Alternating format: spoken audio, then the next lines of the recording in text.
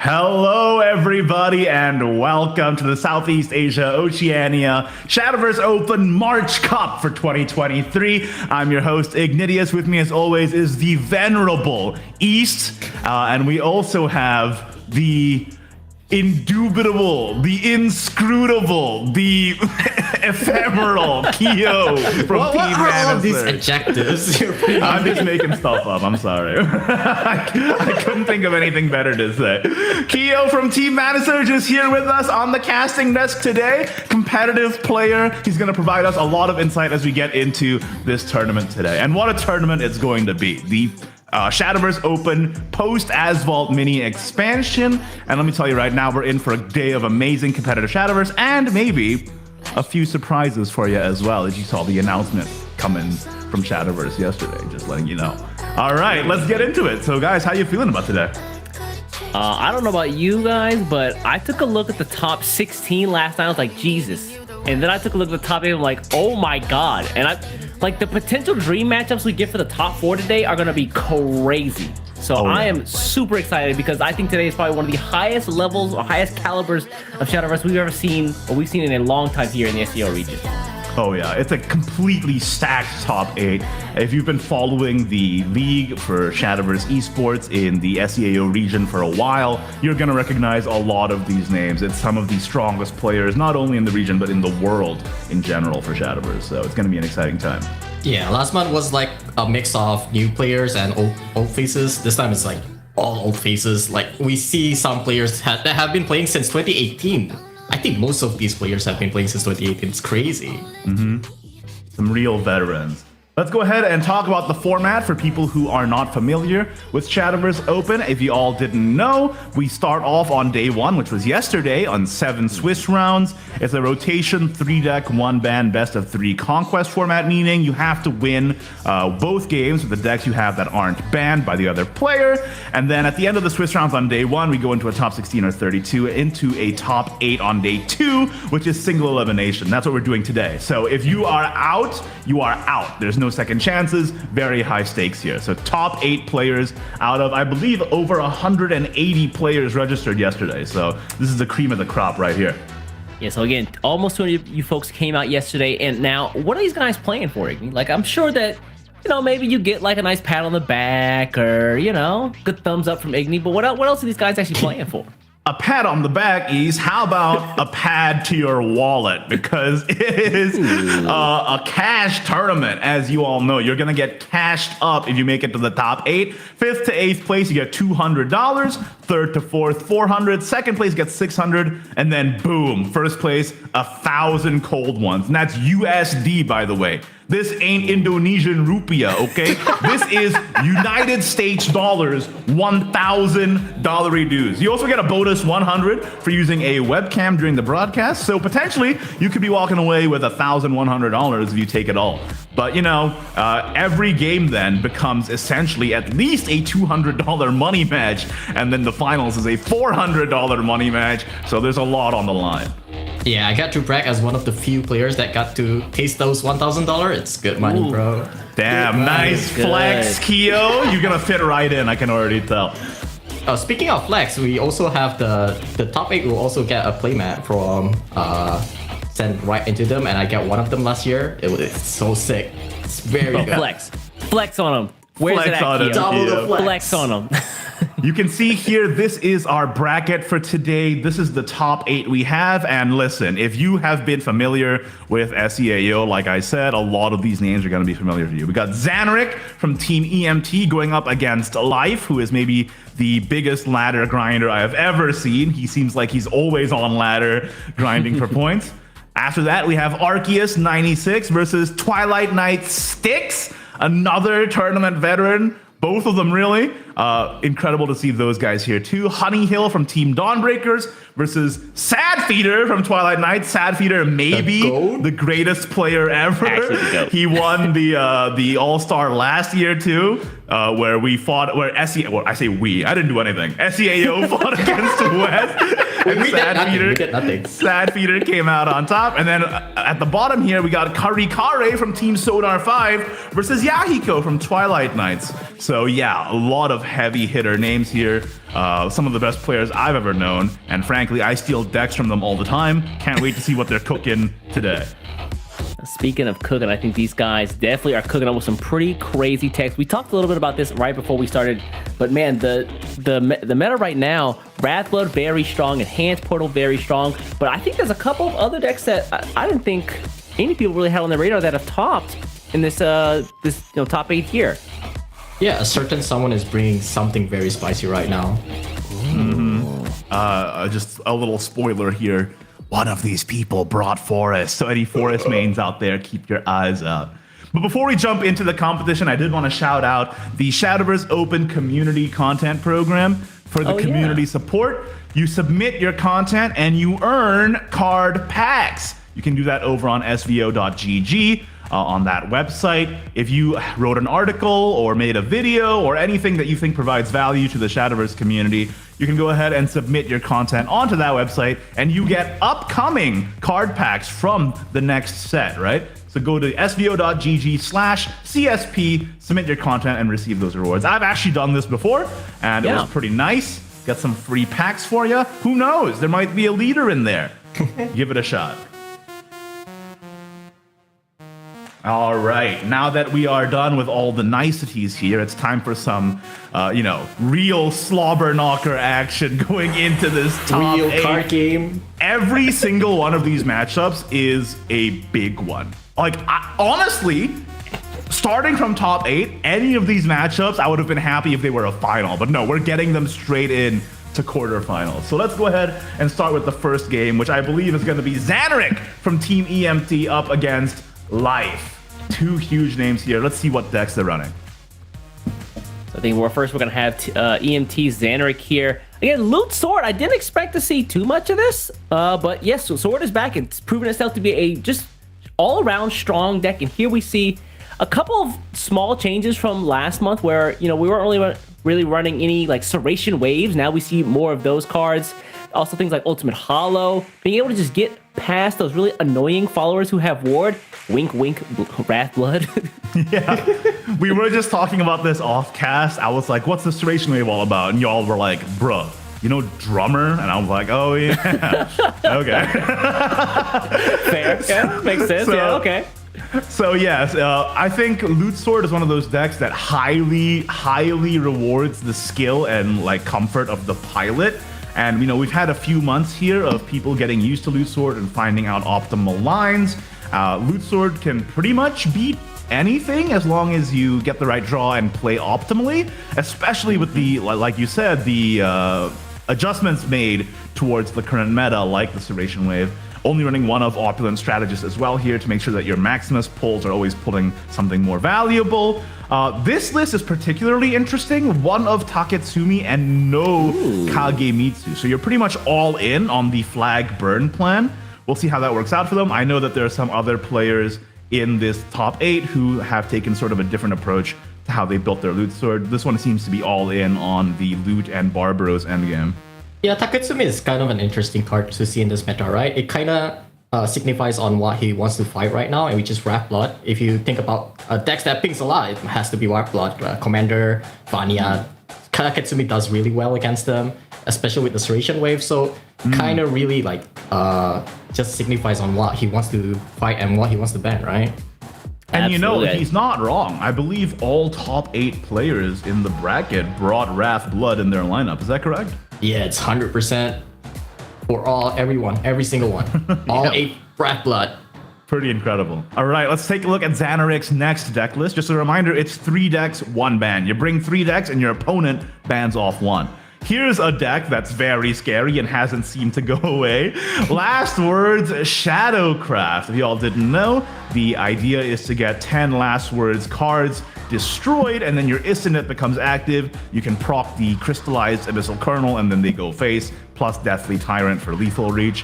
What do you think? It's been a while since the mini expansion dropped. How does this fare in the new meta? I think everyone has been like going with has been figuring out the standard list for Shadow right now. Like I think last month everyone was flip-flopping between 1 Deadly Tyrant and 2 Deadly Tyrant. Now everyone is just agreeing that 2 Deadly Tyrant. Like you want to see at least 1 every game, so just play 2, right? And the Gilneas also was something that is a bit of a tech card back then, but now it's quite standard, 1 or 2 Gilneas. Yeah, I think that even like last week when we were doing the West SVO, I think there are some players who even running like 3 copies of Gilneas, so it really does depend on whatever the player is prioritizing, right? Some players want to prioritize draw, which I think Zanark has definitely done here. Seeing the Asphalt, the Corral Souls, and then there are some players who just want to prioritize Gilneas, and she's just an all-around good card, right? And especially those decks where you want to get a little bit of heal or maybe swat something on the board behind a ward that just has 2 life, she's a perfect card choice for that. Yeah, like Wrath Blood. Interestingly, they have the one of Hellish Banquet as well. Of course, that adds to your last words count, especially if you're adding cards like Second Feast and Gilneas that don't have last words. You obviously still need to get your quest active. I wonder if they run Hellish Banquet as well, because going first, it's an answer to Demonic Drummer too, potentially, with the Rush Ward 1/3 stats. Very interesting text here from Zanark on Last Word Shadow. We're gonna have to see if Last Word Shadow can pull up and perform in this top 8 though. And we kind of lampshaded it earlier, but here is Wrath of Bloodcraft. I think, am I out of pocket to say that this is like the best deck in the format right now? I would say. I agree. Part of it is, agree. Yeah, part of it is like the card that you revealed last month, right? Talk about like Scorching. The Scorching Grandiosity, yes, indeed. The return of Floros to rotation. If y'all didn't know, you want to activate Wrath, which is when you ping yourself on your own turn 7 times. That activates a lot of your powerful finishers like Bania, Valnarek, etc., Howling Demon as well, of course. But of course, with the addition of Scorching Grandiosity, it not only gives you a 1 play point self-damage ping on your turn, but it also handles the board, and it also summons or puts into your deck a Floros, which you can then invoke for as early as a turn 3 5/3 body that heals you. So it's not only incredibly insane tempo, but it also gives you survivability, and it's another 1 play point ping to potentially proc Gyaradeath in the end game. So yes, the addition of Scorching Grandiosity in the mini expansion for Eightfold Abyss Asphalt has propelled Wrath Bloodcraft from tier 4 straight up to tier 1. So very, very powerful deck that seemingly has no weaknesses, but we'll see if any of the players in the top 8 here can dismantle the game plan. Let's take a look on the other side here. His opponent, Life. What is Life bringing this month? Again, keep in mind, Life was also here last month, and so as the returning top 8 contender here, he's going to be coming up again with Loot Sword, a deck he probably feels pretty comfortable with. But Kia, what's that one of I see over there? What is that? Is that Lirala? Why are we running a Lirala? Why? That seems like it's a weird pick, doesn't it? Lirala is a card that I've been considered in Loot Sword quite sometimes, because like having a shield when a lot of the meta has been like all of these high damage cards like Jetpack Gunner and Gyaradeath, like you kind of want that shield up. Also Spell Boost, especially Spell Boost. But I think it's a card that has been in consideration by so many people. People just don't have the slot with it. And unfortunately, like sometimes it's hard to get it active because you need a commander, and some of your commanders are very high costs, like 3-4 costs. That's true. Although being pulled off of a General Maximus wouldn't be a bad idea. I will say though that I think that Life, like unlike a lot of players here, is running 3 copies of Opulent Strategist. I think that's a card we've seen cut a few times. But Igni, there's another one-off tech here. What is this? What is Haggler's Gambit doing in this deck? Haggler's Gambit as a one-of is very fun. We see a couple of players bringing it today. You get to reduce the cost of something in your deck by drawing it, and you also get a Boots, I believe. Yes, sir. You can imagine like a turn for General Maximus potentially being the biggest high roll off of this. But just being able to cycle as well as potentially get a high roll is nice, and also getting the loot for fusing into your Stormracked First Mate, for example, is always valuable too. So I quite like the inclusion of Haggler's Gambit. Regarding the Lyrala, I'm a little concerned that it's not going to do enough just as a one-of, and also like, you know, Spell Boost has Crushing Rain and Magic Missile, and Enhance also has ways to ping off the shield before it becomes anything, but we're going to have to see if it works out. Life is maybe, like I said, the person I know who plays the most ladder, like by far. it seems like he's always live on Twitch for doing like 8-hour streams where he's laddering. So Yeah, every time I watch his stream on Twitch, he's at like 40k plus. I don't know how this man does it, but he is Jesus. literally always laddering. So if anybody knows the sauce behind Loot Sword, it's him. I'm super excited to see if his techs play out. Let's take a look at the next list that he's bringing, though. He's also bringing to his lineup, of course, the Wrath Bloodcraft. I think the list is more or less figured out. I've seen a lot of people play 2 of Vite and 2 of Vampire Queens. Life is using 3 Queen and 2 Blitzer, which I think is pretty interesting. Why those ratios, Kyo? Blitzer has been cut off a bit more recently just because you have less condemned names in the deck, which means you get to draw Gyaradev out of Commander much more consistently. There's going to be another player later on that has 2 stream rolling tanks. He really wants to get Gyaradev out of Commander. Wow. But yeah, That's 2 crazy. Blitzer, 2 Vite is like a pretty normal ratio right now. That's super interesting to me because I've always felt that Steamrolling Tank is like one of the best cards in the whole Absolutely, deck. yeah. So cutting Steamrolling Tank just to draw Gyaradev, I mean, I guess that does make it more consistent to get your OTK. So yeah, very interesting to see how the players are adapting to make the deck potentially more consistent, which is kind of scary as a thought given how consistent it already is. But yes, Wrath, Bloodcraft, of course, being brought by all top 8 of the players here. Not surprising at all to see Life bringing it here as well. Now, what is the last deck in his lineup? Let's find out right now. It's whoa! Good lord! My Okay. The eyes! cards! I feared this day. Okay, let me just explain for people who may not be familiar. Enhanced Portal Craft takes advantage of Cutthroat Discord Convict's Evolve effect, where if you have no duplicates in your deck other than condemned cards, you have the ability where whenever you play an enhanced card, you refund all your play points -2. So basically it makes all your enhances cost 2 play points, which let you do some insane effects. For example, Jetpack Gunner into buff into hit face, enhanced Cutthroat Portal into Dune Surfer into hit face. Lots of potential outs for OTK.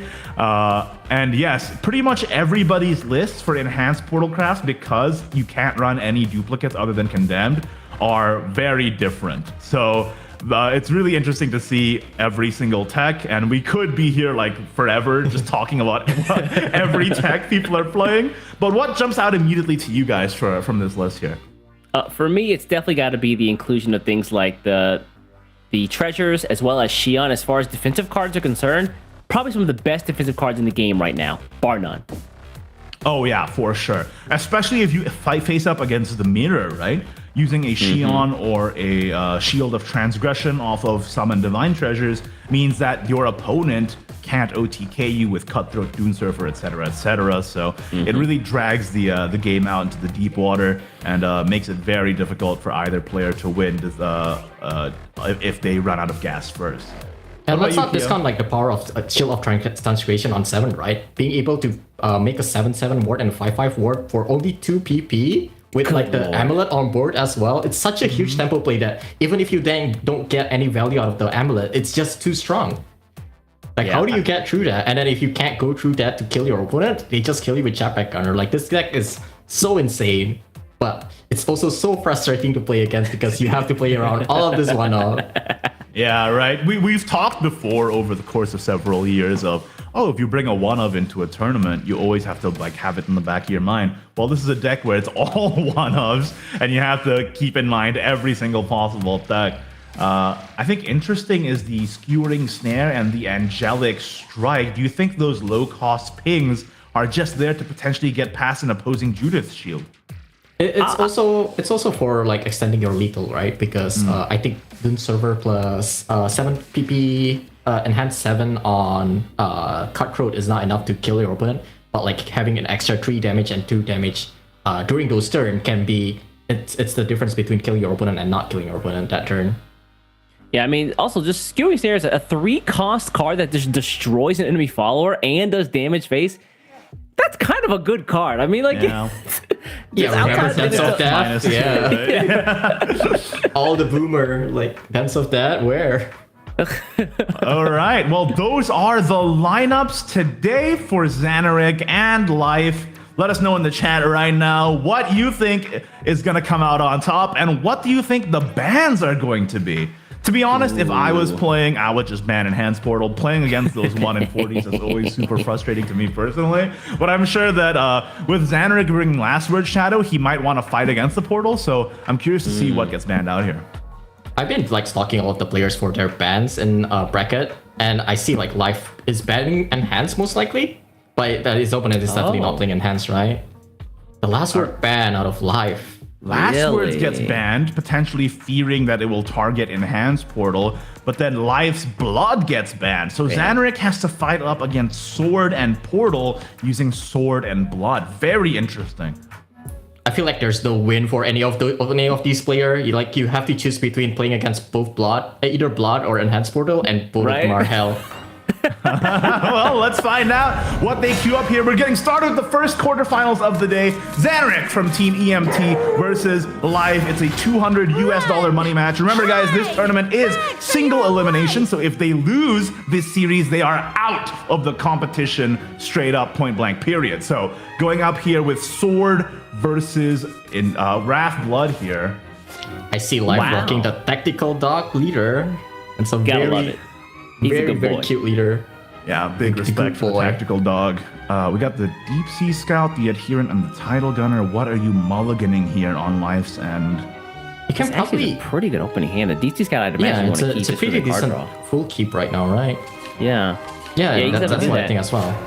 Meanwhile, Zanark tossed away some 1 PP and 2 PP cards. Oh, the Flawless actually saves him right there. You don't want to play those Raging Commanders so early in the game unless you have to like do a wide board clear, or you want to get your Gower Death off. So those 2-3 cost Raging Commanders probably going to be sitting in hand for a while. Well, Raging Commander is also just good against Sword, right, though? Yeah, if they flood the board with Maximus, or if they just play a bunch of guys, especially against cards like Arsene Lupin or Illustrious Thief, just like Raging Commander Evo will deal with that entire board, or Raging Commander plus Flautist. So I think keeping Raging Commander is very nice against Sword, especially against their board-based like strategies, basically forcing them into just doing OTK. And then if they can't clear back, then Raging Commander is just an amazing enabler for stuff like Gyarados too. Yeah, just the presence of Raging Commander does stop Life from playing Lupine on 2, which is something that he probably wants to do most of the time. Like, it just got cleared for easily. And even right now, he's thinking if he should be playing this 1-drop or not, and run right into the Raging Commander. It's not a good thing to... Yeah, not a good position to be in. I know we were talking about how in a vacuum maybe the mulligan for Life was good, but honestly in this matchup I'm kind of sus about keeping these 1/1s that are just going to get pinged off so easily. It is most likely that he's not going to be playing any of the 1-drop right now, and he's just thinking about like his next turn, right? Like, well, then what's his turn 2 looking like? Illustrious Thief into a Raging Commander. Illustrious Thief at least survives that exchange. That's true, yeah. That might be the play, because he could also play Tidal Gunner on turn 3 and heal the Lustrous Thief back while pinging the Raging Commander out.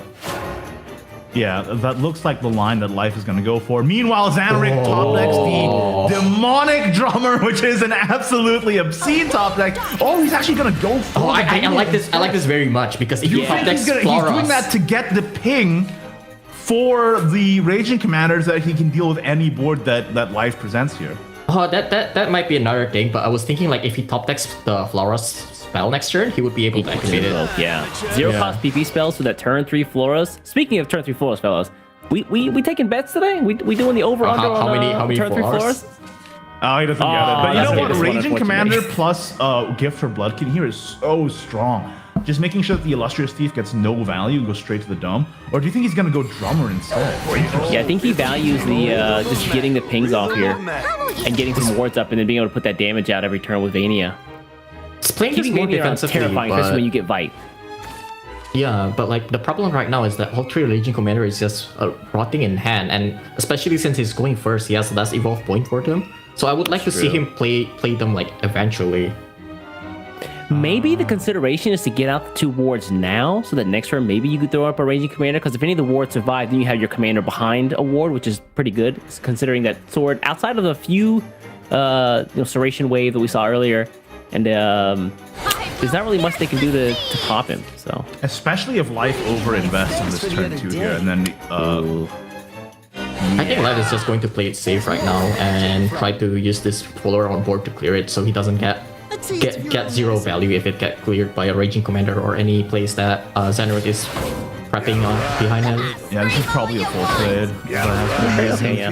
And keep the oh yeah, just keep the Styx out there too. Yeah, a Heron be surviving here. If it survives for another turn, it will give him extra value. And we already see in Life's hand right now the Arceus, one of the key card in this deck. You always want to see like turn for Arceus. Kinda awkward though. You ain't got nothing. This isn't the end of it. Yeah, it's forced to play the Raging Commander here. Does he want to play the Flautist here? I don't imagine he wants to.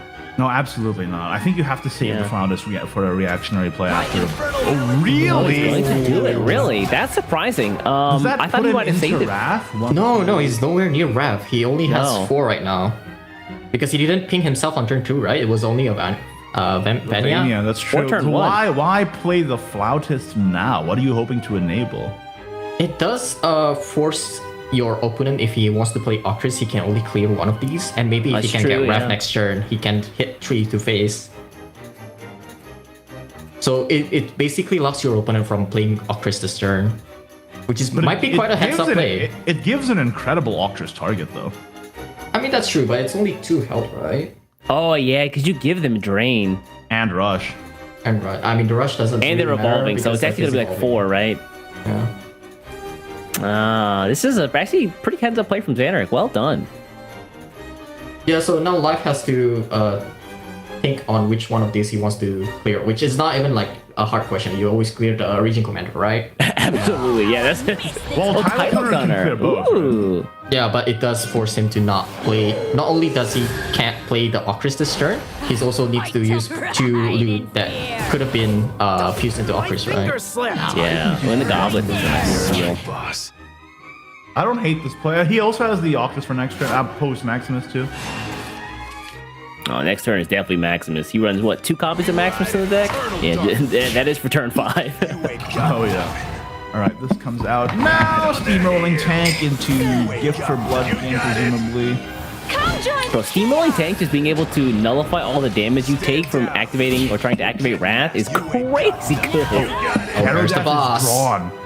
So Maestro and Vania both become super high value right now.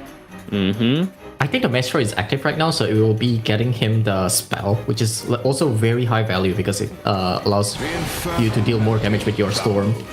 Yeah, Okay. Yes, because of the that's buff. super strong. So he is in Wrath now too. Setting You up can for next 100% turn to Gyarados right? out. But if you Maximus, And then he has the third commander, like what do you do, right? But do you play around the third commander at this point? no. Let's see it. The thing is that. Oh, and you pull the Lyrala, which isn't great either. Yeah. I mean, to be fair, I think in this matchup, Lyrala just kind of gets nullified by Gift to the Bloodkin, so it's okay to just kind of use her as a ward for now.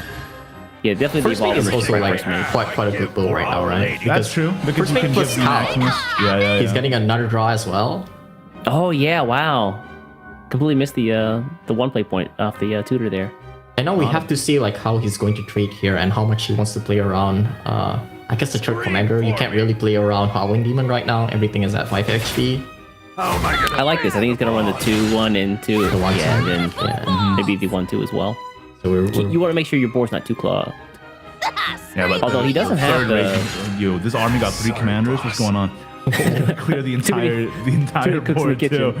how does the line of command work like that? Triple commander? It's a flat line. there you go. It's a line. flat organization. There we go. Yeah, we got no bosses around here. Yeah, I got open office space. The scary part about this third Raging Commander as well, if it pulls the second Gyarados, that's just a lot of damage in Zanark. Yeah, That's true. And he's gonna like have an easy time activating it as well. Ooh, Like Howling top Demon. deck of Howling Oh, Demon. that's Very so- good. I really like the Howling Demon here. I mean, it's an easy play. Typically, you don't want to use the Howling Demon when you're ahead anyway, so...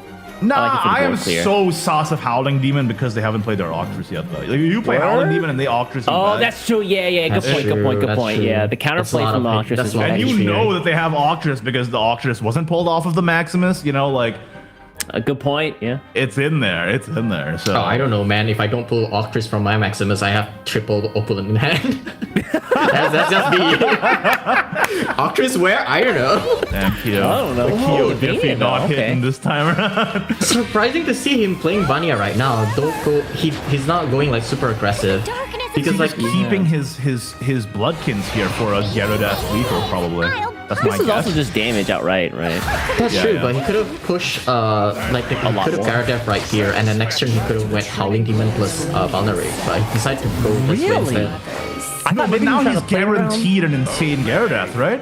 Because he has Ooh. the 0 play point Wings of Lust plus double Gift for Gift of Bloodkin. the Gyaradeath Bloodkin. is guaranteed to hit for like 11 damage at least.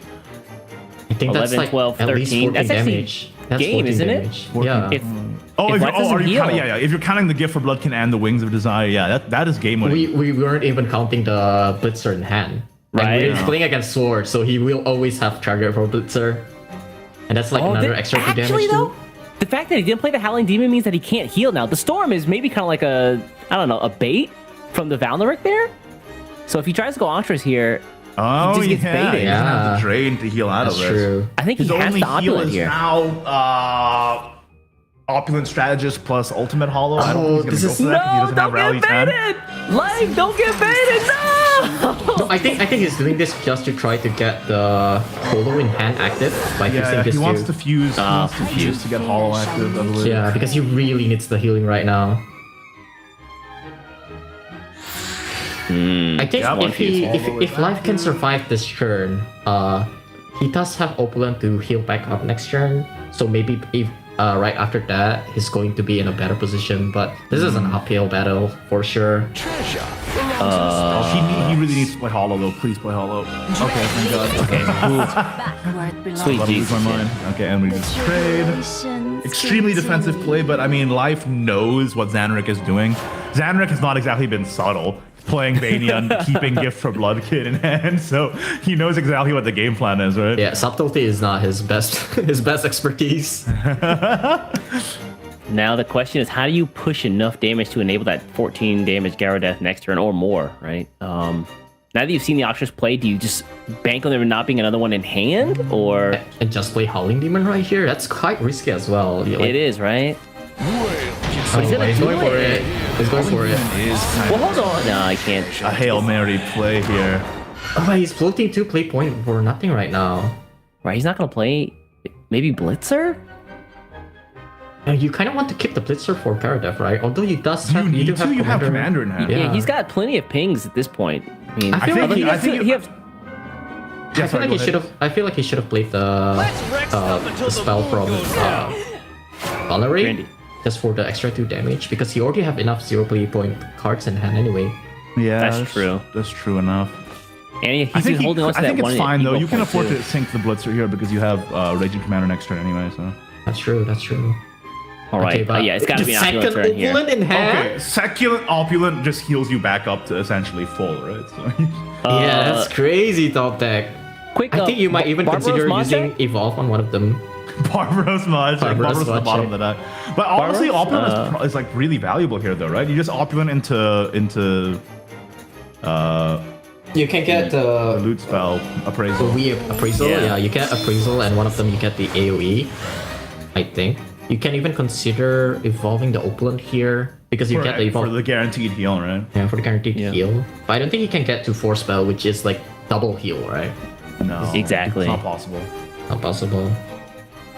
Oh, is he going for 1? He's going only for 1. Our supply Well, if he goes front, yeah, that is interesting that he only went for 1. He gets a Goblet guaranteed now, healing 4 back. Play up to the other 6. Opulent, right? I First. don't know about this because there's nothing better he can play. He right could here. have He can- gone. He could have gone up to 18 though, right? I don't think the other play is necessarily Yeah. better. Right, Yeah, I trade guess here. so. This Oh, is- he this is won the also- Oh, he goblet. gets double here. goblet. Nice. That's a Yeah, something. that's And then he pretty gets nice. the buff right onto the Opulent now. No, he gets a draw. Oh, he gets draw. Yeah. Oh, that would have been nice earlier. Yeah. Bit too late on that. Also, I think he's already at 7 loot right now because I see the title gunner flashing yellow. What's Zanark's damage potential this turn? We have 1, 2, 4. 3, 4, 4 plus 11, 15. Is that 15? He's close. It's very close. Do we just? You don't want to bait here because you don't want to spend the Evo point. That Just extra leave it. goblet. Was second Opulent better, more healing though? In the end? Second opulent was what? 1 goblet plus 2 heals. It's the same actually, I think. Yeah. Because they It both was heal the for same, two. but you would have Yeah. 2 5/5s on board, right? Because you would have had the. Yeah, you would have Grace AoE. Mark. That's a good point. But Yeah. maybe not having cards on board right now is good for him More because valuable. it denies a Blitzer out of Zanark right now. I Yeah, that should guess. just But you sit already there. saw Zanark spend the Blitzer. He's got what, 2 up in the deck? Yeah, he got Are we two, playing yeah. around the He's 2-0? playing 2-2. You ain't got There's a second Gyarados. Gyarados. I think he There it definitely has is, to yeah. next turn now, no matter what. So he just has to survive this turn. Do you just play Howling Demon and go first? Get messed. You ain't got nothing. Problem right now is life is also like very close in killing right now. If he finds the second title gunner, Yeah. double title gunner, we all know how it goes. Pew pew. I think his only play is Howling Demon face, full heal, and then hope that Life doesn't have an O2 guy. And then he has see, guaranteed yeah. lethal turn 9 here with double Gyaro. Zanark really valuing those No turn Barbaros. attacks. Yeah, that's so painful, dude.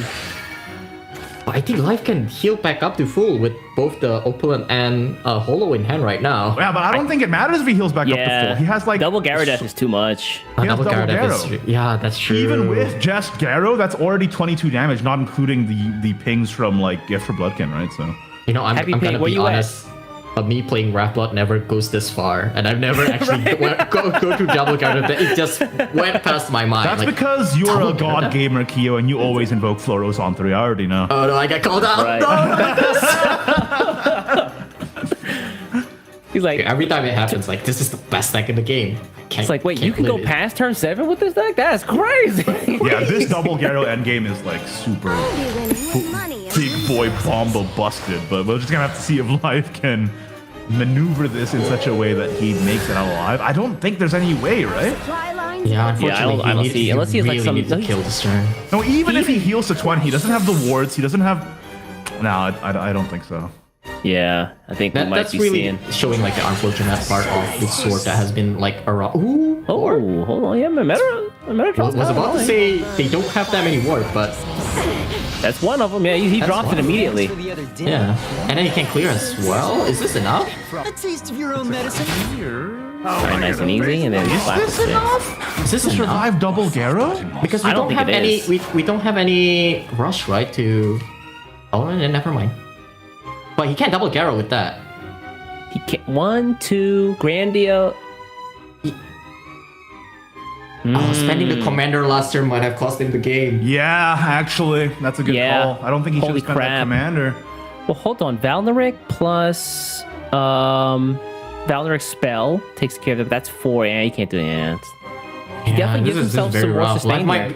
Light might have crawled himself out of the game. That Back into the Metatron game pickup with was that actually Metatron. fantastic. Yeah, holy shit. If Life gets Barbaros off their next draw, I think they actually win. Yeah. Barbaro, title gunner, Second title yeah. gunner as well, yeah. Plus Holloman, yeah. The question is, yeah, Zanark's like, I thought I had the line, I thought I set him up, but this Metatron is really pesky. Metatron off the top for a game.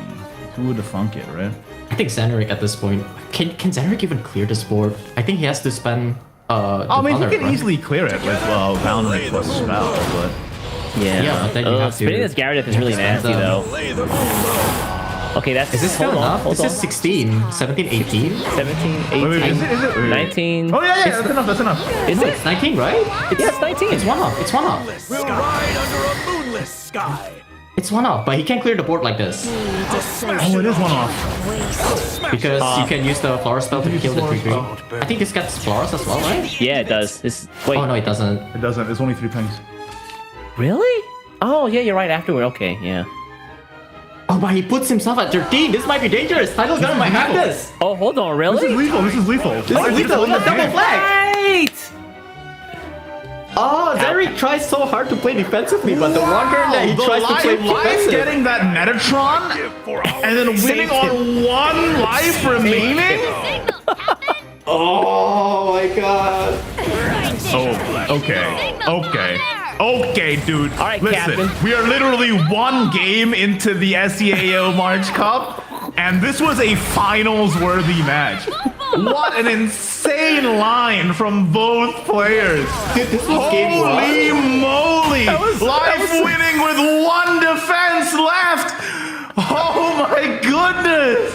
Oh, 8 Ds. I don't think I can take a whole day of this. That was a roller coaster. That was insane. Okay, first of all, hats off to both players there. That was one of the highest quality games I've seen in a long time. Right? And we have literally just started the day. Holy moly. Life recognizing the top deck Metatron plus buff to save him from a potential Zanark lethal, seeing that he spent the commander on the turn before, and he knows all 3 commanders have been spent at that point because he played all 3 commanders in the early to mid game. Oh my goodness gracious! What an insane game 1. You know what I just found realized? two new white hairs in my beard because of this game. Jesus Christ. You know what I just realized? I've been thinking this whole time that live screen is a still picture, but it was actually his camera the whole time. Yeah, It's been so still this whole time. or blinked or anything. Stone cold. How brother. can you be so stoic after that game?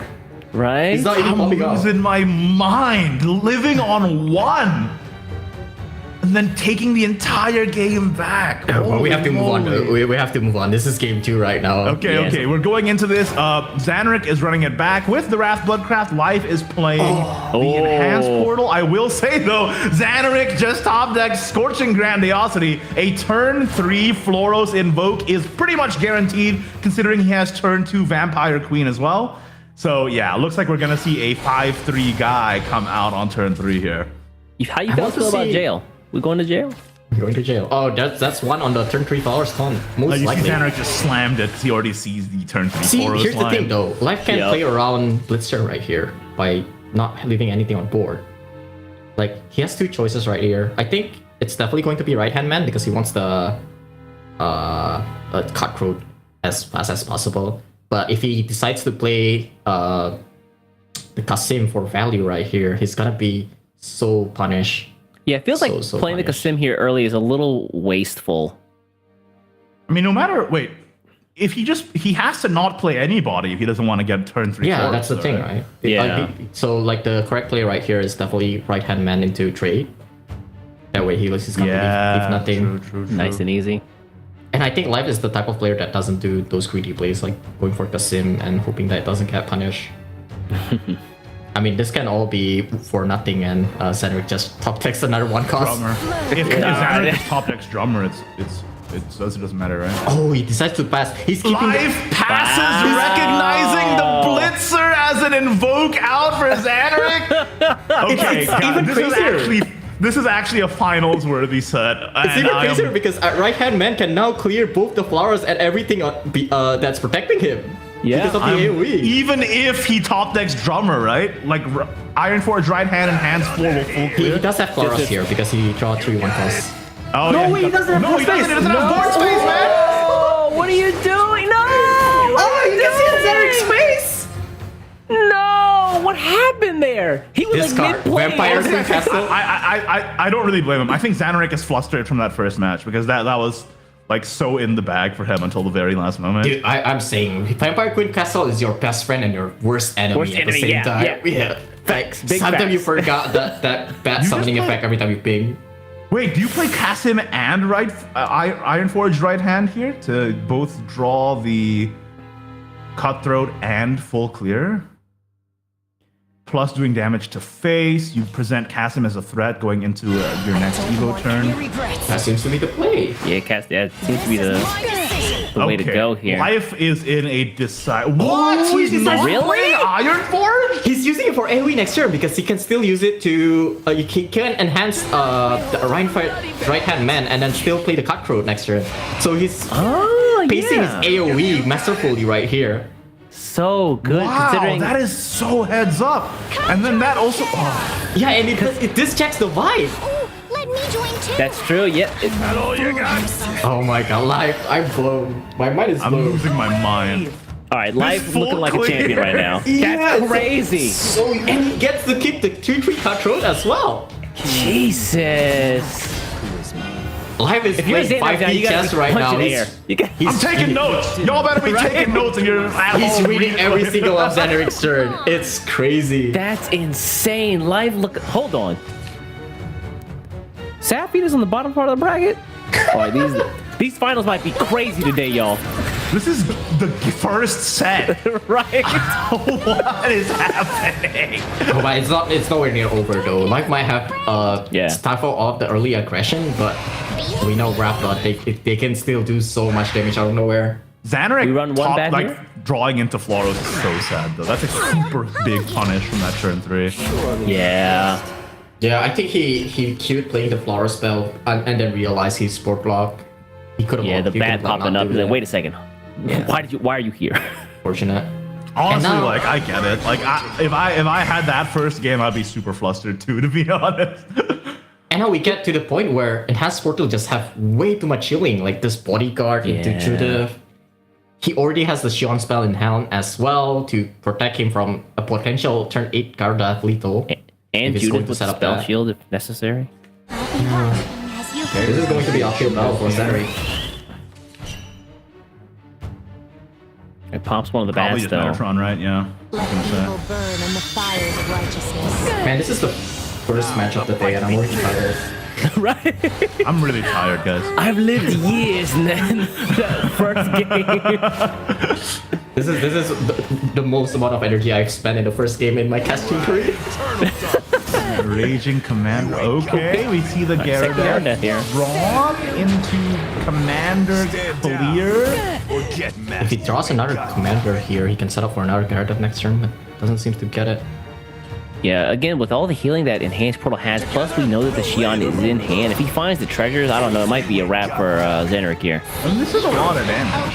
Yeah, this is still quite a lot of damage. And this is like quite a commanding board you have right now. It's true. And Second Judith doesn't Judith. full clear. I think he needs to find like puppet workout or something to full clear. Oh my god, really?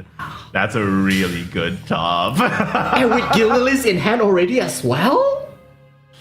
Oh, he might just go for Iron Fortune to Gillilis right here. And then have the Sylvia and Olivia on. you get the point 6 back here to plus the- the okay, Iron yeah, Forge. yeah. Yeah, and more AoE for the next turn Olivia as well. Don't you also I don't get hate it. Keen Edge here? Oh yeah, you have so much healing. Oh my Yeah. god. Oh, every time you think this deck, you had it on the road, Jesus. they just come back. And every time we kiss, I swear I can fly. Anyway, Gilmore Stop. comes Stop. out, and now Stop it. double trade. Stop him, Kyo. See what he does left to his own devices. Healing 9, all the way back up to the 17. Gyarados, who? Never heard of him. Never even heard of him even once in my life. Just play the Celestial Artifact Excel here too, right? To draw your Yeah, get the last Judith out of the Yeah. deck too, so he has 3 Judith in hand already. He just needs treasure. If he draws treasure, it's all over. It's Yeah. actually over. Zanark is looking very flustered right now. It's like I got his Does he guy use to a spell? 9 Is he HP and I was playing back to Mercurial to prevent a second Gyarados? Interesting. Honestly, I don't even think he needed to do it, but I mean, yeah, not bad. Other I than think- Gyarados, this also protects him With from 7? MP too, right? You can't deal 17 with 7, can you? I hate to call it. I think Xanarik's goose is cooked. Hold Yeah, on, but I I think think because- no, hold up. Because the hand life right now, he already spent all of the healing factor. He's thinking to himself, okay, if he tries to push me with a second Gyarados right here, like I can't heal that much next turn. Yeah. He has a Judith, right? So But he can it's always like- get another shield because he has Judith next turn too. The- And the then if Judith shield he just is- has to wait until It's turn only one 9, hit. because then he has Cutthroat Usurp for lethal no matter what. That's true. Oh, he only has one more turn to survive. Meanwhile, Not doing Zanark. it. Yeah, Zanark having to spend that Drummer? spell from Maestro to... No, he's gonna heal up. Draw. Okay. I think he's also scared of dying right here. Like, we should be scared. Yeah, he should be, rightly so. Absolutely. So 3 wards here plus the Valneric. This also gives him the you have a spell. Come join the chaos. Really? Is he spending the spell? I don't think so, right? no, he's definitely. No. But he Okay, so has it for the next turn. Oh, spending the evolve right there is Isn't also this kinda- just Judith into Olivia? That's true, but that Oh does put you yeah, at they're gonna 14 swipe the only. board, aren't they? 14 is kind of scary though. Olivia's You get still 14 behind. plus shield though, don't you? No, you get 16 because you have Angel's Blessing on top of that. Oh yeah, you have Angel Blessing. Oh wow, yeah. Oh, you can get more. You can get more. Jesus. You can get more inversion. Yeah. I think you just Olivia here. On prevailing wings. Yeah, you just pop this, slap Olivia, everything, and get all then you your. have Angel's Blessing, and then you back. have Wing Inversion. Yeah. This is so much fun. Oh, Live is totally in control this whole game. This is so much This fun. is a clinic. To 16, and then he can heal one more here if he wants to. Yeah, you can heal to 17 here. Yeah, I would do it. Yeah, why not? I mean, you have Yeah. no reason not to. I think you transformed the Judith, right? Yeah. Hit face with Judith, transform it. Mm-hmm. And his opponent's at 11, like he doesn't even need the Doom server at that point. Yeah. He can just double cutthroat and it's over. True. Yeah, transform it. Do it. Do And- it. Do it. Calm down over there. Yeah, we all really need to Unlimited calm down. power. This is not a secret that Jedi will tell you. Winged inversion to the Judith, the trade. You get Probably one of the better new cards that got released in the mini, right? Winged inversion there. Oh, even using that to kill and then you just play someone. Celestial to draw your next Judith, right? Oh, now you only need one cutthroat. Yeah. Jesus. Okay, Judith, what's up? Oh, yeah, I forgot about that. Are you kidding? Life about playing that. 9 in chess right now? What the hell? Hold on, double check. Was this card even in his deck list? What the? Yeah, everyone is playing one Bahamut. Everybody plays one Yeah. of Bahamut. He's the GOAT. He is the goat. Life's out here like Kang, seeing the alternate timelines. Wait, but is this enough? Darkness is my friend. Can you triple ping while Life also... is Kang, but he's not Kang because Kang got beat by Ant-Man. So he's Man. Undeserved, by the way. Undeserved. You talk This to is- ants.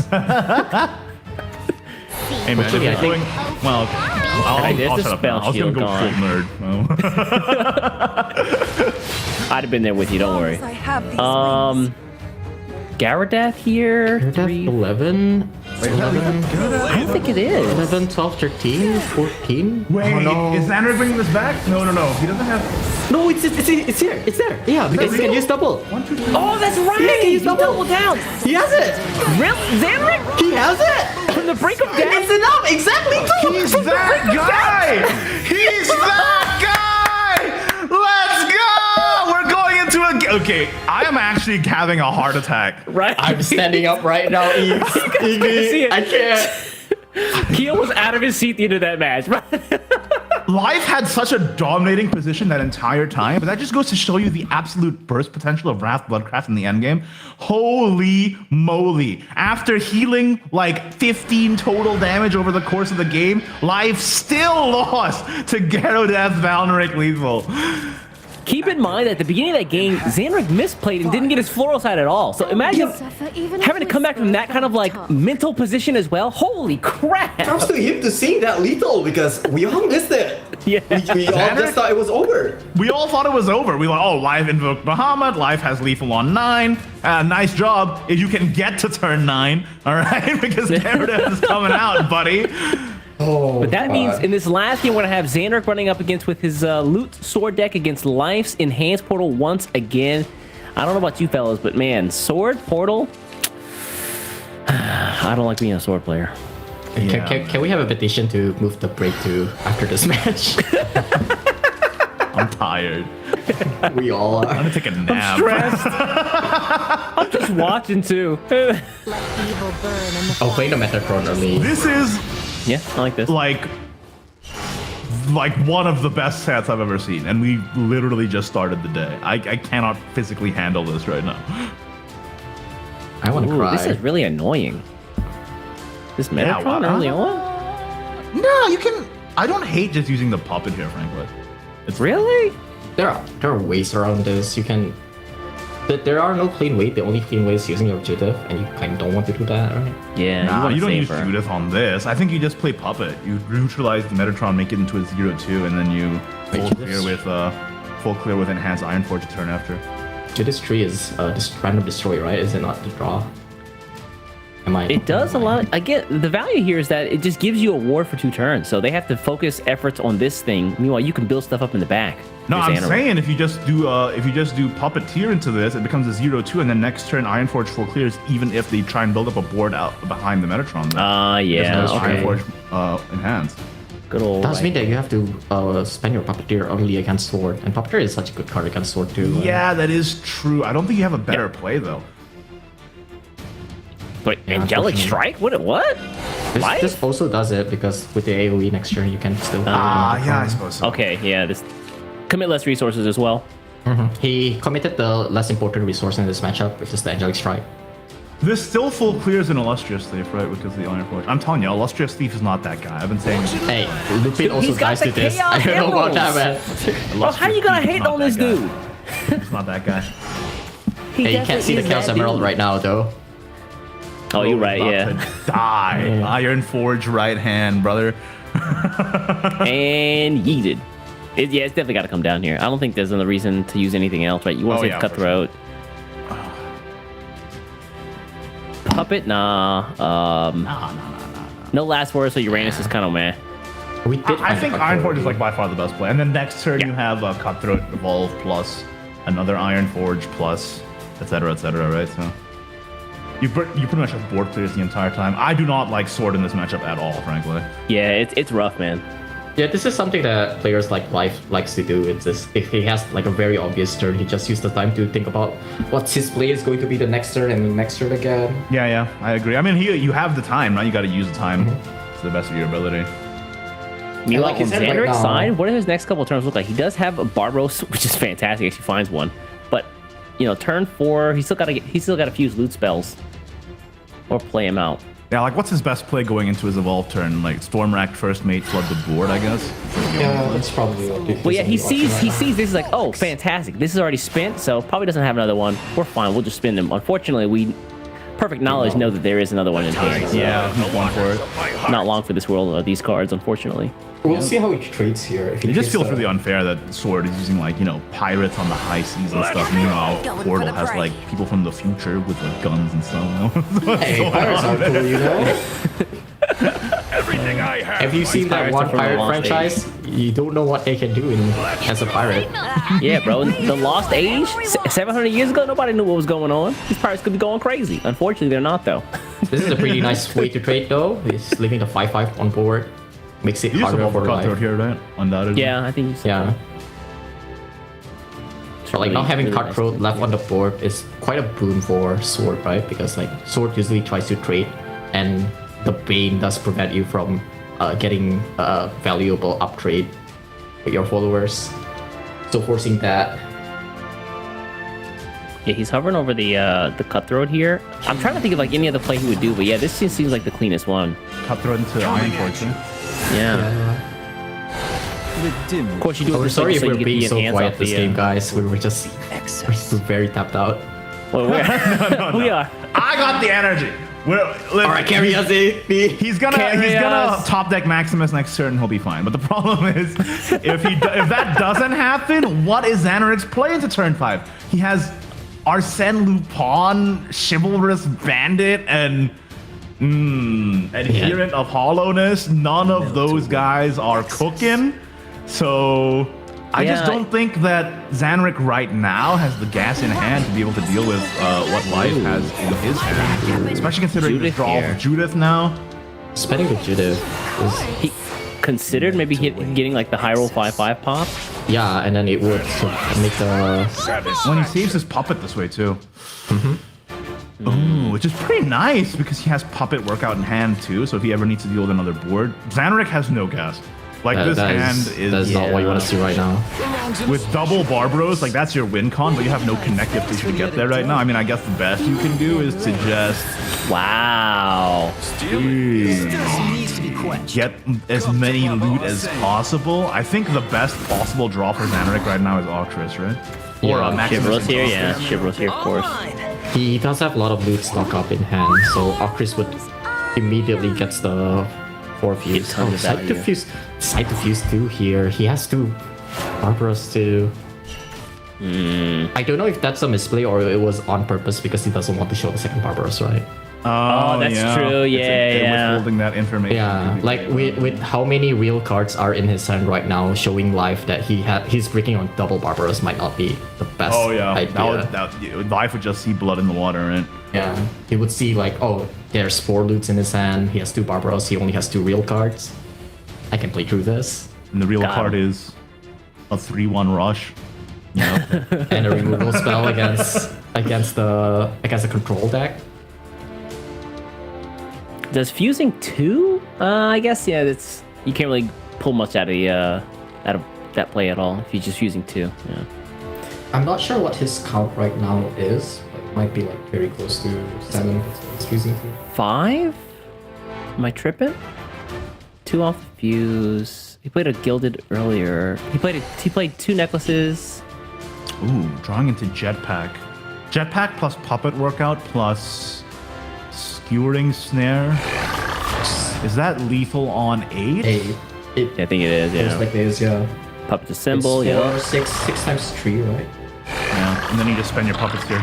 All you have to do is survive for turn 8 now. Nice and easy. I mean, he does draw 2 cards here.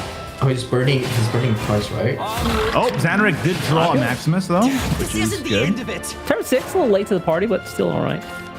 See what we Half can But Yeah, do this though. is very Never awkward. heard of If he gets Ocris from some... Oh, no, never mind. He's still not. Nah, he still has Yeah, one still play got it, point. yeah. It's fine. And he has a fuse too. It's fine. There it is. And there it is. Yeah. Thank God. There it is.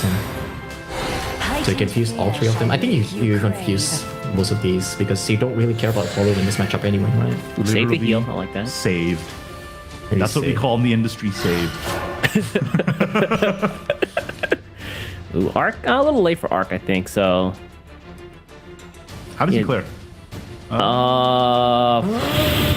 He Yeah, can 4, 6, go. and 2, He can 4. kill Cutthroat plus right for Iron Forge, but it doesn't clear the ambush. Yeah, we can't buff the Jetpack Gunner, so we can't just actually kill here. So. Nah. Jetpack Gunner kill is guaranteed on 8, so we just Yeah. wait.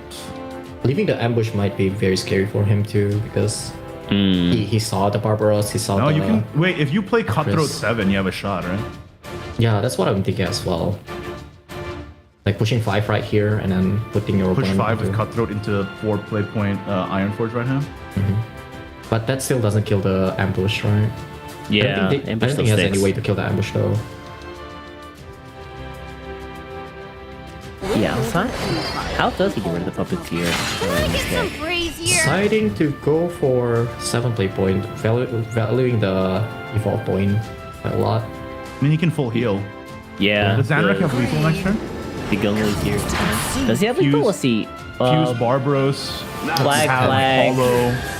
You don't have a generator for flag other than Barbaros itself. Oh, I like this. Leaving the 4-2 alive here to offer a bit of damage. Oh, nice. Okay. And the arc there. Nice. Not bad. Arc into max health. I think this is enough though. You can see Zanark popping off right now. Is that enough? I think that is enough. Yeah, because because Barbaros, right? Barbaros is dead, right? Double fuse. Oh, yeah. Barbaros is 10, the spell is Ocris spell is 8, and then you have 2 on board. Wait, but the extra HP from Arc, it's not enough. It's Are exactly you sure? 20. 8? Oh, shoot. 2 15. plus 7 plus 3. 12 plus 8, it's 20. 8. It's 20. He's right. Yeah. Yikes. So the Arc actually saved his life. Arc. Oh Arc my actually God. mattered? Wow, this late in the game? Really? What are these game of inches? Stop! Arc It's a game of saved millimeters. life. The game. Oh, hold on. Let's give Zanark a shot here. Let's see what's going on. I don't think he has it. It's exactly 20. But I think you still do it, right? Because this is way too many Kind of have damage. to, yeah. Because you have another Barbaros in hand, so you do this and hope for the best. 8, 7, 3. Yes, one off the Arc. That's insane. Life wins. Bro. Jetpack Gunner puppet workout, right? Isn't that lethal? Everybody. 6, 12, 18? No, he has Skewering Snare as well. He has Yeah, that's Skewering lethal. Snare. Yeah, that's Yeah, lethal. that's Yeah, lethal. you got That's it. exactly 20. Life changed his Puppet webcam workout. into a sheer block of red to represent the blood that he's spilling right now on the bracket. Oh, he gets younger. Jesus. I can't. This set That's is crazy. nuts. What is happening? This is actually some of the wildest Shadowverse we've seen in a good time. Arc saved life by Yeah, good one job. defense to win the game with exact lethal. Twice in this set, he did that. 2 times. Life knows how to squeeze in a game where any lesser player would lose. Life knows how to squeeze that extra millimeter of life to win the set. That was an insane set of 3 games. I'm actually losing my mind. wanna From cry. the first game to the last, going all the way down to a 2-1, every single one of those matches has been a nail biter. Hey, guess what, guys? Match 1. That was the first quarterfinal. That was the first quarterfinal of the day. Absolutely insane play. like props to Life for playing all 3 games masterfully, but also Zanark coming back that second game after that misplay. Ooh. That was insane. These are some really good mentals on our players right here. Any lesser player would have lost those 2 games that Life won, but Life was able to squeeze it out. Absolutely incredible stuff. And I'm very happy because Life has been a good player since like 2 years ago, but he hasn't been able to top SVO until recently. And now he topped 2 SVO in a row, and he's playing like a madman. I'm so proud. That is some of the best Shadowverse I've seen in a long time. And guess what? That was only the first quarterfinals. Me and Kyo are gonna jump right in to the next quarterfinals here on the bracket. We see Life is moving on to semis. We are going on to Arceus 96 versus TK Styx. 2 also veteran players. Kyo, is every set in this tournament gonna be like that? Because I don't know if my heart can take it. I don't know what to say at this point. It's just insane, like the level of play that these players have been going on. But like on our second match right now, TK Styx, another like very good player. Arceus hasn't been doing well this recent year, but he's a very old player. Like if you see his Twitter right now, he has his banner is the top 8 from all the way in 2018. It's crazy. Very familiar names. You've been following the scene. So let's go ahead and jump into this next quarterfinals here. Let's take a look at their deck list. Arceus 96 versus TK Styx. Okay. The lineup is Arceus is bringing that Spell Boost Runecraft, actually. So we got at least 3 Spell Boost runes in the top 8 here, and they're all running very, very different lists. So I'm going to be interested to see how they differ from each other. Arceus in particular is running a Kuon-focused build using Kuon Wuxing Master, much more defensive than other Spell Boost builds. What do you think of this, Kyo? Like, do you think this is better or worse than the other variants? Yeah, the Kuon variants, like, there's 2 ways to play Spell Boost right now. You either go all in on the OTK, or you try to have a backup plan. Sometimes it's Uranus, sometimes it's Yukishima, but Arceus right here decides to use Kuon, because Kuon not only is a very good offensive power with the 10-10 and the AoE, it's also a very good defensive card because, of course, the AoE is very strong. But even Kuon at 10, to clear the board and then Spell Boost your hand for 4 for 1 PP, it's overall a solid card that doesn't, like, people really thinks that you need to play Kuon on 15, but I think like Kuon on 10 is very good in a lot of cases in this meta. So I really like these choices. I'm in the Kuon train. It's its last hurrah, man. You're on the Kuon train. Okay, I appreciate that. I'm excited to see how it pans out exactly. If y'all are tuning in and you're not familiar, Spell Boost Rune focuses around the Spell Boost mechanic. You play spells to activate Spell Boost, where, you know, whenever you play a spell, something happens, usually reducing the cost of a card. So cards like Semael, Cleansing Enforcer is able to get down to 0 play points, becoming a 4/6 Ward Storm Bane for 0 and able to OTK your opponent. Kuon also summons the Noble and the Celestial Shikigami on 15, or, you know, any of the lesser Shikigamis on different thresholds, like 10 and 5. So able to give, like Kyo said, defensive and offensive value here. So I'm super excited to see how this pans out, especially if we get to see the Spell Boost versus Spell Boost later on in the tournament. To see how the variants match up against each other. Yeah. All right, let's take a look at Arceus' next deck here in his lineup. It is going to be Last Word Shadow. We did talk about this a little earlier. It looks like the deck list is more or less figured out. 2 of Deathly Tyrant's Feast. 2 Interestingly, no Hellish Banquet here. This is very much more of a ladder list in my estimation. Yeah, this is the much more standard list, like the Hellish Banquet that we see from Zanark earlier. I think that one is much more geared towards playing against Wrath. This one is a bit more standard.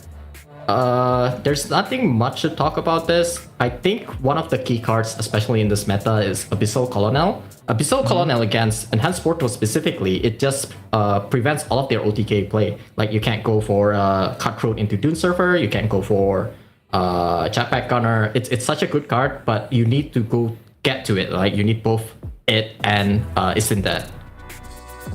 Yeah, it's one of the reasons why Last Word Shadow, for me, has always felt a little like it's not quite there, because I feel like the only real payoff for Istandet is Colonel.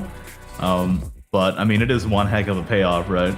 Yeah, I mean, especially against Enhanced Portal, like, you're okay with playing Colonel on 2 because like what's Enhanced Portal going to do in their first 4 turns, right? They're probably just gonna draw cards, so you're taking that tempo loss for a better, like even if you don't draw the Ascendant later, you're still popping the Colonel at turn 7.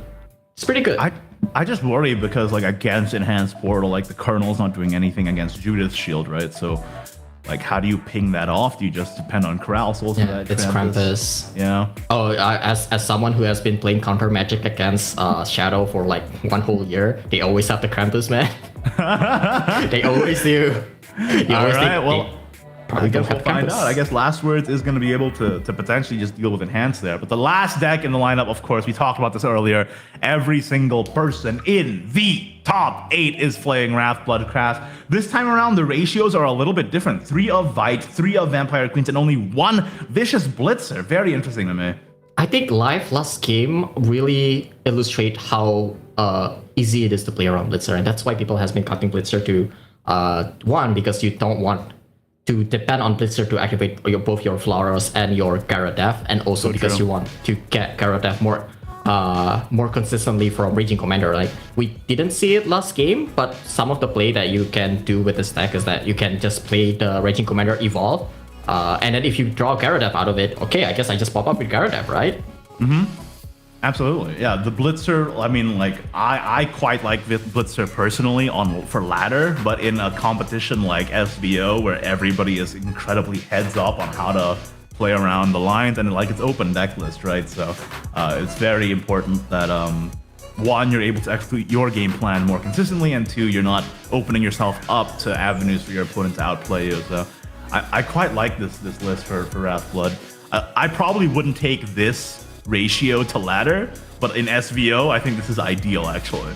Yeah, the extra mind game from only playing 1 Blitzer is like, oh, he only plays 1 Blitzer, like there's no point in playing around it, right? It's only 1 copy, Yeah. and then you lose to it. It always Exactly. feels bad. All right, well, that is Arceus. Wait, no, Arceus? Yeah, that is Arceus. That's Arceus. Let's take a look at the other side. TK Styx also playing Loot Sword.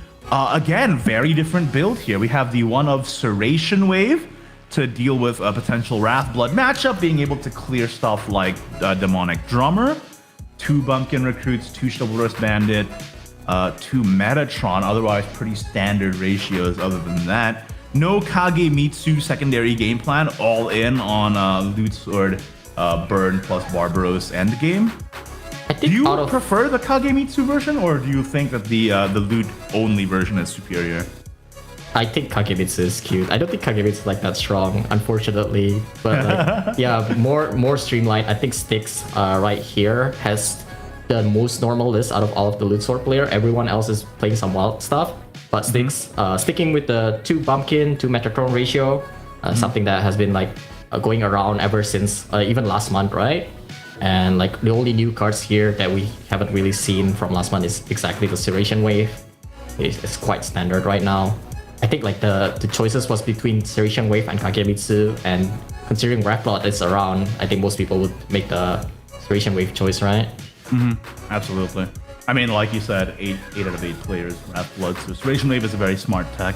All right, let's take a look at Styx's next deck list here in his lineup. It is going to be Wrath Blood, like we said. Interestingly, he does run the 2 Blitzers, 2 Vites, and 3 Queens.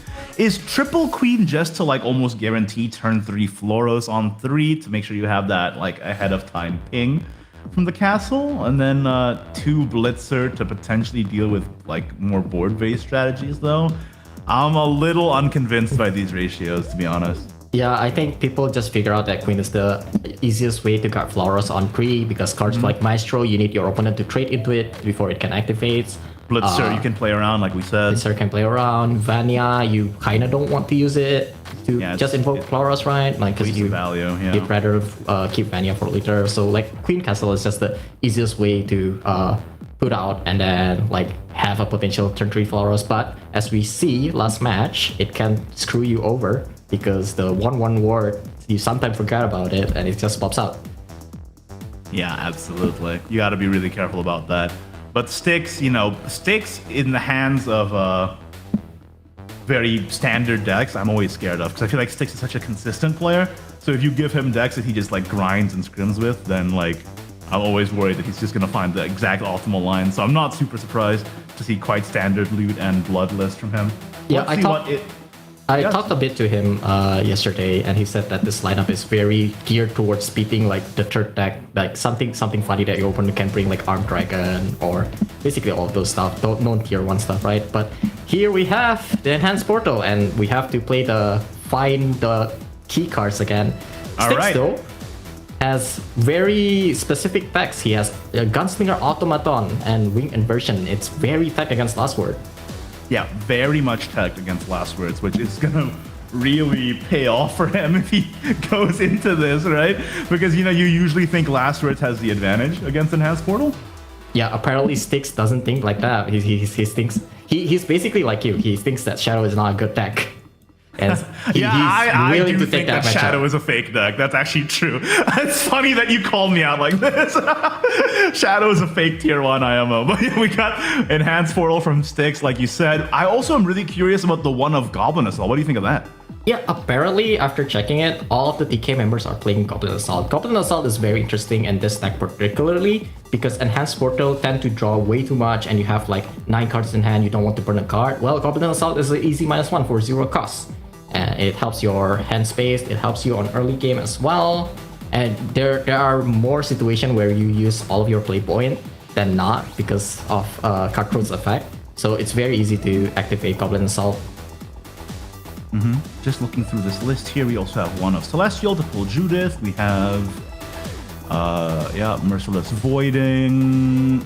Mostly standard stuff other than the Goblin Assault, the Winged Inversion, and the Mechagun Automaton, right? The one card missing from this list though, and it's a card that was very key on the last game last night, he doesn't run Arc.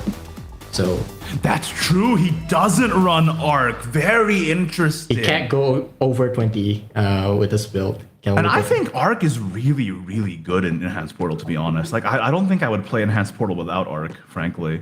I think it really depends on the player. I see Life is a very defensive player, and you see him masterfully use the Arc on that very last game, right? But Styx, I think, is a much more offensive oriented. Yeah, he's very proactive, I would say. It's very proactive, yeah, and like playing that kind of defensive card. Like Goblin Assault is also a defensive card, but it's one that doesn't need you to commit any play point into it. So it's actually like a very good tempo too. All right, well, those are the lineups from both TK Styx and Arceus 96. We are about to jump into our second quarterfinals. Just a reminder for anybody just tuning in, remember, this is a single elimination tournament, and every match in this quarterfinals is already a 200 USD money match, right? So lots on the line for both these players here. We're gonna try and see what are they gonna ban from each other's side.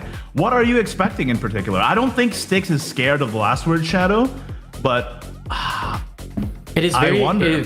It is very probable that Styx is going to ban the Wrath Blood, but no, it's going to be the Spell Boost ban. Doesn't want to take that matchup. wow.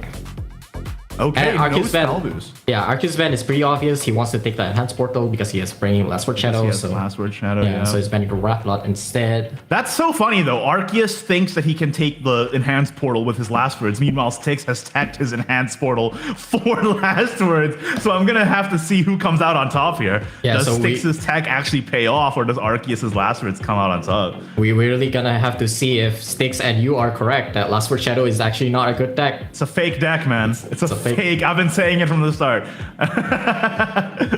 From my perspective though, Styx is playing like a very, very hard uphill battle here. He has to go through Wrath Blood and Last Word Shadow as both Sword and Portal. And the Sword against Last Word Shadow matchup, we see a bit of it like last month. It's not as easy as it seems. There's a lot of things that you have to play around. Like Colonel also stops Sword as well. So it's gonna be interesting to see both of this matchup coming right here. Yeah, we'll see what they lead with. Let's take a look. We're going into the game right now. Arceus 96 versus TK Styx in our second quarterfinal. Let's jump into it. All right, looks like Styx is leading with the Loot Swordcraft up against Arceus's Last Word Shadow. Styx does have Octress in the opener, and we see how important it is to draw Octress, right? Like if you don't have the Octress, you just like completely flounder your mid game. Do you think you toss the other two though? Yeah, I would really like to keep the Octris right here, but the problem right now, the other two cards are not really like something that you want to play going first, right? Bandit is better going second. Same with Hollow. So like if he just tossed two cards here, he's risking not finding the 2-drop against Shadow, which in this matchup you kind of want to take the tempo and prevent Shadow from playing their high value cards such as Mugen and Asphalt. He's gonna take the Looks risk. like he had the same line. Keep Octris, toss the other two. Oh, never mind. He's going second. Work on a holiday? Mino on Absolutely one not. into Mino again on two, probably from Arceus here. Yeah, you just keep the deep sea. You absolutely don't spend it here. I don't think. But keeping the scout, playing the scout here is actually not that bad because you already have Octris in hand. Does mean that the loot that you get will turn into card draw anyway. So it's not that big of a value loss, and you are able to trade into this Mino, which I think is also quite important because you really don't want Last Word Shadow to have free reign on the board. I don't know. I think the deep sea can get so much more value in the mid to late though. I think you pass and just play Illustrious Thief on two. To be honest, that's what I would do. Yeah, I think both ways is fine. I kind of like playing the scout here just to contest Okay. the board. It also accelerates your loot count quite easier.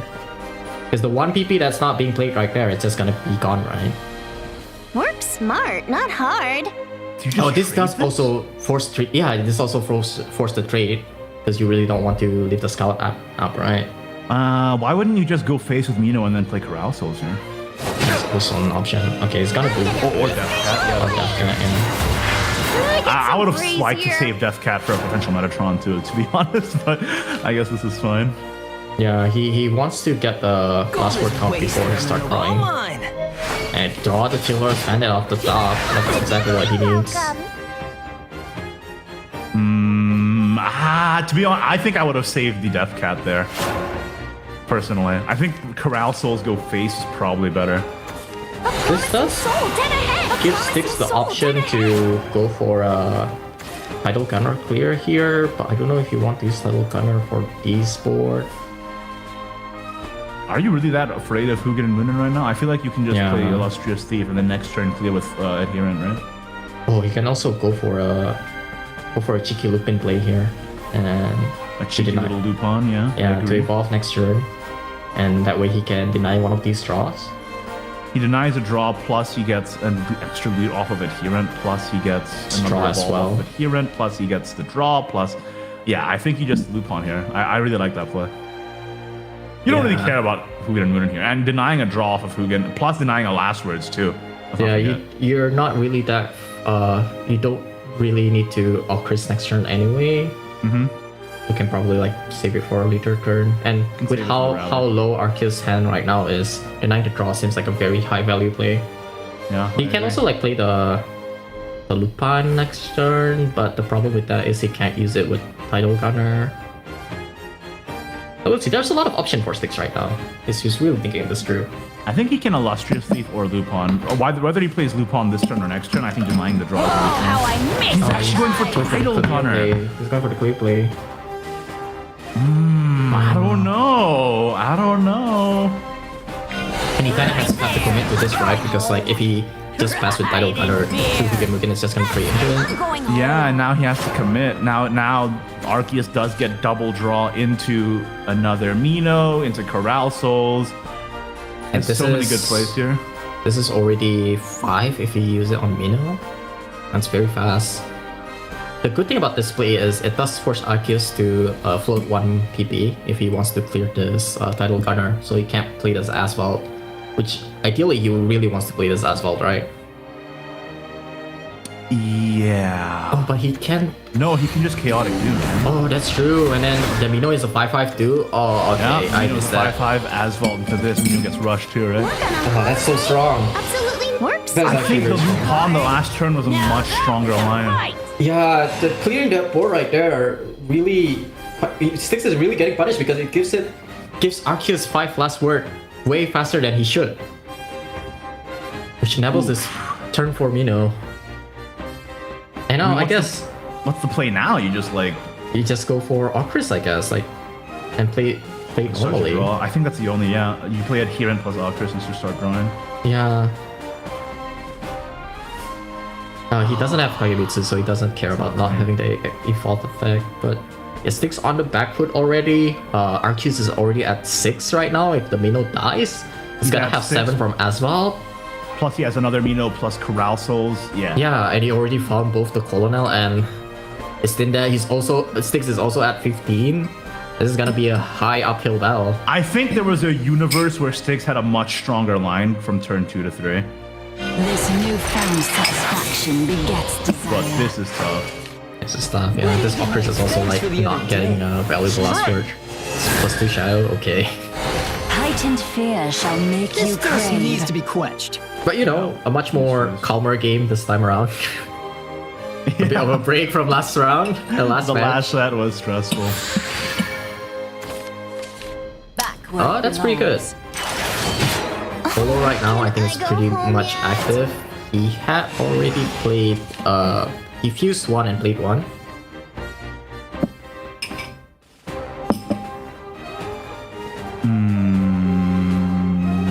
Oh, drawing the I think Celtic Mino Doom. plus Corral Souls is like a super clean play here. And then you just like see what you get off the top. Yeah. The Celtic Doom also like very good. He's at 7 if this Asphalt pops, 8 with the Minnow, so 9 with Celtic Doom. If that is plus 2 LW, right? Like that's what matters here. Yeah, but he's using isn't that right now when he's already very close to 10 anyway? Nah, he's gonna get the other one. Check this. Coming for He's gonna get it from the nope. Oh, the Thunder God though. Yeah, he still has 2 more draws, right? Plus, well, he has 3 extra draws next turn. Yeah, it's 3 extra draw. He's Yeah. very, very lucky to get it. I'm not super worried. Like 1, 2. He has it next turn, right? He has 10. Yeah. Because that's 1, 2, 3. Yeah. For Okay, sure. yeah. First mate draw, pretty good. It does help with the rally, but we already used the Octris and we don't have Open yet in hand. So the rally doesn't actually matter that much. And like, this is very awkward for Styx as the sword player because you have to start playing around Colonel and Istindat, and like, you kind of want to build a board right here, but it's just gonna get cleared by potential Istindat. Oh, he's I'm going just to try like, in my mind, I'm just like picturing that alternate world where he played like Blue Pawn on 2 into Illustrious Thief on 3, you know what I'm saying? And then like, he would have denied the draw, would have denied a last words count. Oh, this is pretty nice though, because he's able to set up double Stealing is an ambush. But no, I think he's going to deny the 10th last word here. Is he? come to Papa Arsene. I think so. So now it puts Arceus to 9 last words? Should be, unless we're counting wrong. But the fact that Styx is going for display instead of clearing it with Polo does kind of seems that we're correct. For sure, Arceus is on 9 last words now. That being So- said though, turn 6 Celtic Doom. Yeah. He can just play Chaotic. He also has... There's a Oh, If Styx did not deny that last word, he was there. Arceus was like straight up just won. But Oh, he's is just gonna this still... he's just gonna set up the yeah. He's just And gonna then the set this up. Chaotic Doom can potentially proc the or ping the ambush here. Oh my god, Arceus! How does he do it? Every time he knows what's up. Here's the problem though. Styx, does he have a lethal out? If he draws Tidal Gunner, is that lethal? Double Tidal Wait, Gunner. only 6 PP? I don't think so. Tidal Gunner is the type of card that deals way more damage the more PP you have. So like, it's much more lethal later on in the game than early on. What's 'Cause the ideal draw then? Like, I don't think there's any lethal draw here. Like, Arceus is at a healthy 90 life point right now. I think you just fuse into the Octris spell, then just try and find healing. Oh, also the fact that Arceus is playing around Holo does mean that Styx can't really heal that much. Yeah, he needs to find opulent strategist, right? It's the only way now.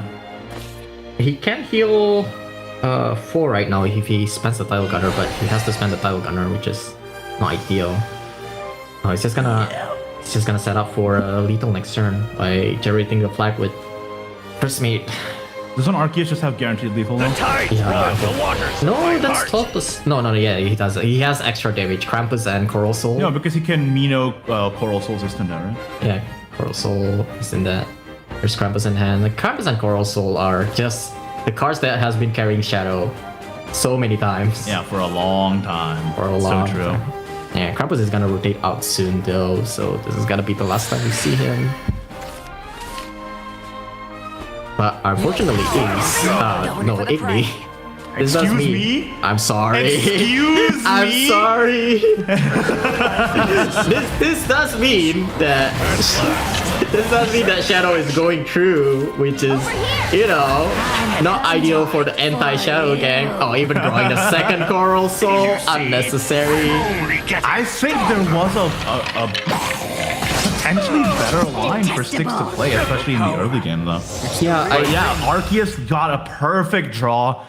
The double Kernel, Istendet, had all the pieces in hand. Hugin and Munin on 3. I really do think that if he denied the draw plus the last words on turn 3, though, that could have been a huge, like, game-changing line. But in the end, Arceus was able to pilot the Shadow over victory into the next game here. So And this Styx is- now has to beat Blood with Yeah, Sword and Portal. I'm a little bit suspicious. This is very bad for Styx. He has to fight basically the best deck in the format right now. With, I mean, both of these decks that Styx is bringing, both Portal and Sword, can beat Shadow. We see what Life You did it last dare time to with defy Enhanced the Portal, right? shadows? Not Shadow, Blood.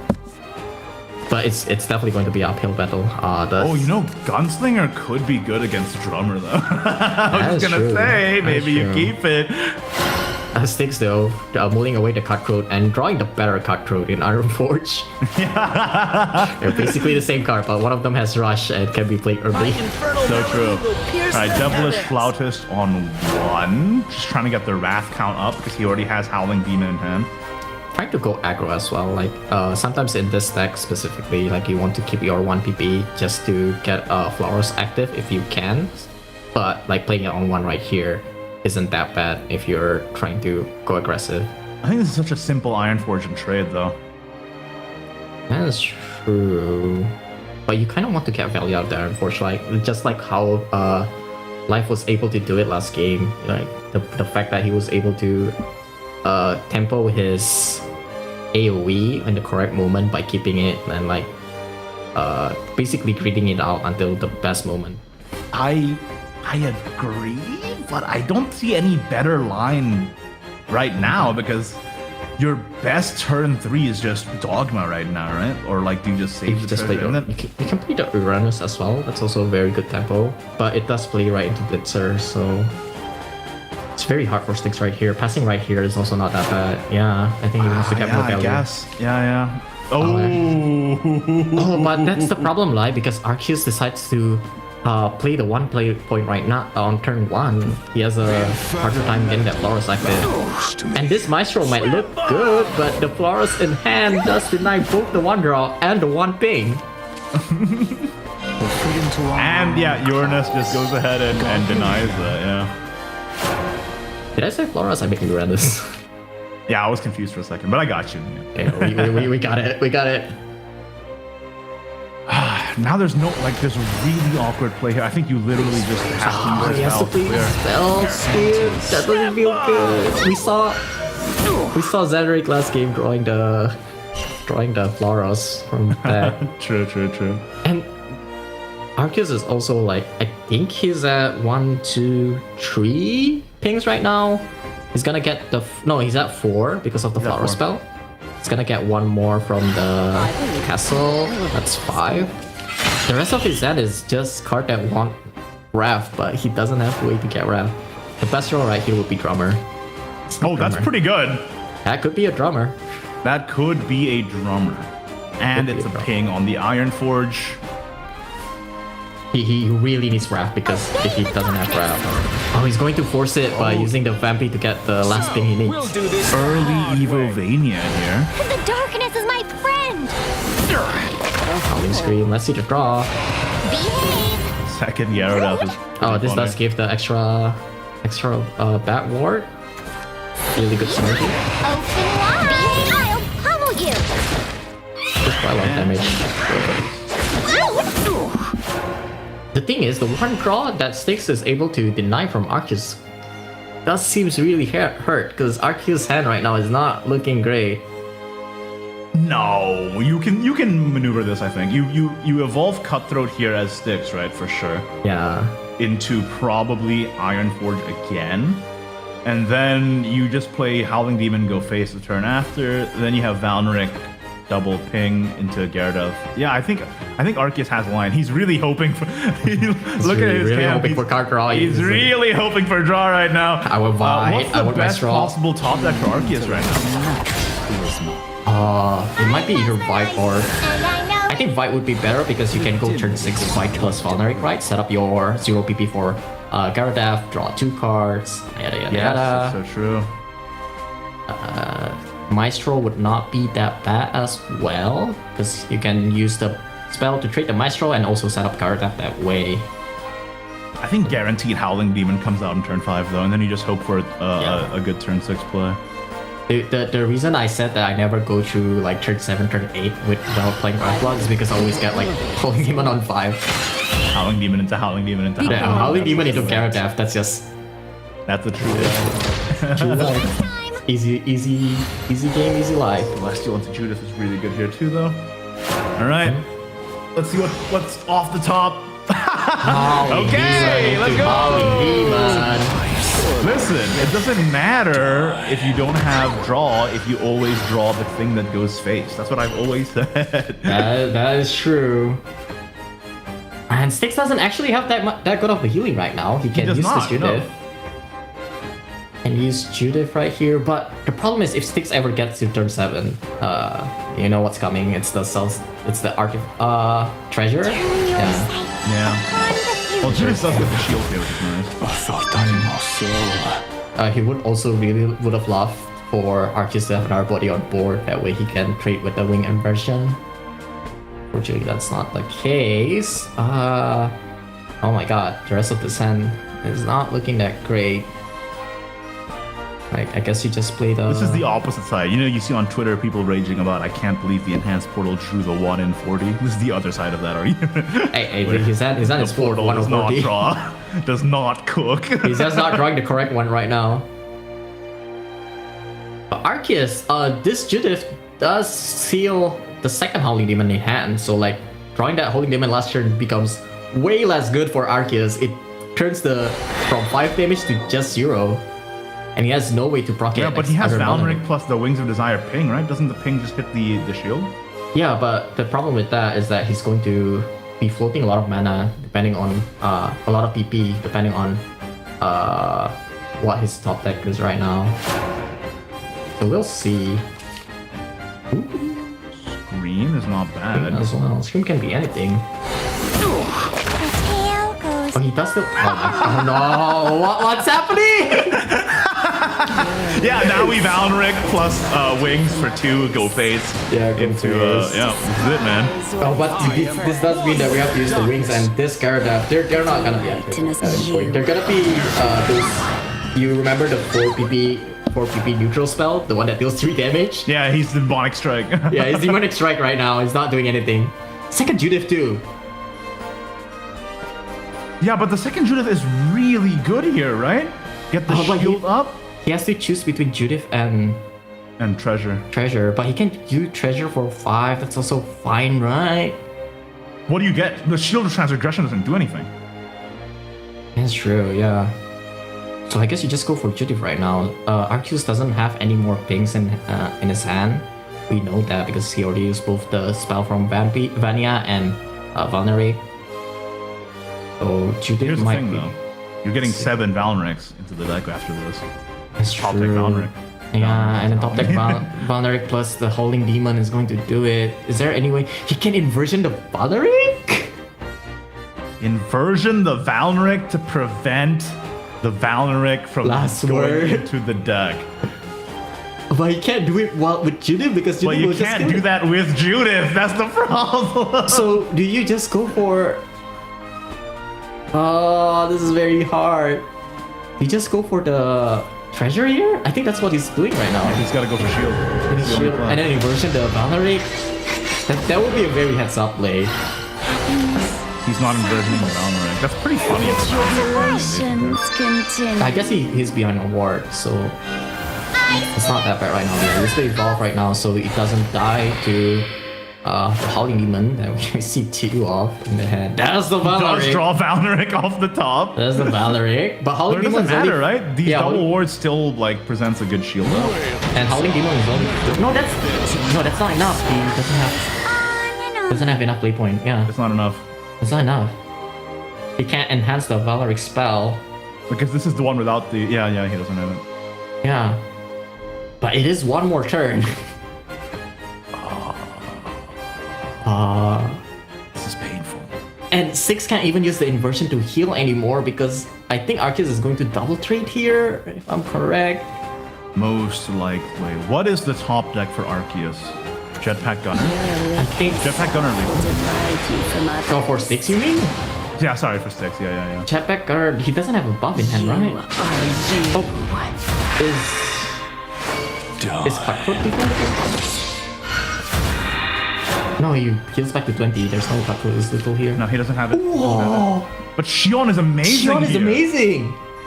Whoa! Do you just Xion pass? You just slam it, man. No, you play Bahamut and then you Xion, right? Okay, Bahaba and Xion, yeah. Is there anything better? But Xion is still good, yeah. Like, it's very Xion hard. is way too good. Because it's very hard for Arceus to... Wait, he can also Olivia into Xion. Is that it? Mine's 3, right? Yeah. He So could Olivia have is only been, 2 play point. And then he can play Xion, and that's 2 ward. That should seal it. Because next turn he does have a 9 PP Cutthroat into Dune Surfer. Into Dune Surfer. This is game, I think. This is game. I think Styx is gonna push it to game 3. And then Nice. it becomes Wrathblood versus Sword, which is a matchup I like a lot better for Styx.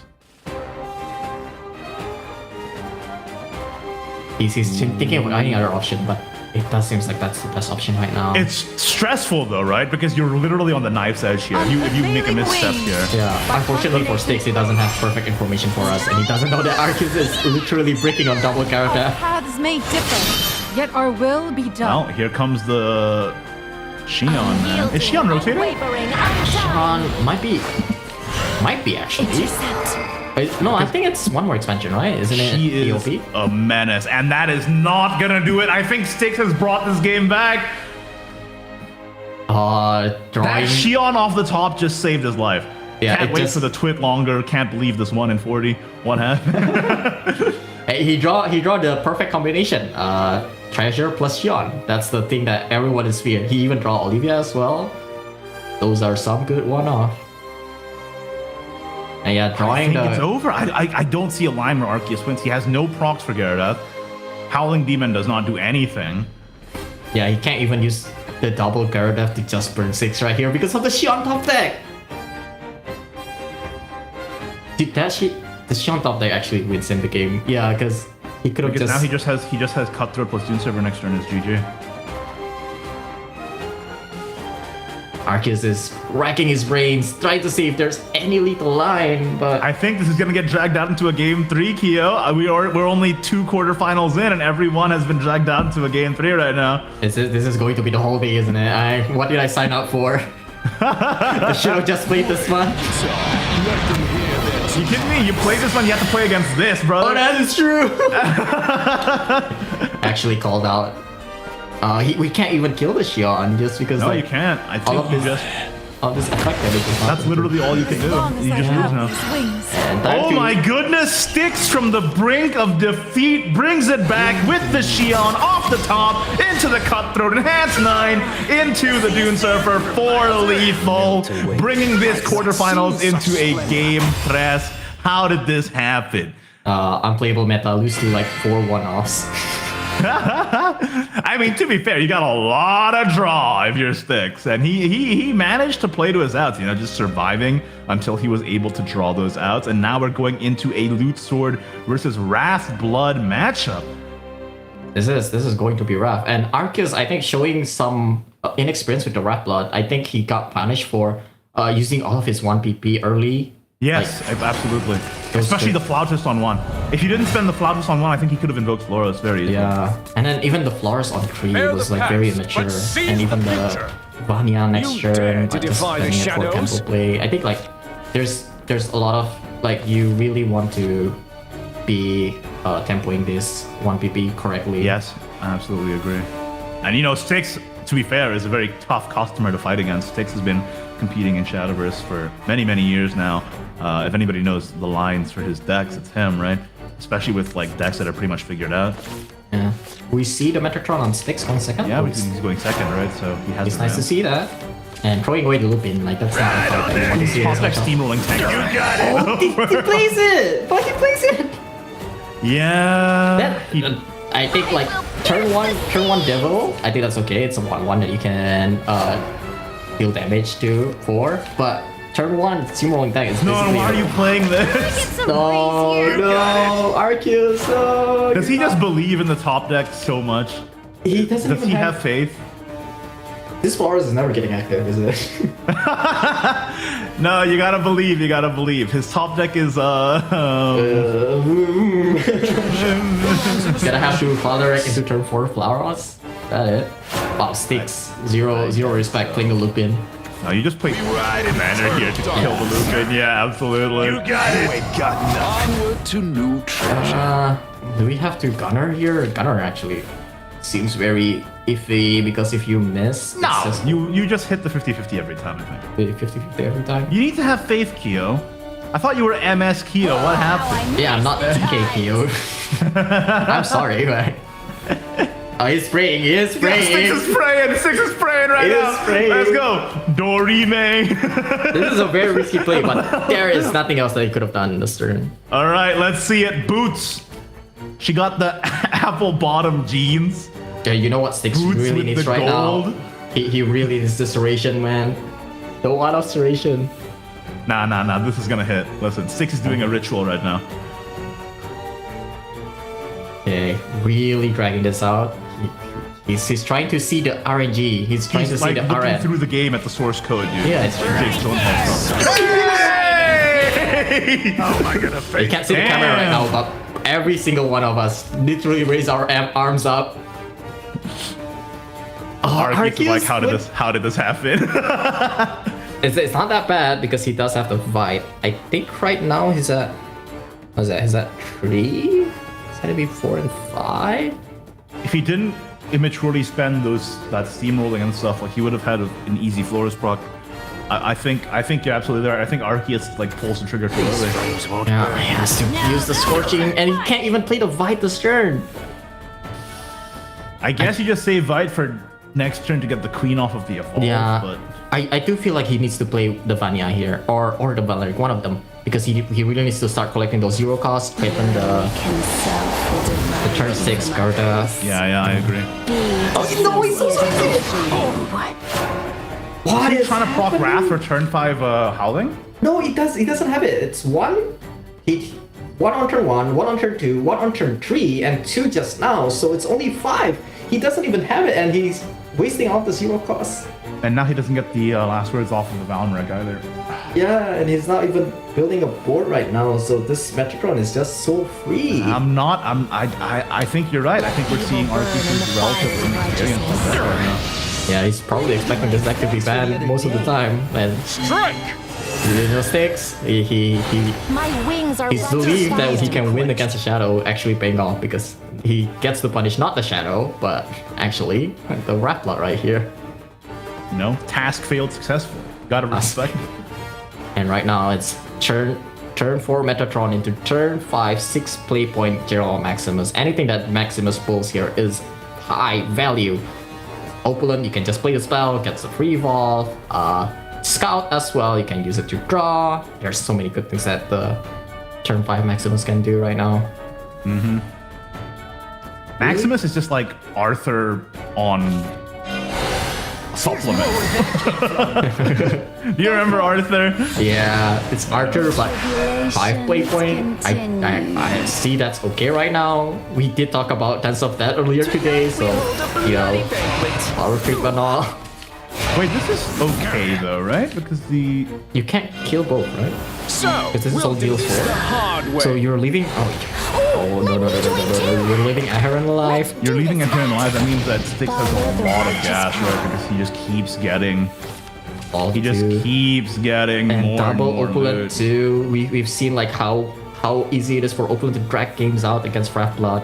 Styx just should slam the Maximus here.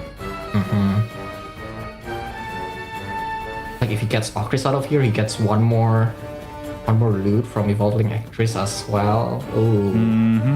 The only saving grace for Arceus is that Styx is not playing Kakebitsu, so the extra evolve actually doesn't matter that much. But yeah, I think Styx is. I feel like it's between. Obviously, we're not going to be looking here. Advance to glory. It was between Maximus and First Mate. And that's, No Octress. yeah, that's actually not that great. He can. Could have been worse, right? You just run the bumpkin in. I think you maybe pre-evolve Lupon here. Yeah, that's what I was thinking too. Pre-evolving Lupin is pretty good, but Arceus does have Howling Demon Echo. Wow, what? Evolving First Mate? I did not expect that. Give needs for to be Our quenched. Lady. He can get buffs. He did not get the buffs. Is he trying to set up for insane like Steady. Insane opulent turn, I double guess. opulent next turn? own medicine. True. He can go opulent for his first mate next turn and make a huge board like that. Right, because he can go 3PP. This is Howling Demon, right? Yeah, it's just crazy Howling Demon. Let them hear their tonight. That comes from me. Remember when he Ocris used to deal Ocris damage? off the top. Oh, okay. That is a massive top, he can especially use it- against a Howling Demon. You get to get the Storm and the Drain, and you clear it with Opulent. And he can play with Okay. opulent as well. Yeah. How far is this opulent? I think he needs one more. I think it's one more. Yeah. I think Even the if Opulent it do doesn't get it right here, like he can still get the free one with the zero play. Yeah, it's already up. It's already up. It's already up, yeah. Don't And even then you worry get 2 more loots for opulent too. This will decide things. No, not will for opulent, decide. for Ocris spell too. shall make you crave. Yep. Just play Opulent first, right? Get Yeah. Wing Merchant's Appraisal. Yeah. You can even buff the Opulent with the necklace if you want. Yeah, leave us. But I don't one think you more. care, to be honest. I think just run it in. It might come out actually. Beginning But with money and we'll see. resources. You most likely want to try to save as much of these loot to fuse with Ocris spell. Yeah, that's what I'm thinking. So we'll see Our what he supply decides to do has right been here. reinforced. He gets to play 1 or 2 more spell. He might save the goblet because the goblet can be used with the second opulent. If he finds a tidal gunner, that's 1 extra damage for 0 PP too. Serration wave. Hit late. Price Oh no, he's going for 1 more damage. Going for it. Buff the opulent. No. This is Buff like, the this is like Ocris. Lucy. He's using 100% of his brain right now. Yeah. And all of that is going straight to the dome. And I think if he finds Barbarous off the top, it's over, right? Yeah. And Arceus, triple Gyarados in hand. He can get one of them active because he has the 1 PP. 1 play point Grandis in hand. That's And he 2 does plus have, 1. Commander as Yeah, well, Commander right? as well, right? That's exactly enough. Thinking of playing the Vanya, but like this type of situation when you have so many Gyarados in hand, I always feel like I really want to play at least one of them. I am But I can understand like playing the commander using your last evolve point for a board that is not actually wide. That seems wasteful. It's the setup quite a lot. Gets the spell from might use it right now. Okay, I don't know about that, but it's fine. He doesn't have double Gyarados proc, right? Unless it's Maestro. No. Maestro dies and then it's double Gyarados proc and it's GG. So if he doesn't, if Styx Styx trades the doesn't play Maestro, around. Yeah, doesn't play around Maestro. It would be GG. And how do you play around Maestro? by not killing it. So 1 damage on board, right? So you don't really care. Is there a world where Styx board lock? That's what I'm thinking right now. Or does he have lethal? That's wait. No, it's not. Serration wave 2, right? The tides roil the waters It's not. of my heart. Is it? It's not, No, okay. no, it's not. It's not. Oh, how I miss It might be these right now. tides. Hold up, he can use double flag right here and then trade the rest of the I board. give for Our Lady. It's enough. Is that enough? It should be enough. Oh yeah, because he has the he has the extra. Yes, he has the extra body to trade as well, and Styx is going to drag it from 0-1 to 2-1. That is very well played from Styx. I think honestly, what let Arceus down, he played a really good game with his last word Shadow. I think what let Arceus down there was his relative inexperience with the Raft Bloodcraft. We saw him prematurely spend a lot of his activators, a lot of his payoffs too. I think that honestly, that was Styx just taking advantage of a weakness in his opponent, really. Yeah, unfortunately for Arceus, that he like this type of gameplay can work if you draw the correct cards, but he keeps on drawing all of his Gyaradev, all of his Howling Demon, these cards that really wants to you to play a bit more smartly and not just like spam all of your one play point card, right? And like we saw Zero Floras the whole 2 game, which is special thing in Wrath Blood nowadays. So yeah, congratulations to Styx for moving on to the semifinals. That has been our first 2 quarterfinals here for the Shadowverse Open SEAO March 2023 Cup. Let's take a look at the bracket real quick before we go to break, just to let you all know where we are and where we're going here. In our first quarterfinals in an absolutely insane nail-biter series, Life was able to take it over Zanark from Team EMT, and we just saw just now Styx TK from Team Twilight Knights, of course, go head-to-head against Arceus 96, go down 1-0, and then bring it back 2 games in a row to make it into the semifinals. So our first semifinals matchup is going to be Life versus TK Styx, and that is one heck of a matchup just to be having in semis. Once we come back from the break, we have the other 2 quarterfinals here. Of course, starting with Honey Hill versus Sad Feeder. You definitely do not want to miss that. And let me just remind you all at home, we also have a special surprise later on in this broadcast that you definitely want to stick around for. So we are going to go ahead and take a short break. We'll be right back with the next 2 quarterfinals after this.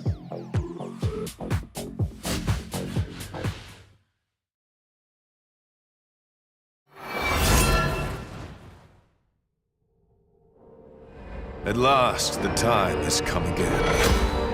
Thou hast been brought here to unleash the forces sealed away within. That which awaits thee is glory unimaginable and justice hitherto unknown. Darkness itself cowers before it, a violet flame to consume all of antiquity. Be not afraid of this great transformation. Hew away the shackles of convention's grip. Reach forth, grasp the light of a shattered order. In doing so, verily thou shalt discern fate's very design. Go now, forsake erstwhile fancy. Spread your wings and soar the skies of a new world.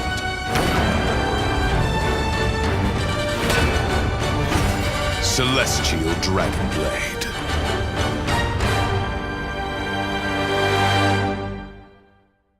Take hold of fate's righteous blade.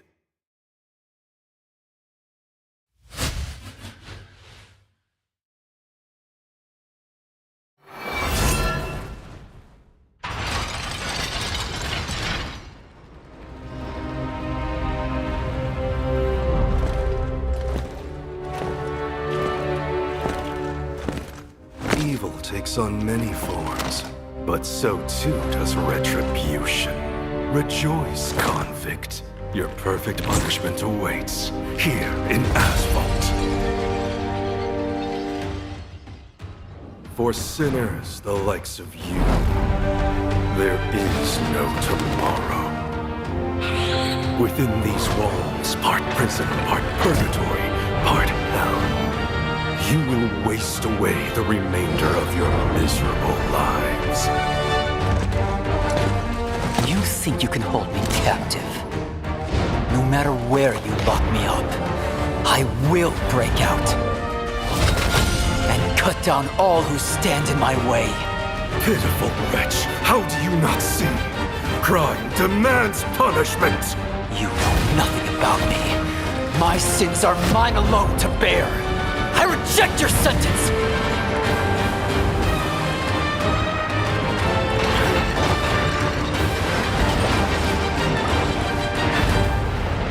Eightfold Abyss, Asphalt.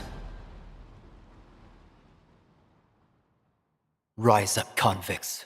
Tomorrow is ours. I like it when you're looking like that. Don't like it when you shy. I like it when you're looking like that. Or shy, just fine, don't mind my reaction. I like it when you look like that. Don't wanna watch a bugger with a white mouth. Just like it when you're looking like it. No sweets, no rush, can't my attraction. Don't think twice, I'm here for a moment. No, I like him better. I go to church, please tell me end up make it last forever. I've been giving you the worst of me. Now you wanna stay the night. Pretty how you work hard for me. Why forgetting how to talk?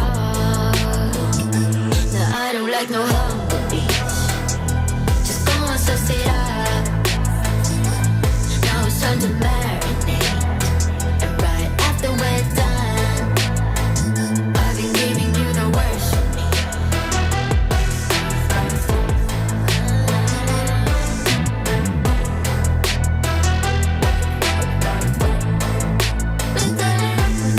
Give me a second, let me do it. I'm no vegan, I bleed. I'm off the leash. Go down on your knees. I got PhD. I'm all that you need. Just give me those. I've been giving you the worst of me. Now you wanna stay the night. Pretty how you work hard for me. Why forgetting how to talk?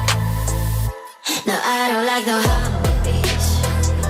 Just go and suss it up. Now it's time to marinate. And right after we're done.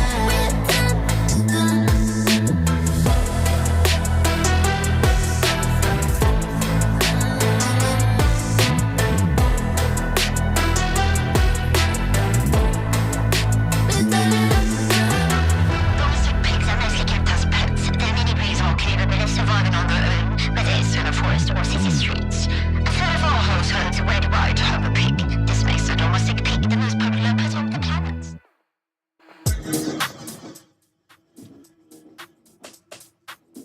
Hey, hello folks, and welcome back to the Southeast Asia Oceania Shadowverse Open March Cup. I am joined by the lovable Mana Surge's Keo. How you doing, buddy? That's those first set of games. That is a much better adjective than the one that he was using earlier today.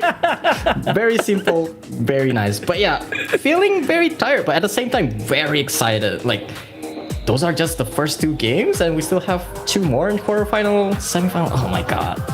Yeah, speaking of those first two games, let's take a look at the bracket to see the matches that you guys missed. And look. If there's ever been a moment that I have told you to go back and watch the first games in the VODs, if you missed them, it is this time, this tournament especially. You need to go back and actually take my advice and go watch EMT Zanark versus Life, because that match was absolutely insane. Yeah, you know, if you're one of those streamers that likes to stream review, like this is the match, bro. This is the tournament to stream review, because oh my god, live showing just very masterful play on both decks, and all the other three players are also like just top notch as well, right? Yeah, and we're not even done yet, because our next match is gonna be Honey Hill versus Sapphire. We don't need Team Dawnbreakers. I know after last week in the West Cup, they had their boy Nitro so close to clinching that first place spot. They gotta want to push Honey Hill through this week. But his first opponent in Twilight Knights is Sapphire. Sapphire. I don't know why, but like every time a DB member or an MS member gets to top 8, it's always Sapphire on the first round. I can't. I talked to Chrism, it's like, it's your fault, man. Everyone that is a friend with you always gets Sapphire round 1. I don't know. I'm just saying. The Twilight Knights gatekeeper that is Sapphire is like, Dawnbreakers, you shall not pass. And then after that, we're gonna have another crazy match. S5's Kari, long-time veteran of the scene, fantastic player, going up against TK Yahiko, who, if memory serves me correctly, was the 2019 Southeast Asia Oceania like rep. Yeah, the double GP rep on 2019. Kari also double GP rep 2021. So this is like they both played during the similar era, but like the Yahiko is very good during 2019 and Kari much better in 2020. I think these two players specifically, like they've been like very down. They can't top quite consistently in the last 2 years, but it's been a rough time. Like, I think, yeah. But all right, so we got to first, before we can get to that Kari match, we definitely have to watch Sapfeeder and Honey Hill, and that means we need to first take a look at what both these guys are bringing, because I think we talked about it a little bit before at the beginning of the stream. We but hinted about it. there's some spicy stuff in some of these lists. So let's take a look at the deck list from both of these guys. I think first we're gonna have Honey Hill up here. What does he bring to the table? Fairy Forest. What the? What? Why? Here is the spice, and this is not even the evolve for Fairy Forest. He's going full aggro. Look at this list. Triple Forest Merchant, triple Gale Pierce, a card, a very new card from Asphalt that everyone just glosses over. It's a 2 play point, bounce any of your follower, deal 3 to random enemy, and deal 3 to your opponent's leader face. Yeah. Everyone, when they see this card for the first time, it's a 2 play point airborne barrage. No, thank you. But in his damage, it's so good 2 for damage, right? Like, and that. In addition, with other really aggressive cards like the new card from the mini expansion Plumeria, the Serene Goddess, being able to give all of your fairies storm from your evolved turn onward. Considering how many fairies this deck generates and things like Morone, Mistletoe Squirrel, Nobilis, the Shining Valkyries, it pushes damage so quickly. Yeah, and you mentioned it, and we can't not talk about the newly buffed Shining Valkyrie. Shining Valkyrie always has potential for a lot of damage because it scales with how many fairies are in board and hand. But first, it got changed to 4 play point, and now Plumeria also exists, which means the evolved fairy that she gets from her evolved effect can also go phase 4. Just massive amount of damage. You can quite easily get 9 to 10 damage. It's like mini Gyarados, but much easier to activate. And Shining Valkyrie also has Storm herself, doesn't she? Yeah, she does. She's Albert. Oh man, you know the best part about all this damage? Slips right under Shields of Transgression. Just right under the gate. Just a little enough, but also so much. Slightly enough. Yeah. Yeah. Like Fairy Forest in particular, they don't like just push one big damage, like one big punch. No, they chip in little by little, and then like everything just stacks up, and before you know it, you're at 2 HP, and they have a fairy with Nobilis effect on board. Right? And that's just enough. But anyway, I cannot wait to see how Honey Hill uses this. I wonder if maybe this is like a ban, like target, because maybe folks are just unfamiliar with it, or if he actually like is targeting something with this deck.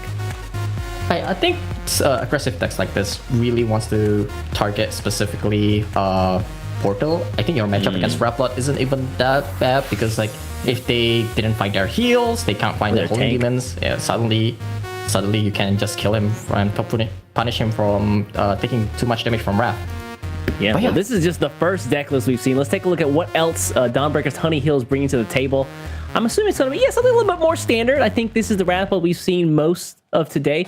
A couple of changes in here. You see anything, buddy? I've seen the this is the standard. Castle. Yeah, this is standard Blitzer, 2 Blitzer, 2 Vide, I think. Oh, there it is, This is the list that we see most of the time right now. There are some other spicy lists coming out right now. But yeah, I think Raplot, the cards that really is like the secret MVP are the card draw. Demon Maestro, I think this card kind of carries Raplot really hard. And we can see last match how just denying the 1 draw from the last word effect can really change the pace of the game. Absolutely. And the effect after getting Wrapped, Infernal Orchestration, free 1 damage on your Storm. It's not bad, right? It's really good. Really, really good. Yeah, that is, this alongside the other like 0 play cost token generators and things like the Valneric as well as the Vania, being able to help you get to either building a turn 3 Floros, which unfortunately we didn't get to see last game, or getting your Gyaradeath up so you can get that big chunky 11 damage plus on board.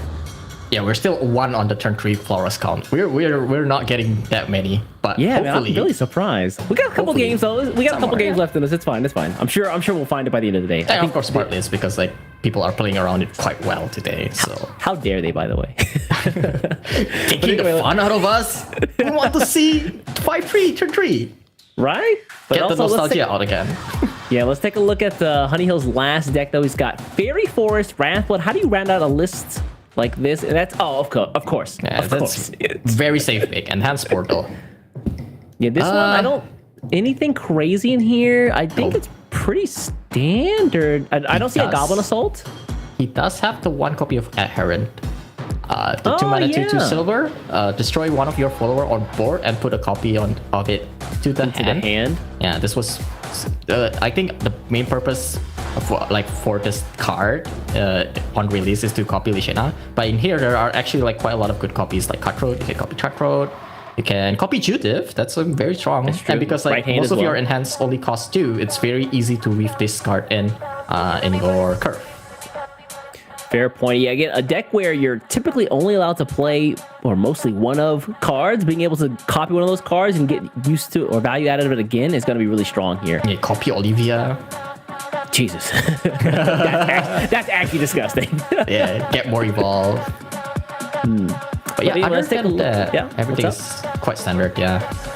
Yeah, I think that, outside of the 3 of course, of Judas, and then the 3 of the convict cards, it's really, or condemned cards, it's not really much of anything outside the box, I believe. But anyway, let's take a look on the other side. His opponent in Twilight Knights is Sad Feeder, a guy who has pretty much built a second home in the top 8 of SEAO's SVOs. He's going to be running Loot Sword.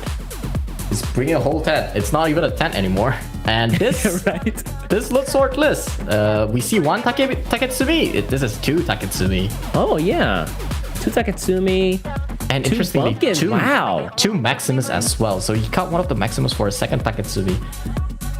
Taketsumi, I think it's a card that really signals that you want to play against Wrathblood, right? Because that's the only matchup I can see Taketsumi being very insane. Does sometimes help clearing your opponent's if you're playing against Spellboost, you can use Taketsumi to clear your opponent's board in combination with opponent trust strategies. That's usually how I lose against Sword with Spellboost. I've experienced that way too many times. I'm sorry. But interesting, he ended up having to cut one of his Bumpkin recruits to make room there for the second Taketsumi, as well as the one of Observation Wave. Of course, Bumpkin. Bumpkin Recruit is a card that a lot of people really like set 2. I'm still at 3 most of the time because I like my draw. Is it insight on a body? Yes, please. Perfect. Yeah, and it's 1 cost insight cost for technically better than insight effects. It's not bad. Can I have this in Spellboost? As a spell, of course. Jesus Christ. I want a lot of things.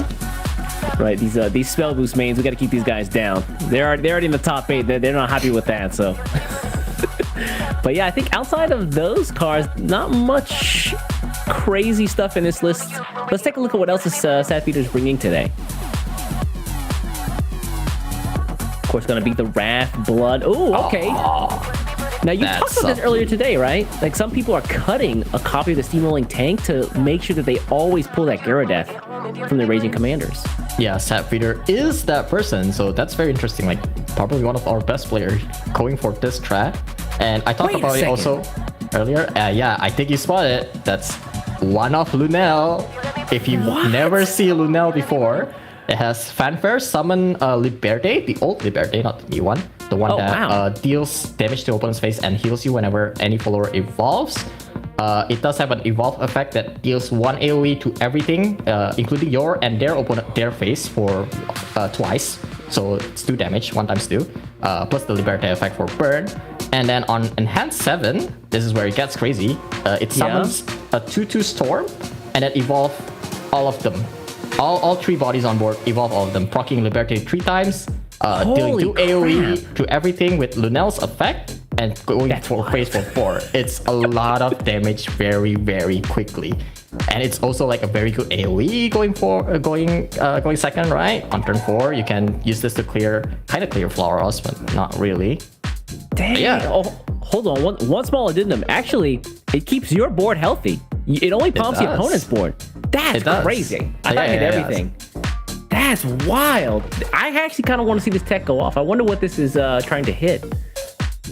I think mostly mirror, but yeah, it is a very fun card. I think if you ever got hit by Lunel, you suddenly think, why is not everyone playing this card? This card is insane.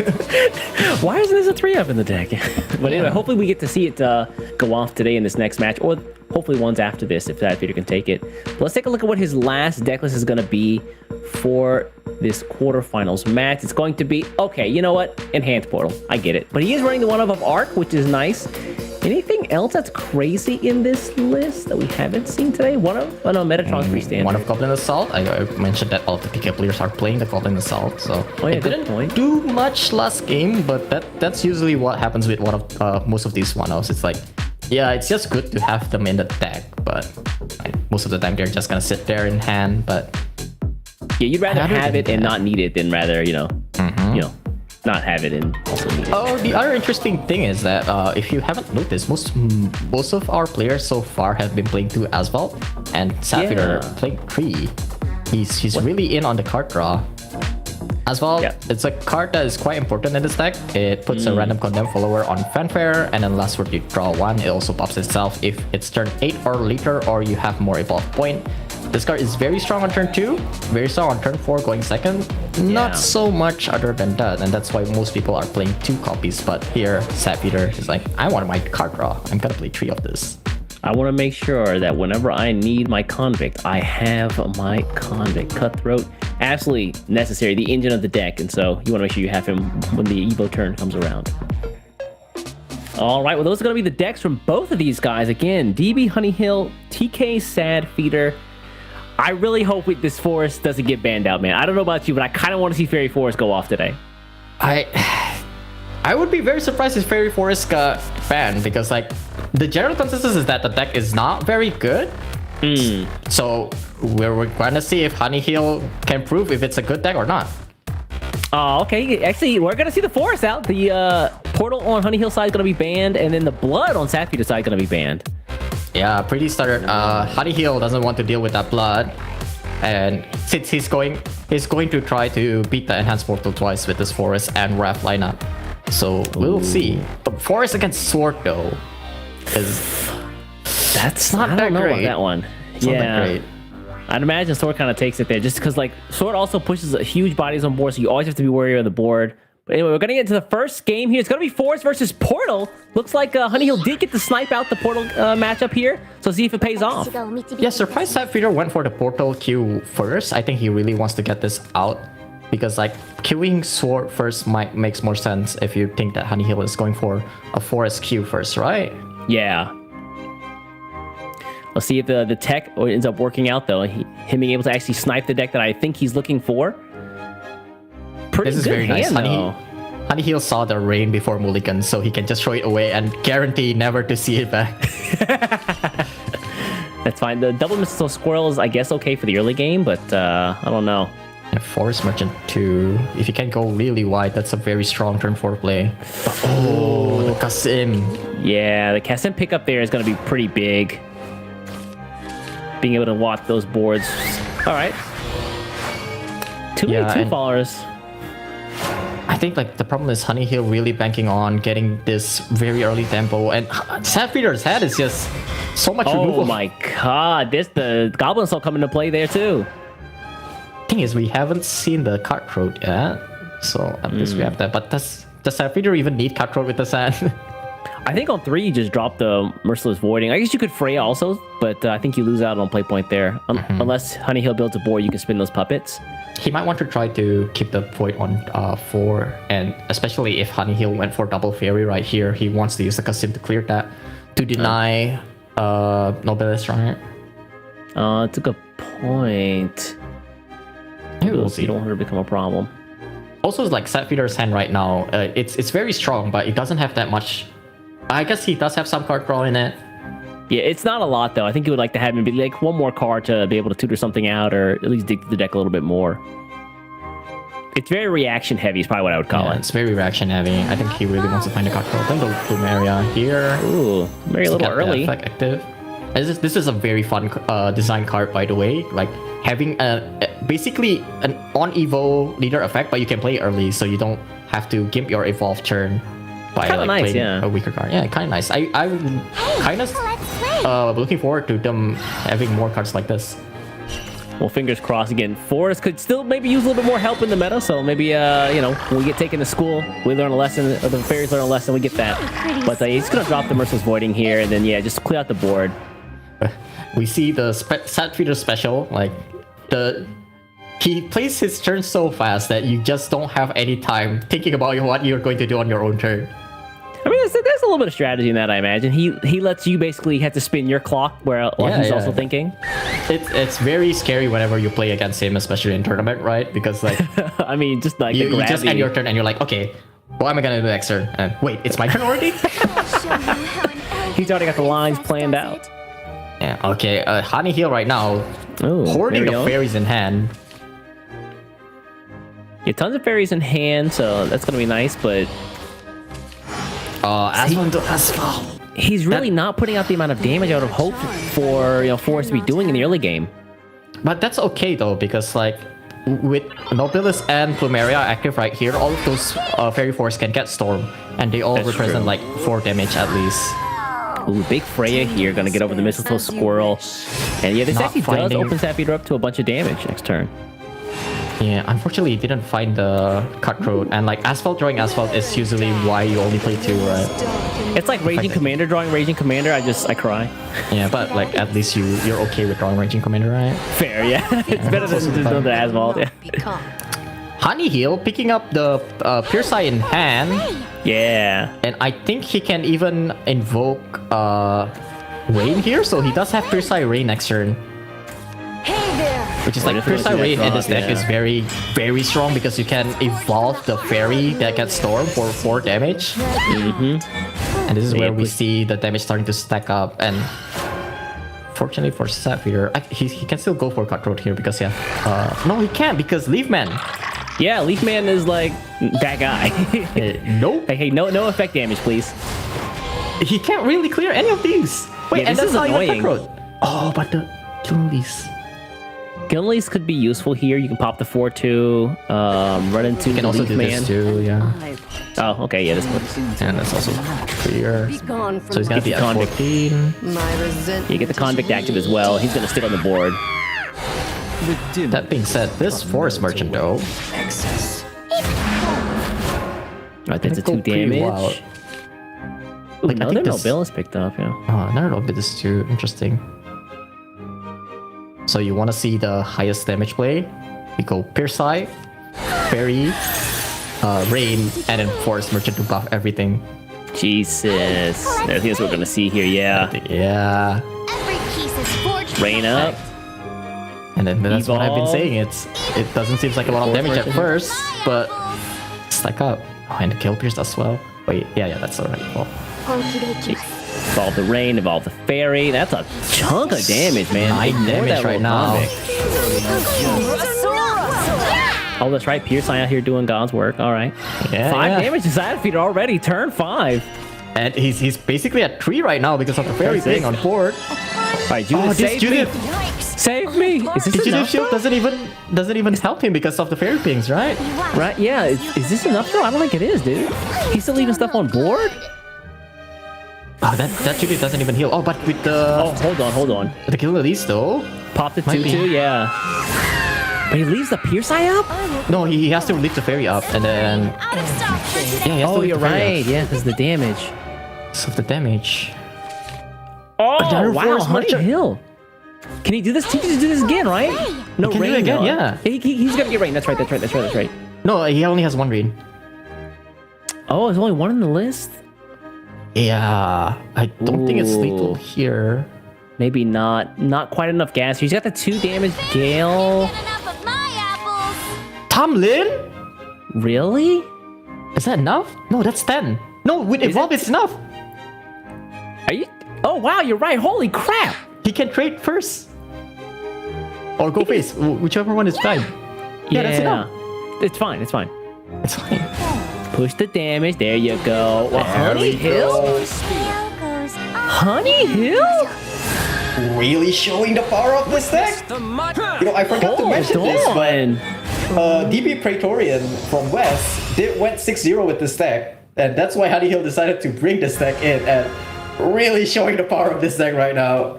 That's insane. Bro, sniped the crap out of that deck. Holy cow. Sapphire looked like he was floundering the entire match. Just trying to like get any sort of footing. The double Judith play didn't really do anything like we saw at the very end there. He just like popped through the spell shield, no problem. The Leaf Man was MVP. Like, without that Leaf Man, that game would have looked so much different. But just having that anti-damage shield to deny Ironforge Right Hand Man just really snowballs him into winning position. Leaf Man's a bronze too, right? Is that, Yeah. that's crazy. Leaf Man is everyone's nightmare. I don't know about you. I really hate that card. Auto Leaf Man out here. Putting all the homies on his back. Alright, but game 2 though. Honey Hill going first with quite a decent hand, but no card draw in hand. Going first is kind of iffy. Sapphire need to open the Shion almost immediately. Yeah. He already knows. Like, I'm going up against Blood. Probably gonna need this Shion spell. Mercurial Light, please. But will we see the Flora Stop deck? Alright, gamers, stay hydrated. Honey out here with the big gulps. Are we gonna play all of our one drops? Please don't. No. He's just got a Vanian pass here. Yeah. Save the 0 play point. Wait for a Flores. Sapphire passing right there as well. Very heads up play. He's using the same tactic that Life did earlier today. And it's like, if you try to go for a Flores right here, you're just gonna get board locked. Oh, I like this. Putting up the wards to protect the Vania there. Let her stick around for just a little bit longer. This Kasim though. Well, it doesn't even matter. Nice board, brother. Finger slipped. Kasim out here about to mow the lawn. Did you hear that? Deathline, my finger slipped. Oops. Oh, right off the top. How does it always happen? Like, I feel like if you get the castle in the early game, you're guaranteed to get Vite by the time the castle expires. It works out flawlessly every time like that. Don't you want the castle to be in for the extra? I guess you don't want the board lock yourself, so it's fine. Yes, it's fine. And then I think he's one off right now. Where is he at, Raph? I think he's one off. Yeah, one off. Oh, that's a good pickup, but... wow, the con... Just cutthroat. Cutthroat up. Yeah, that's the fastest cutthroat played I've seen today. Right? Like, I'm telling you, man, this guy plays very fast. I mean, Sapphire. I mean, a guy like this who's played so much. Like, you take a look at like even his point rankings. You're like, it's so high. Like, this guy, he knows the lines already. Yeah, that's the thing, right? If you played way too many times, you've seen this kind of situation like more than once already, and you already know in your head, oh, this is what I'm going to do. Way too many or just enough? You decide. I think he's one. Honey Hill is one off from Raph right now, right? So he can spend the gift for blocking and then go for a very high tempo Howling Demon play. Or he can just play this a bit more defensively. I think he's choosing to shoot it later. Yeah, I think. Oh wow, another Maestro here picked up. I think he dropped this too, right? Yeah, and this one gets the spell too. Oh, that's right. He gets the Infernal Orchestration. So yeah, so you can trade here, set up for another ping for Karatef next turn. Pretty nice, pretty nice. He's hovering over the drummer here? Seems kind of weird. I feel like he's kind of scared because you're very low right now, but you're playing against Enhanced Portals, so your health got some is time not... on your hands. Yeah, your health is not going to be a problem until turn 7, turn 8, right? Yeah, wow, okay. The Evo on the Demon Maestro here? Is he going to just run this into the Cutthroat? Oh, he wants to proc himself. Okay, I get that. Yeah. He sees the Garadeth in hand, so you know what? I'm just going to be the master of my own destiny here. And he does have the Stream Rolling Tank already in hand, so that means he's not going to take that much damage even if he tries to clear that next turn. Exactly, yeah. 12, 13 health now. Arc coming out. Kind of nice. Oh, and he's thinking of playing the Mercurial Might just to save some damage against Garda. But the thing is, Honeyhill can just play like Holy Demon right here, right? Oh, wait. This turn... What? You probably wouldn't want to, right? I mean, there's no... It seems like because you lose a lot of damage if you play Karadev right now, since the shield is up. Yeah, oh, he just wants it for the heal, is what you're saying. Okay, I get it. Yeah, that too, because of the healing too. So, yeah, he deals the 5, but you know, he doesn't deal the 5. You know what I mean? So then Back to next turn we've got 70. Gyarados plus. On their heels. You got it. Oh, okay. Yeah, I think that's fine. We have a lot of self-ping in hand. We have Commander 2.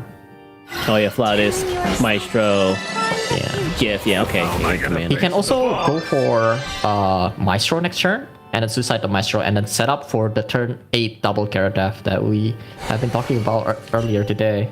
And considering that the Gyarados needs to find the Gyarados, but yeah. the Shion's already been spent here, he looks like he's just digging through his own deck. He's got the Convict and the Judith.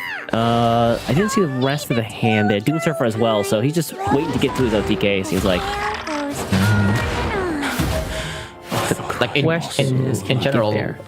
general, like Enhanced Portal is control deck, so you're just trying to survive until you get to the crucial turns. My infernal melody. Exactly. That was the Flautist comes down. We're gonna see. Is he gonna try and build a board here and then next Gyarados turn as well, go for right? Gyarados? Looks like I it. think he's gonna go for it. He's going Gyarados here. Okay, well, Yeah, he's gonna go for it. Together, we'll lay the yeah, there's nothing stopping him. So Yeah. He does invoke Boros as well, and he also heals 3 from this Devil reading. So this is yeah, keep himself healthy. The question is, after this turn, I mean, you're kind of hoping for the Raging Commander to pick up another Gyarados, right? Oh, come on. Gilnease, go away. Come on, nobody asked for this. And he can get drain from the artifact amalgamation as well. Yup. Oh my god. Oh my god. And he gets the Radiant too. Holy crap. And has the spends the Judas as well. Yeah, he's got... That was his last one, actually. In hand. Yeah, we're just gonna evolve. Yeah, of course. Yeah. I gotta heal, bro. I'm sorry. He's trying to push the 4 damage right here. That way he can set up for a Doom Server lethal next turn. And it's nice here. The Radiant Artifact here, ooh, gets buffed too. Yeah, Kind of and nullifies the Floros damage though. 2 draw 1 must work on board as well. Pretty Is he nice. just gonna spin this and then Maestro maybe? Could you can deny Maestro though, unless he just evolves that and then runs it into the Radiant Artifact. No, okay. Problem with Honey Hill right now is that you're playing this chip damage game plan against turn 8 turn 8 Enhanced Portal, and they can just heal back up like quite easily. Yeah. So yeah, that draw. 6 here. This is not I mean, lethal it's yet. cycle, but It's not lethal yet. Bahamut. How many? Bahamut's probably active this turn, Iroh. Right, might be. Yeah. I feel like we never have Bahamut on our radar, but it's definitely a threat you have to be thinking of. All right, Convict comes out, yo. As well to draw more. Yeah, next turn he gets just... the bodyguard. Jesus, come on. grow a pair. Spellwork Bodyguard, one of the fantastic cards in this deck. You can even try to just lift this 1/1 alive to deny 1 ping from your opponent. Yeah, I mean, why not? And 1 draw There's as no well. reason to 1 draw run is actually like pretty big. Honey Hill only has 3 cards in hand. Oh, that's not a card you want to see burn. And there is, yeah. I think that might seal the deal with no Valorant in hand. And, I mean, he's putting out 4 cards, right? Like, what do you really hope to get? It doesn't even draw anything. Wow! That's so sad. That's how you know you top left. That's painful, dude. That's painful. He's like, no, I'll kill myself. Oh, well. Even more card draw. Not something that you want to see. Yeah, Infernal Orchestration, draw. He's like, I'm gonna die. Man, we're gonna die on our own turn. There you go. Be the master of your own destiny. Yo. But yeah, that's gotta be it. Sapphire gonna pull it back to game 3, I suppose. It's not over yet, but that's pretty much over. I mean, to be fair, Honey Hill's like, look, I'm gonna kill the big dumb dragon. And if nothing else, take the small victories, right? Gotta do what we gotta do. Right? And yeah, Cutthroat here on 9, Doom Surfer up, it's fine. Isn't it insane? We have a 2 play point, deal 10 damage to face. Well, you gotta wait a little bit, you know. You gotta put the timer on and just set that bad boy down and wait for a little bit. But yeah, that's gonna be Sad Feeder tying up the series here, 1-1, and now he's just got to win with his sword deck against Honey Hill's Wrath Blood. Oh, I don't know, man. I feel like Sad Feeder found his stride. He's like, all right, feeling good now. Got sword to just win with. No problem, right? Easy peasy. I think and Honey Hill also played like very well that game. Despite everything that happened, Sapphire just have the correct one off every single time. You know, just enhance portal things, I guess. Yeah, Honey Hill feels like he did really well in the early game, but when it came toward like the mid to late game, he just kind of ran out of fuel. And when the Bahamut came down, I was like, well, now you really out of fuel. Yeah. So. And I think Sapphire also plays very well around turn 3 Floros. That has been like the theme today. But if there's a deck that can't really play around turn 3 Floros, it's this one. Swordcraft, unfortunately, really needs to play cards on board. And fantastic pickup. Walmart, Albert, aka General Maximus. You got it! Oh, it spins the tank here. I don't hate spinning the tank, but it is pretty good into Metatron specifically right now. Yeah. Unfortunately for Sapphire, that is the card that. Oh, this is why I don't like spinning the tank early, because things like this happen. I mean, and you flip flop quite fast on the flip flop. Because I feel like we've seen it happen already today. Like, no, they don't have the florals in the early hands. Like, all right, I'll just play without thinking about florals since I don't have an. And Jesus Christ, you get two again. A lot of floras. He does get around the Metatron though. There is a silver lining here. He definitely gets around the Metatron, which is a very, very annoying card. Unfortunately, Jesus. Sapphire is like, you don't have any more removal. I'm just gonna do this. Oh no! Oh no! He's not gonna do it. He's not gonna play. It's very scary to have two flowers in your attack, man. It's very, very scary, but he has to do it. He has to do it. Yeah. The worst is like when you like throw them both in the deck, and then the following turn you draw one. You're like, why? I think right now though, the very big silver lining for Honey Hill is that he's at 5? 5? No, I think 6. I think. Is he really 6? Yeah, he One, played two, 1, three, 2, four, 3, five. 4, 5, 6. Oh yeah, you're right. Dang, that's crazy. Oh, and he can actually go for Zanark this turn with Raging Commander Evolve. You got it. That's near max.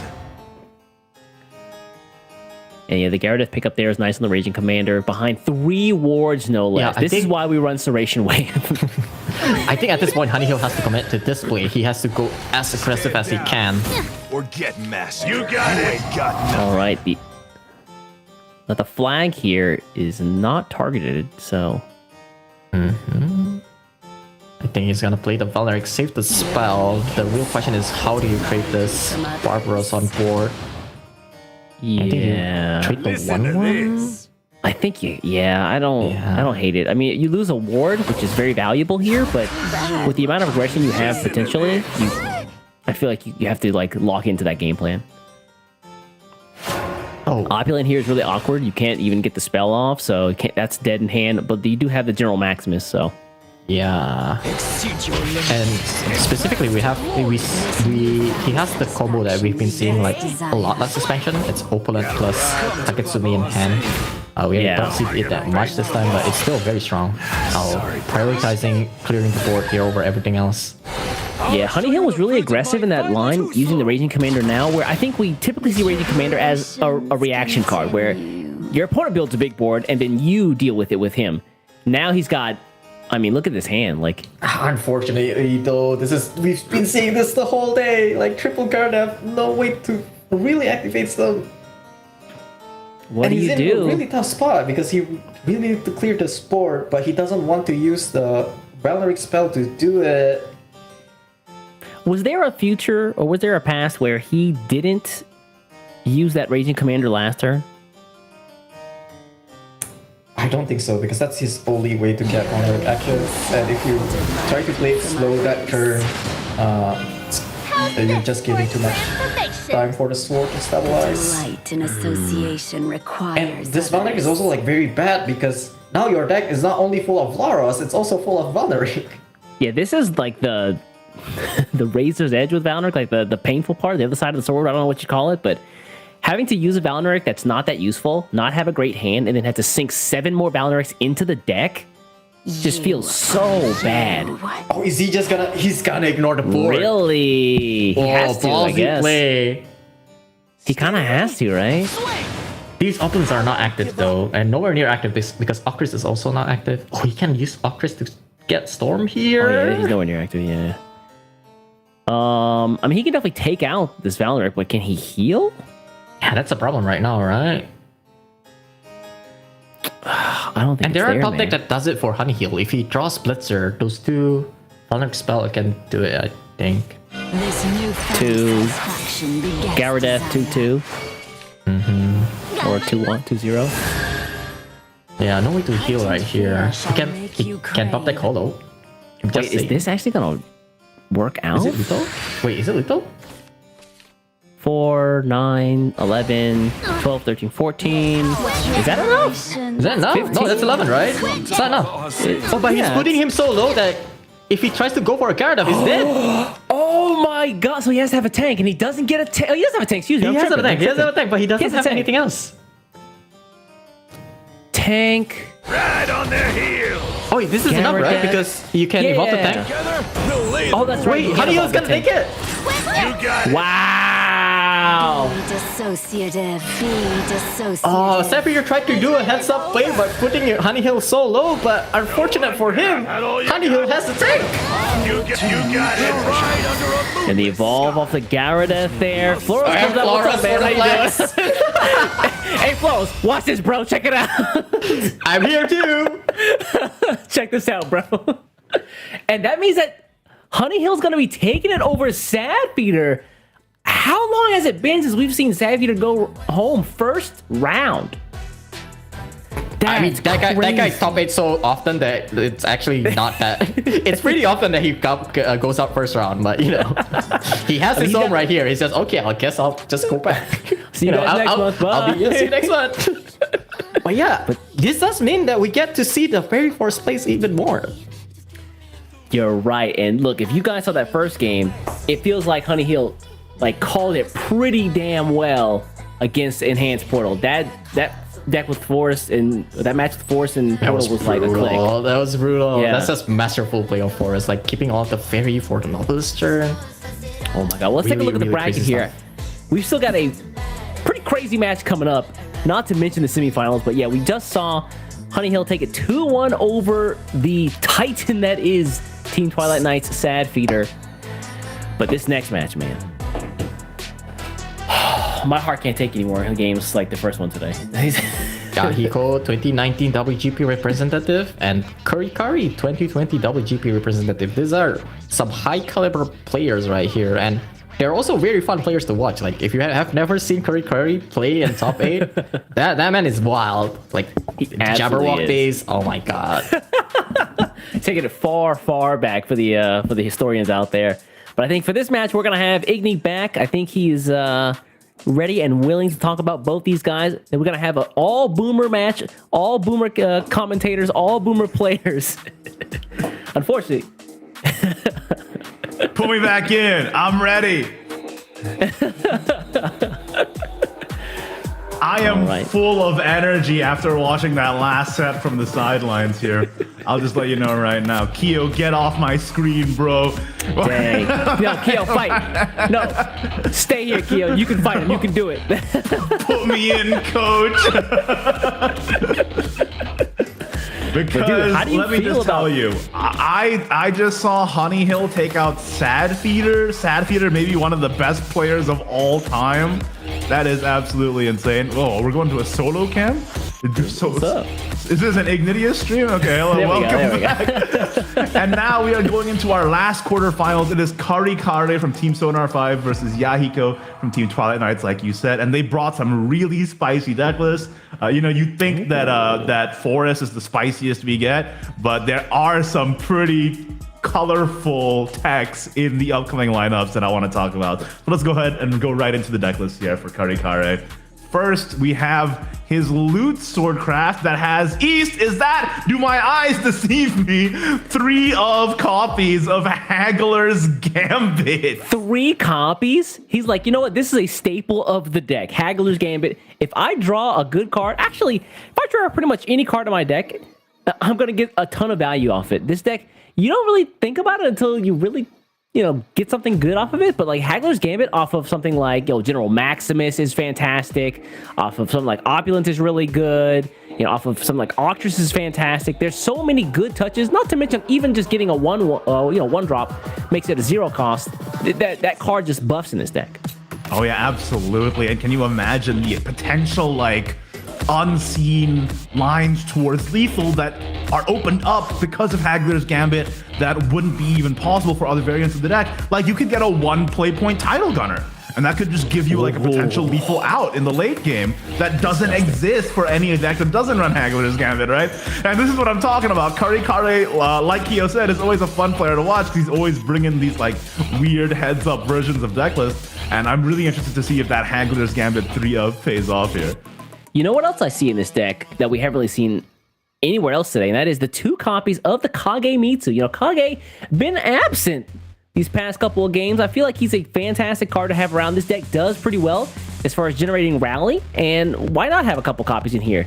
Big damage wide, big damage to face. Always a good idea to have a Kagemitsu somewhere around. It's a great pull from General Maximus too, right? You just give it rush, and then you just run the guy in.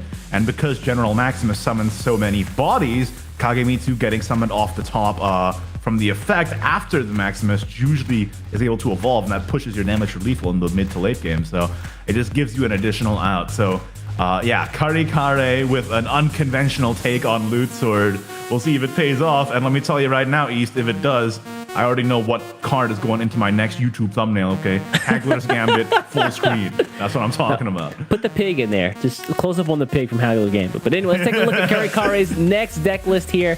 What else is he bringing to the lists? It's going to be Spell Boost Rune. Now, we really haven't seen this deck do anything today. We've seen a couple copies with Kuon, but this one doesn't run Kuon. What else is it running, Iggy?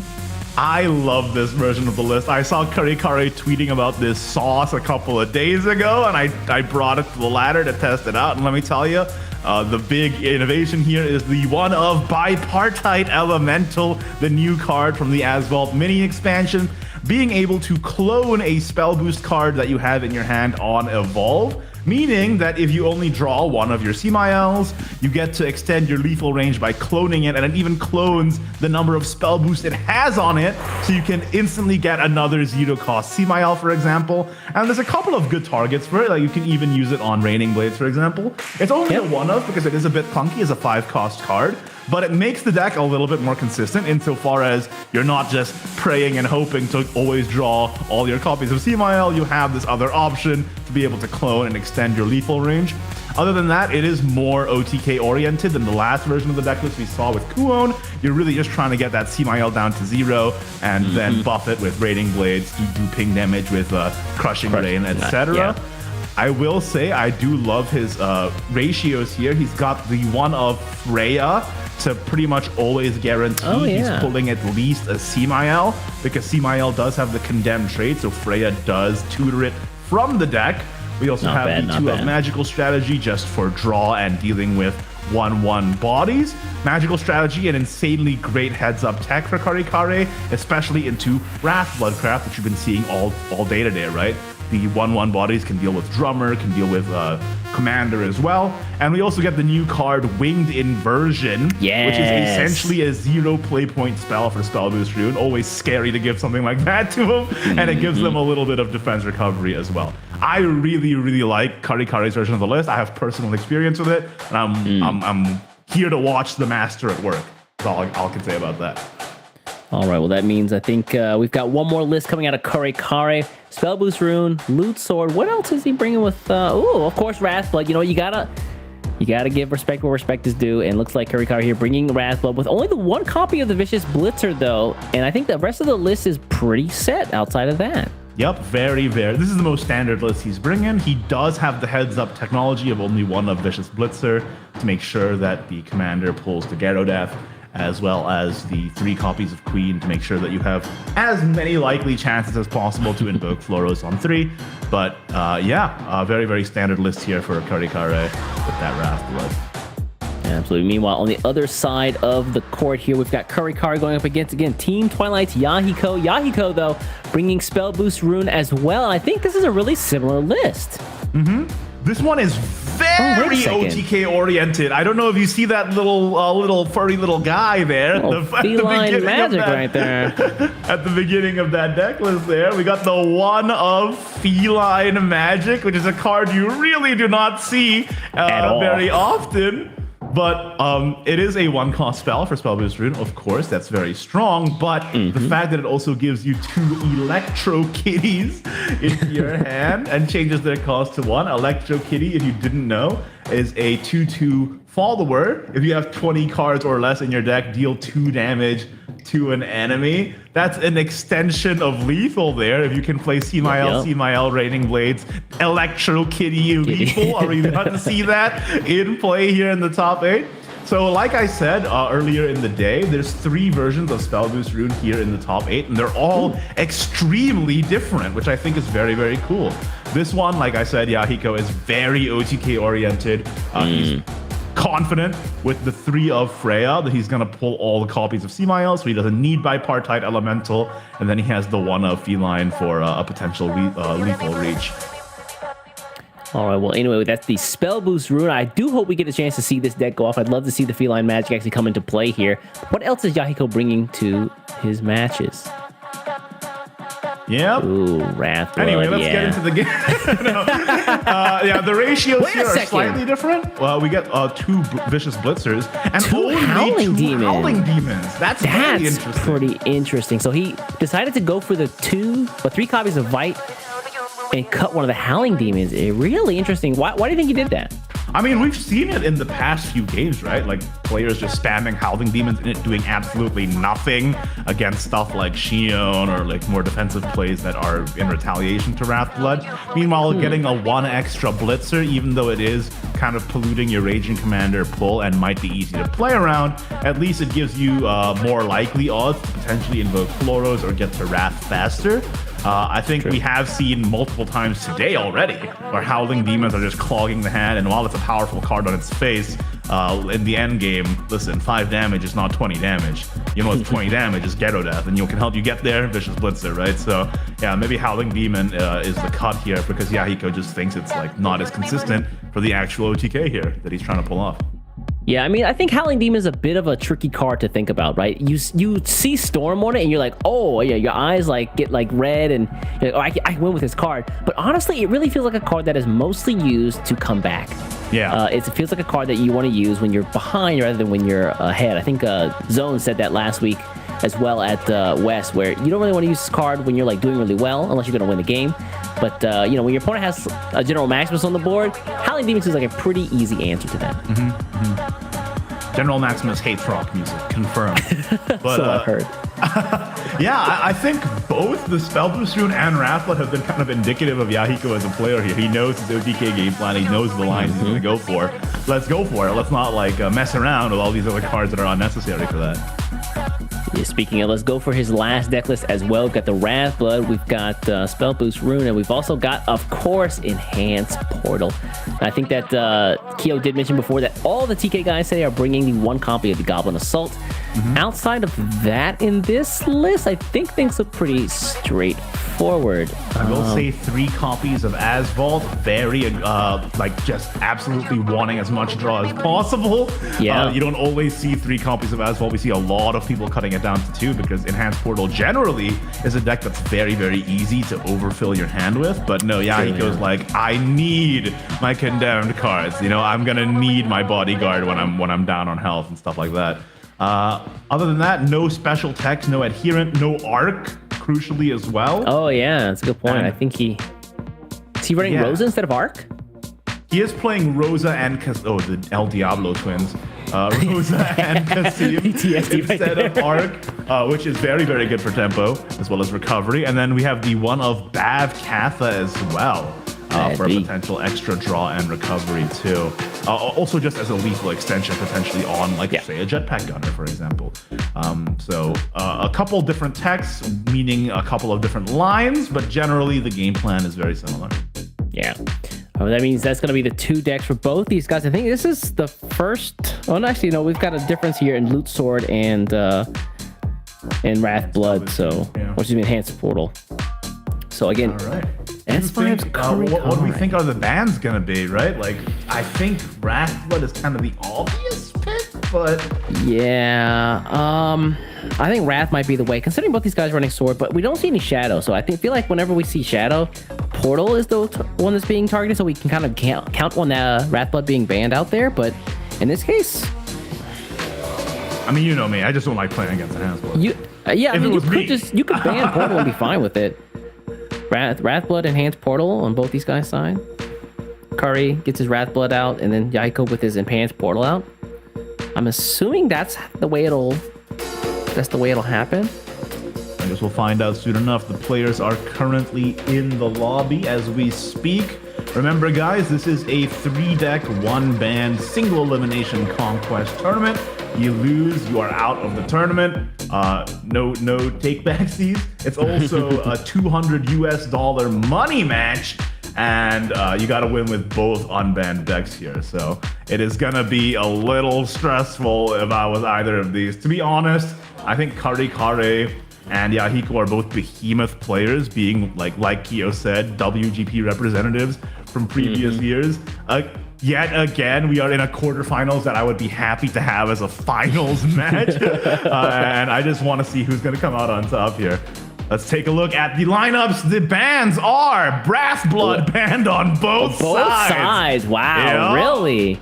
Very, very expected here. That means we're going to get to see which spell boost build comes out on top. Is it going to be bipartite elemental or electro kittens that end up taking the title? That's a sentence I literally never thought I'd say. Right? Electro Kitty's out here. Probably I'll going to just be be doing honest with God's you, work. I didn't know what the word bipartite meant until the card came out. I still don't. It's an actual word. Sometimes I just think that side games you know what? We deserve a new word. But bam, bipartite elemental. The people on the localization team, brother, they got the world's greatest thesaurus. It's They insane. absolutely do. You'll never see something like it ever again.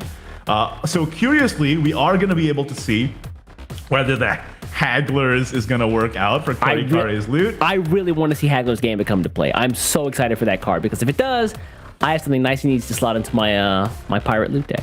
I'm telling you, new thumbnail, Haggler's Gambit in the Photoshop. I'm ready. Igni in Photoshop as we speak right now. And you can see the histories of these players just from their photo. I mean, look at Kari. He's holding up the old world circuit from way back in the day, 2018. Holy cow, you're right. Yeah, so he's been playing Shadowverse for a long time, baby. Let's go into it. It's going to be the Rune versus Rune right away. Let's find out who's going to come out on top, Electro Kitten or Bipartite Elemental. Who would win in a fight? Dude, after yesterday's announcement, how can I not root for Kari out here repping the Mysteria mains hard as he can ahead of the new set to drop at the end of this month. You know, speaking of the new set, East, I just want to let everybody in the audience know that we might have a little bit of a special surprise at the end of this. Nah. You know what? Don't even do that. You know what? We're not even gonna have one of those. You know what? These people, they don't deserve it, Igni. They gotta want it. They gotta need it. No, I'm a man of the people. I will give you what you want, and let me tell you. Igni tosses down his card reveal from his ivory tower. It's a scene from Mad Max where I turn on the water. Oh God! All right. Starting off here, both players have Semael in the opening hand. I will say I am loving Yahiko. Wow, what happened to me? Yahiko's hand here. Not only does he have a Freya to pull another Semael, but he's got a Magic Missile to cycle and Spell Boost, and most importantly, Chakram Wizard going second here. I think he just slammed the Freya here, to be honest. You could also Story and get rid of one of your magics. I don't hate that either.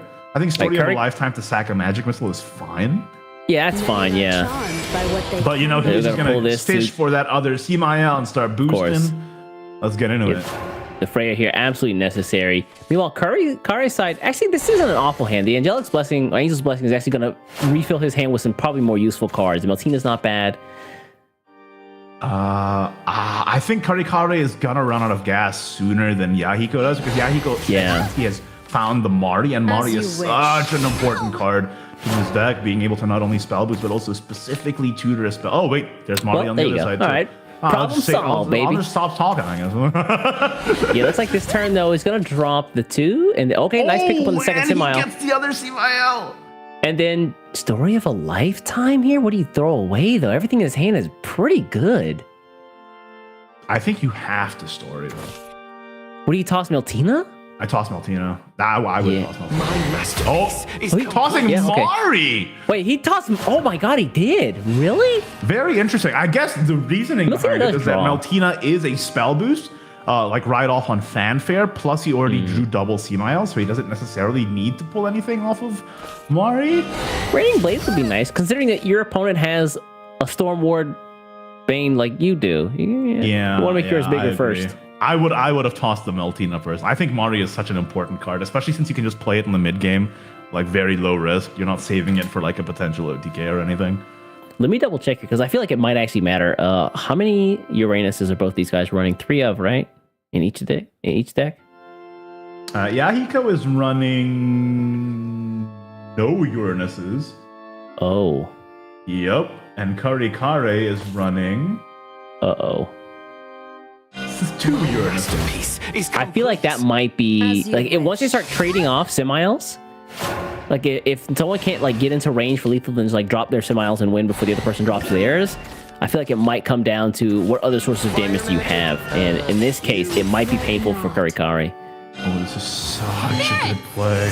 The Chakra Wizard, of course. Chakram. You know Chakram's not rotating. He's not, thank God. Doubles need him. He's necessary. Oh, there's Oh, a third third Simiao. Simiao. Okay, and we get a 0-cost spell here from the winged inversion. All right, Crushing Rain. Crushing Rain. Good God. Yeah, put him in range. You can Crushing Rain again. You could. Does the deck have? My masterpiece. Is there any way to heal out of range though? Oh wow! Wait, there's the Uranus. What the heck? Yeah. Kari runs 2. Yahiko doesn't run any. Oh, excuse me. I'm sorry. I thought you had that reverse. Sorry. And then So now Yahiko's in trouble Yahiko is then. at 8 defense on turn 5. You love to see it. All right, Similes picked up, but Oh, this is gonna go the other way now. We got the winged inversion to heal up. Mari to draw potentially Raining Blades. Oh, Chakram number 2. That's not super useful. You just toss that Story with of a lifetime. Is this a rap man? My Does he have is a complete. lethal here? Ooh. Oh, that hurt. What is? No, I don't think he has it. Right? Yeah. Yeah, this is evolve the he's Chakra off. Wizard He here for doesn't have 3, but you can't. You leave up a bunch of damage on board. Another Simile drops down. I think that's his game. Water magic? That's so last week. I don't know if Yahiko can recover. He has a Chakram, but he's 1 off. The Similes are 1 cost in his hand. Oh, it's so painful. He got really close there, but not enough. Meanwhile, Kari's side, he drops. You ride the wave. Oof, that is so rough. He's got 1 damage. He's got 1 damage on board. He's got to get to 11 though. I don't think he actually has enough. No, that's exactly lethal, right? Is it Evo, Simiel? Oh, does he not have enough spell boost to get the second Simiel out? Can he get there with Uranus though? Uranus is 3 damage, 3 plus 6 plus 1. Among the clouds. Yeah, not enough. Plus the Evo? Yeah. Lay my enemies low. 3, 7. No, it's not 10 enough. He's 1 off, right? We've seen how 1 off can be detrimental. What is And happening? he's leaving up something on board, I'm losing my yeah. mind. Oh, he was close, but not quite there. Raining Blades. That's lethal, oh my right, for God. Yahiko? Yeah, you Meltina here. Meltina, spell boost and recovers. Pop. Trade in your Mari to spell boost again. Yeah. Triple that plus. Do you have enough for rating? Dude, 1. This doesn't do anything. So it's 1 from Mari. Card powers activate. And yeah. A miracle You gotta run your 1-2 in, or you can just evo one of your Meltinas, it's fine. Oh, this is another spell boost. This is 0 cost spell boost right Is here. it? Oh, you're right. 0 cost, yeah. And the heal, not bad. Is he 1 all? He doesn't have the mana for Raiding Blades by 1. Really? Electro Kitties is they reduce their cost by 1, so they're still 1 drops as well. They're 1 drops. Also not spell drops. boosts. Uh-oh. 4, 8, 12. Ooh, is he gonna just go for board control here? Consumed me. As you desire. He's gonna heal 3. Heal 3, go back to live. 7. I mean, yeah, dig with strategy. Bird to heal again. Oh, Mary. Okay, of course. He has to trade his heal now, right? Yeah, he's gotta do it. It's gonna hurt, but he's gotta do it, yeah. And then just run 8 in. So it is. This is such a painful game. I told you, dude. No Uranus is gonna be big here. But can we dig for another one? No. No. Insight? No. No. That's not it. Does Kari not have it? Room? Oh no. 4. He's out of gas? No, not like this. Yeah, Yahiko just had way more resources going into this, like with his starting hand. That's that's not it sad. Yeah. Well, hold on. 4. And that's it, right? 4, That's it. He 5, gets Electro 6, Kitties, 7, right? 8. Yeah, and then Electro Kitties is enough. Electro Kitties is 4 damage. Oh, and he has Raining Blades. Raining Blades, it's super wraps. Yahiko making display here an incredibly rapid game, extremely fast. And he ends with the he had like 20 different ways to end that. He had Crushing Rain, he had Electro Kitten, he had Raining Blades. He could have done that any which way. And he takes the Spell Boost Mirror. Yeah, I thought that the Uranus was going to be a bigger bigger decider of that match, but Kari not being able to find the second one in his deck was really sad to see. He was digging so hard, and then he's like, well, I can't find it now, so that's, I guess, is going to be it. He couldn't find it. He had to toss Mari too, so he didn't have like a potential other Raining Blades or Crushing Rain to combo off of. Oh, that was unfortunate. And that just goes to show like a huge deck building difference. Yahiko just went all in on his game plan. Like he is OTK all the way, and it absolutely paid off there.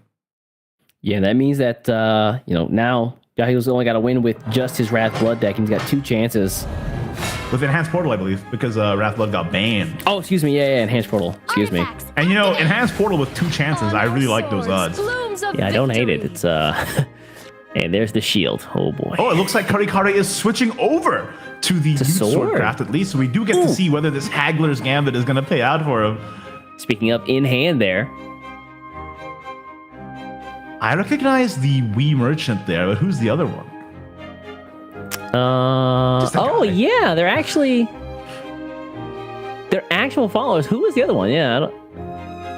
Probably a follower that nobody ever heard of, and now at least she lives on in Haggler's Gambit. Jesus. All right, let's take a look at the mulligans. Ooh, honestly, not great for Yahiko. He can at least Asvault on 2. But I'm surprised Kari decided to keep. It's not that bad. Keeping the Barbaros is actually pretty good there. Yeah, keeping Barbaros is fine for just to lock in like a lethal before they can start getting Judith spam, right? Yeah. Haggler's Gambit. Oh, come on. Come on, really? No, this is good. Now you have a 1-cost way to draw turn 4 Maximus, right? This is what you wanted. What if they drew another Haggler's Gambit with this? Oh, he does get the Cutthroat right from the rib of the Asval, which is very nice for him. And he has the potential ramp with the Metatron as well. Kari on this turn, honestly, you just should play Haggler's Gambit again. I'm not even going to lie. Yeah, I don't think this. With nothing else on the board, not really much to run into. You don't want to commit your 1/1, and ooh, not bad. 1 cost Arsene Lupin. Just play that out. You can even play the Adherent here if you want. Oh, or go straight to the dome. Okay. Kari, a very aggressive play there, buffing his bumpkin just to go phase. He's like, you know what? Bling out this little kid from the Styx. And Yahiko honestly does not have a good counterplay. He just has to play a 3-cost guy to deal with a 1-cost guy. That's not good mathematics, if you ask me. Ooh, the Zero Maximus off the next draw there. Kind of unfortunate. We didn't get to see it go off with the Haggler's Gambit, but could you imagine good, right? a turn 4 Haggler's Gambit going first? Or turn 4 General Maximus going first? Yeah, now that is a board that you cannot deal with. But you know, going with General Maximus on 5 is still pretty good here. Yeah. You could also just commit Opulent here and just get a 5/5 on the board. That forces a Cutthroat evolve into your 5. Is that anything? Oh, you could also just play Adherent and like evolve and get a. Honestly, I don't hate the Opulent there. Yeah, I was just gonna say I was evaluating the other options, and I think the Opulent is the one that I like the most here. Considering, you know, Portal is a bit of a control deck, it is more reaction oriented. You need to give them something to run into, otherwise they can just start like spending all their play points to amass pieces and basically wait out until turn 8. But yeah, I mean, give them something to run into, and this Opulent is definitely the thing. 3/3. Just make a big body here. Kari's hovering over it. He's considering also just saving it potentially. I don't think you want to let Port. You don't want to go with Port. Really? Okay, the inherent play here. Come to Papa Arsene. That does Papa Arsene evolve. What? Por qué? Because now the Cutthroat just doesn't get traded evenly, right? It takes an advantageous trade. Yeah. You can also ramp with Metatron here and don't even worry about the Cutthroat. That's exactly what's gonna happen. Yeah. Metatron's gonna drop here, ramp up. Now I gotta get turn 7. Cool. My wings are righteous fire. Yay! And the inauspicious also means that this Metatron's taking less damage. Oh, that's true. Pop this. Go for it. And then yeah, just pop this. I don't know. I think the Metatron might have been the Opulent last turn might have been a cleaner play. But Kari is obviously just going to slam down that General Maximus, and we get Resource. no Opulent. Kagemitsu. That's bad. Yeah, this is actually probably one of the lower rolls for the deck as far as all 3 hits are concerned. It absolutely Bumpkin is. good. Let's see Yeah, what the Bumpkin at least draws. You could have got Deep Sea Scout. Yeah, I think this is actually the lowest roll for that deck. Wow, that's crazy. Unfortunate. And then, that's kind of one of those. Okay. and this board of I mean, hey, here's the good news. left over. Kari has Octrus in hand. He has plenty of fuses. So, and he has a Barbaros, right? So he has the end game insight. If he just draws Tidal Gunner, it's like guaranteed lethal. How do you follow up this Convict, though? Bahamut? Oh, he's gonna shield? Shield of Transgression doesn't really do anything. That seems a little early, don't you think? You get the ward body at least, and that ward means that you get another treasure back, so it's actually not that big of an investment. That's true. Okay, You might just so- go for. Oh, he is going for shield here. Worrying about what exactly though? I guess is any damage coming his way? I mean, he's got to survive till turn what? Turn 7 on his? Or yeah, turn 7, which is technically 8 play points for him. No, he doesn't have a buff for Jetpack Gunner, so right now his only out is to survive till turn 9 unless he draws Puppet. Oh, you're right. Yeah. But he can't clear this board. One of these guys is gonna stick. It's gonna be the Chivalrous Bandit. Yep. But that is just damage that is landing. You Well, can he also leaves, up, potentially. he leaves up his board too, so I mean, it's a swing in tempo if nothing else. You could potentially steal the last words of the treasure warden though. With That your Octrus. would be absolutely disgusting. And then you get a treasure, and then you play Shield of Transgression, so they can't OTK with Cutthroat. Kari. Ready to get my thanks. Oh, Please. he's doing it. Oh, he's doing it. Oh, he's doing it. Let me I get see that. Keo though. on the other cam right now. He's going. Oh, he's doing it. He's doing it. He's doing it right now. Let me get. If Hey, man. Kari steals treasure, he has. Oh, this is a game. Let's go. Okay, he guaranteed has Shield of Transgression against an opposing Cutthroat or Jetpack Gunner. Oh my god! Only an SEAO. This is here. that is so good. That's actually so good. Now we actually have to deal with this board, so hold on a second. We got to do something about this. Yeah, he's got Hollow, right? Hollow Oh, goes yeah, with right. cleanly. He can also. Hollows. He's got one more play point, but I don't think he wants to spin the necklace quite yet. I think that you want to get that necklace off in your Barbaros. How on brand is it that the pirate deck stole your treasure? So true. Kari is now guaranteed to get a Shield of Transgression against Yahiko's Jetpack or Cutthroat, because I do not believe Yahiko's list runs Mecha Gun Automaton, or no, I don't believe so. Card that removes effects. I wish I knew its name, but frankly, I didn't commit it to memory because I've never seen it until this meta. If I'm being completely honest with you. Yeah, he does not run it. He does not run that 2-cost. Ooh. So there's no way to prevent this Octress from giving him the treasure. Unfort. Let me get that. Thank you. Thank you. I will go ahead and use that next turn. I think there's no world where Kari doesn't play Shield of Transgression next turn. So what's his other play besides that? He has 4 play points to work with. Ooh. Does that mean that Yahiko has to switch his game plan? The hollow off the top is so good. Yeah. Now he has Octress plus Shield of Transgression plus hollow to deal with the board, heal up to 19, and put up a damage shield.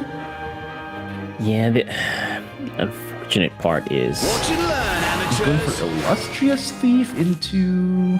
I guess he's trying to set up for next turn when the shield is gone, but little does he know, I mean, Olivia and Sylvia are in hand for Yahiko, so... I think he can't not play the shield because he knows that turn 8 Jetpack Gunner Puppet workout might just win the game, right? I mean, this gives him enough sustain for, what, 3 turns, so... I'll be winning with money. He's not playing the shield? Really? He doesn't feel he's in range to die? Is he healing this turn? What? We have the Jetpack Gunner in Yahiko's hand. If Yahiko just top decks Puppet Workout, it's over, right? Because he's not shielding? Okay. There's the heal, he heals to 20, but... You can also, get taken down to 0. I am really suspicious.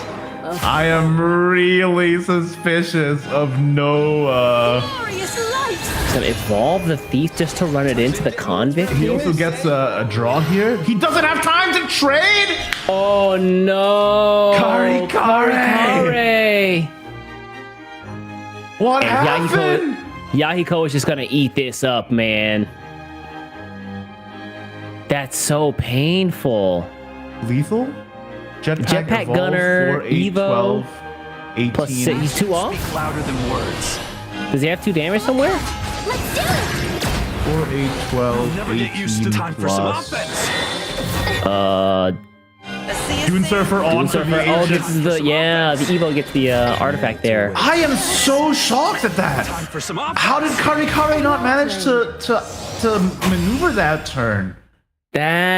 He took so long thinking. I think that he let the clock get away from him, and then Yahiko just ate that up, and that means that Yahiko is gonna take it 2-0 over Kari. You cannot be stumbling when you're up against Yahiko. Let me just tell you that right now.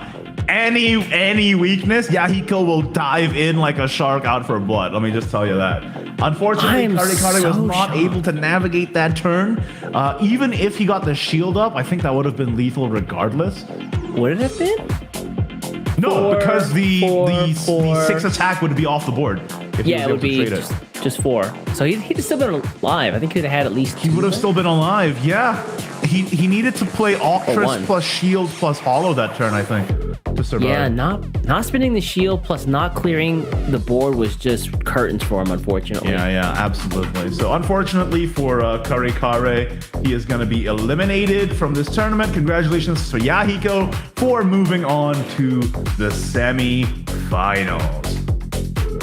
Now, what that means is there's a potential for this to be an all Twilight Nights affair once we get to the finals. Again, you take a look at that first semifinals match. Life versus Styx going to be a crazy match. We've seen some insane play out of Life today. That guy is on fire, and I don't know if Styx is up to the challenge. All right, we'll have to find out, but we'll be right back with those semifinals after a short break. And remember, we have a little surprise for maybe the upcoming Shadowverse expansion. So you're going to want to stick around. We'll be right back after this short break. 13, 14. Wait, oh, no. is Zanark bringing this back? No. He doesn't have. No, it's here. It's there. Yeah, because you can use double. 1, 2, 3. Oh, that's right. Yeah, He doubled down. He has it. Really? Zanark? He has it. From the brink of death? It's enough. Exactly. He's that guy. He's that guy. Let's go. We're going into Arc It's a game of saved millimeters. life. The game. Well, hold on. Let's give Zanark a shot here. See what's going on. I don't think he has it. It's exactly 20. But I think you still do it, right? Because this is way too many Kind of have damage. to, yeah. Because then you have another Barbaros in hand, so you do this and hope for the best. 8, 7, 3. Yes, one off the arc. That's insane. Life wins. bro. This set That's crazy. is nuts. What is happening? This is actually some of the wildest Shadowverse we've seen in a good time. Arc saved life by one defense to win the game with exact lethal. Twice in this set, he did that. 2 times. Yeah, now we've Alnric plus wings for 2 go phase. Yeah, go into phase. yeah, this is it, man. Oh, but this does mean that we have to use the wings, and this Gyarados, they're not gonna be at this point. They're gonna be those. You remember the 4PP neutral spell, the one that deals 3 damage? Oh my goodness, Styx from the brink of defeat brings it back with the Xion off the top, into the Cutthroat, enhanced 9, into the Dune Surfer for lethal, bringing this quarterfinals into a game press. How did this happen? That's at the board. For Our Lady. It's enough. Is that enough? It should be enough. Oh yeah, because he has the he has the extra. He has the extra body to trade as well, and Styx is going to drag it from 0-1 to 2-1. That is very well. Or go face, whichever one is fine. Yeah, that's enough. It's fine. It's fine. Push the damage. There you go. Well, Honey Hill? Honey Hill?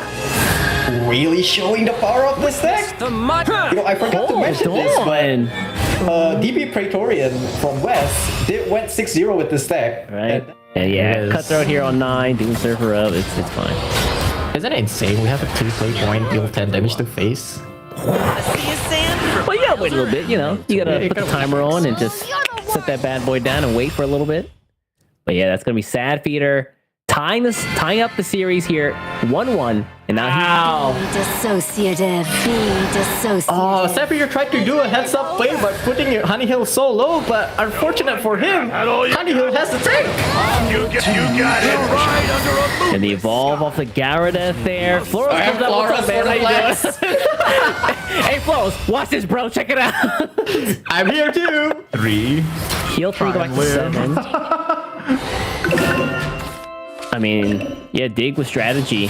Bird to heal again. Oh, Mary. Okay, of course. He has to trade his healing out, right?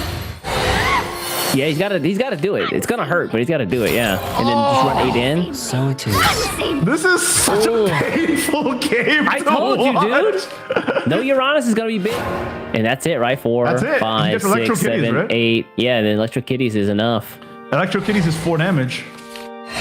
Oh, and he has Raining Blades. Blades, oh, yeah. Super raps. Yahiko making display here an incredibly rapid game. Extremely fast. And he ends with the... He had like 20 different ways to end that. He had Crushing Rain, he had Electro Kitten. Louder than words. Does he have 2 damage somewhere? Let's do it. 4, 8, 12, Never get used to time for some offense. Dune Surfer on for the Oh, this is the Evo gets the artifact there. I am so shocked at that. Time for some offense. How did Kari not manage to maneuver that turn? He took so long thinking. I think that he just.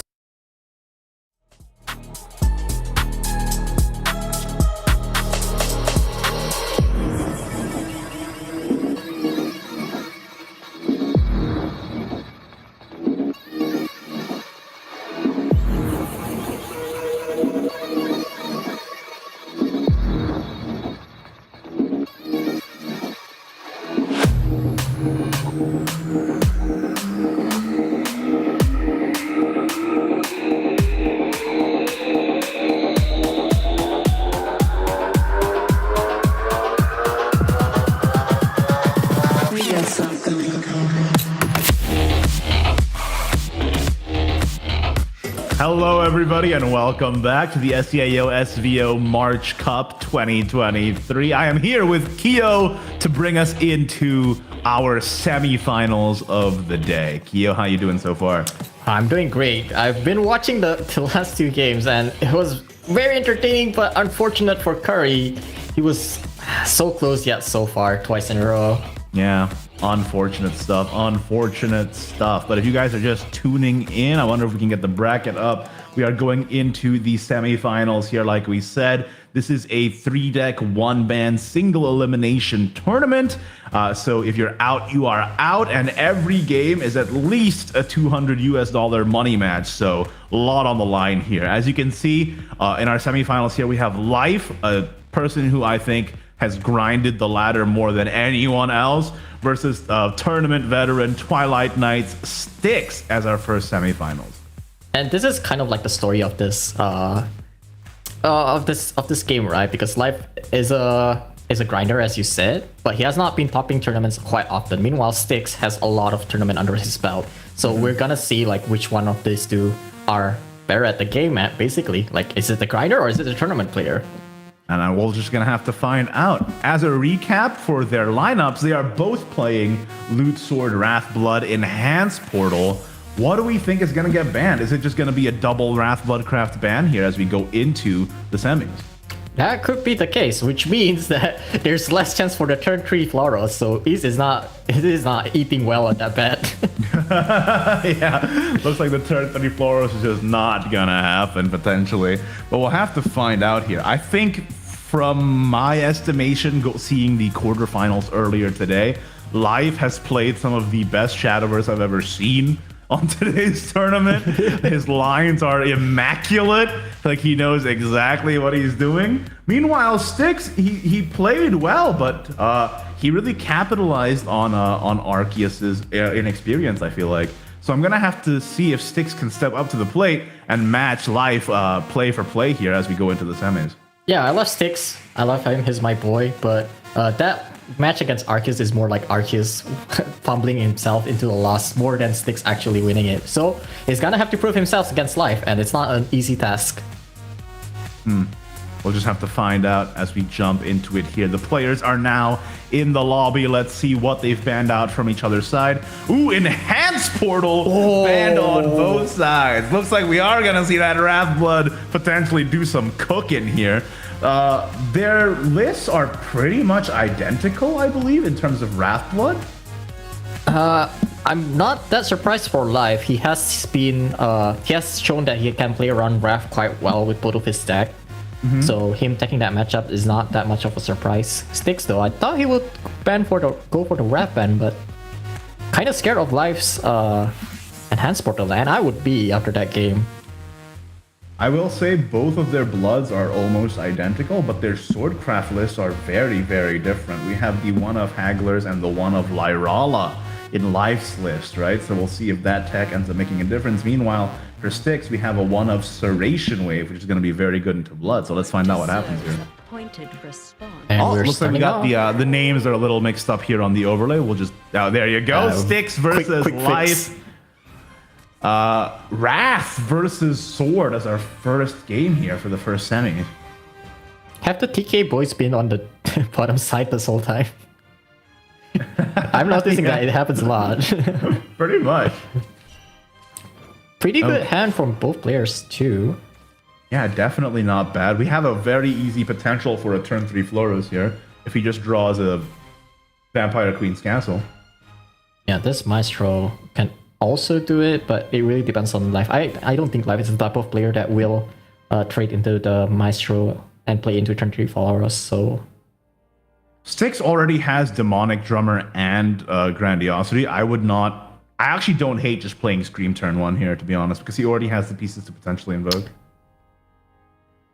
There is some merit in at least guaranteeing a turn 4 Floros, right? Yeah, that's true, but I think drawing into... Yeah, okay, now you definitely okay, now that's guaranteed a turn 3 Floros. This is what I'm talking about. Let's you gotta go for it.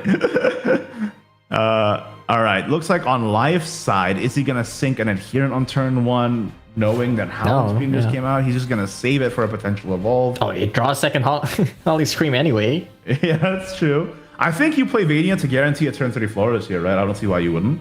The Yeah. other play is to play Demonic Maestro and just bet that they'll play a card on turn 2 that you can trade into. No, you need your opponent to trade into on their turn to activate your Oh, turn 2 that's true. Flores that Yeah, way. so it's just not gonna happen. You Yeah, gotta it- guarantee the turn 3 here. It's only the 3-1 thief that can do it, and I don't think Life would play right into turn 3 Flores. Mm-hmm. But, you know, if you can't guarantee it, it doesn't matter what your opponent plays. Yep, we got a Vania on 2 and now into a turn 3 Flores. Is this our first turn 3 Flores of the day? I think that's the second one. I've been keeping count. second? Yeah. He's saying is we're gonna have at least 4, so I'm keeping count right now. Let's find out if that's true. What bet did you make with him? Usually I'm the one making. Oh, we actually never outlandish specified a bets. bet. With these. To be fair, I said like more than 4.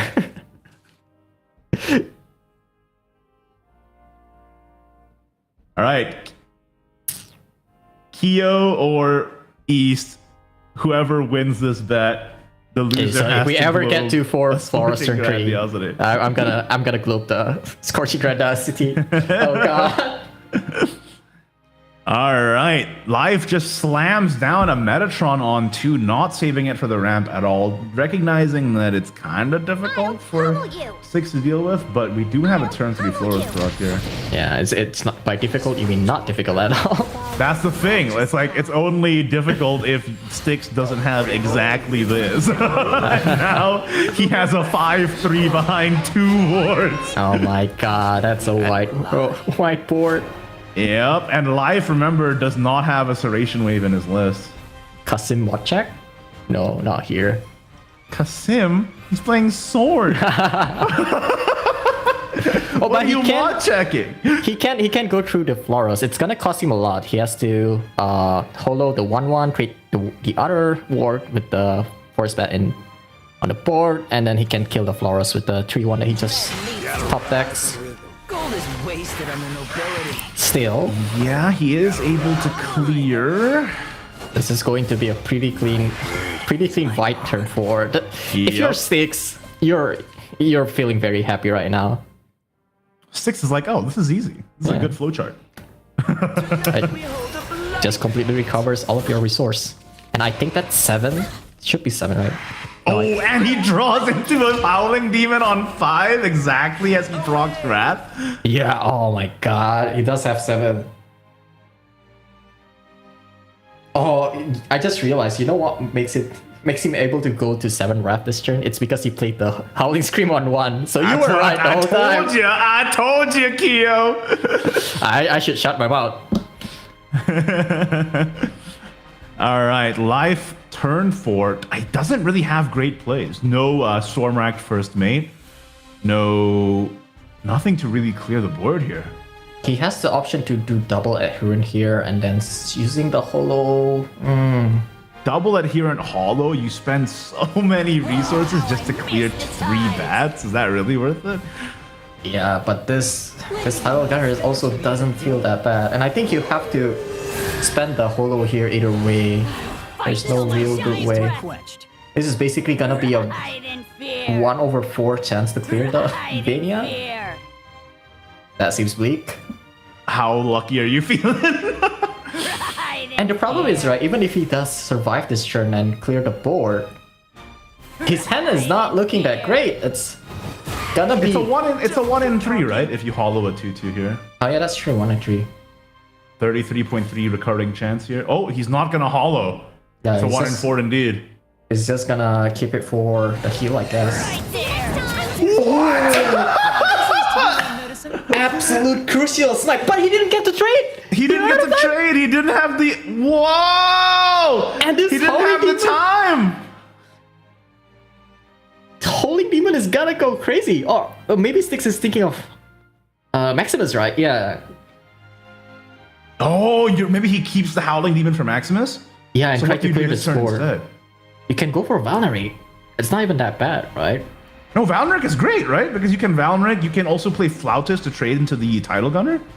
And you can use Blitzer to trade with the other to one. trade into the other guy, and then you just evolve aggressively. Yeah, and we save the Howling Demon for a potential Maximus' turn. This is such a good game for Styx right now. Yeah, he's on the driver's seat, and it's not looking like it's gonna go anywhere anytime soon. He's in the driver's seat and he's driving like a Pagani hypercar is what's happening right now. I want to see the evolve phase here. Let's go. Come That's on. Evolve. Yeah, I agree. Evolve phase, evolve phase, evolve phase. Do it. Huh? Do it, Styx. You know you want to. It will put him on. Yeah, it will put him on Howling Demon range. So. Yup. This is a very good evolve. And life Holy here. moly. Well, we know that life has 2 goblets and a hollow here. No Maximus. No play, really. I don't think he can get to 7 anytime soon, right? If he can get the discount on Barbaros this turn, he might have a chance, but it might be just a Barbaros Fuse evolve to clear 2 bodies and use the holo to clear the last one, heal to 9. And that's still not enough. Belongs in a special place. Ooh, I'm really unsure about Life's chances right now, but if anybody can navigate their way out of a situation like this, it is Life. Let's see what he gets. He does get another goblet. That's something. Ooh, and another adherent. Problem is he still can't clear much bodies right now, even if he used the adherent here. If he plays second adherent plus hollow, he leaves up a 2/2 bat. And that 2/2 bat can evolve face plus Howling Demon. That's 9 damage. Yeah. It's not gonna be enough. Is there a like? How do you navigate out of this situation? Wrath Blood going first can do stuff like this, and it is crazy. Oh, the hollow activates. It's not enough. It's not enough. He's gonna be at 9, and then one of the bat is going to survive. It will be able to evolve face plus the Howling Demon, and that's 9 damage. Evolve plus Howling Demon plus the Wings of Desire. And that 10 damage. It's GG. It's GG. It's GG. And 6 immediately sees the line, going for it. Oh my goodness. It's game 1. Oh my goodness. That was the fastest game 1 I've ever seen. See, when I say I never go to turn 8 with Wrath Blood, this is the type of curve that I've been playing. This is peak Hey, Wrath give me some Blood. of that, Keo. Why don't you just share with the rest of the class? Huh? Why do you have this kind of technology and you're not sharing with me? I'll consider it if I win this bet. Wow, an absolutely dominant game 1 out of Twilight Knight Styx. Can he keep up the momentum as we go into the Loot Swordcraft Mirror? 2 very different lists. Like I said, Styx runs the Serration Wave. Meanwhile, Life runs the Haggler's Lyrala Gambit and Lyrala. the Haggler's Gambit. Oh, Life with the Metatron going second. That's usually the mirror breaker in this matchup. Yeah, that is good. And he does have a turn 1 bumpkin as well to keep his hand topped up. Meanwhile, Styx, double adherent is not great. Oh, double adherent is not great until you find the Until you holo. find, yeah. Yeah. Oh wait, That's no, it's also fine. fine. Now it's great. Yeah, now it's amazing. Now it's like really good. Yeah, every time you go in a sword mirror and you're like, oh, I have a pretty good board right now, and then you open a blaze double adherent, trades into everything, and you just want to cry. Well, we can't. Fantastic line from Life though. Like he just has a very clean 1-2-3 Metatron right now. My thanks for the other day. Yeah, unfortunately. Oh, is this gonna be a necklace onto the Lupin here? Yeah, seems to be it. Why is your chain green? Go straight to the dome with the Arsene Lupin. Adherent trades the bumpkin and Gets then to loot.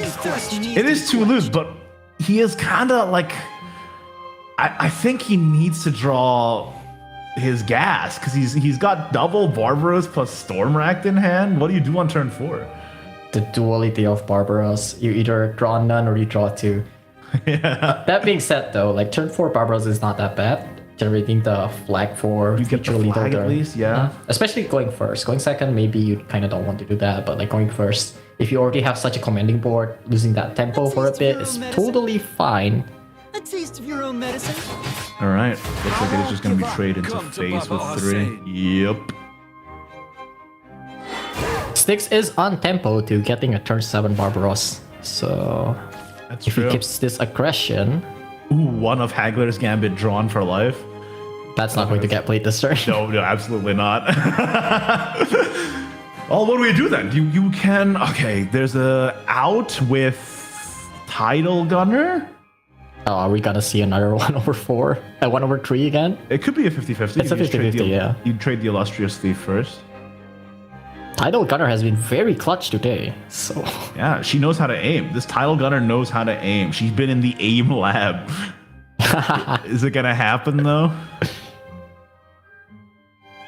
What's the other play? The other play would be Chivalrous Bandit to trade and just do it But the old way. Chivalrous just gives you a Goblet, right? You're not guaranteed to clear there.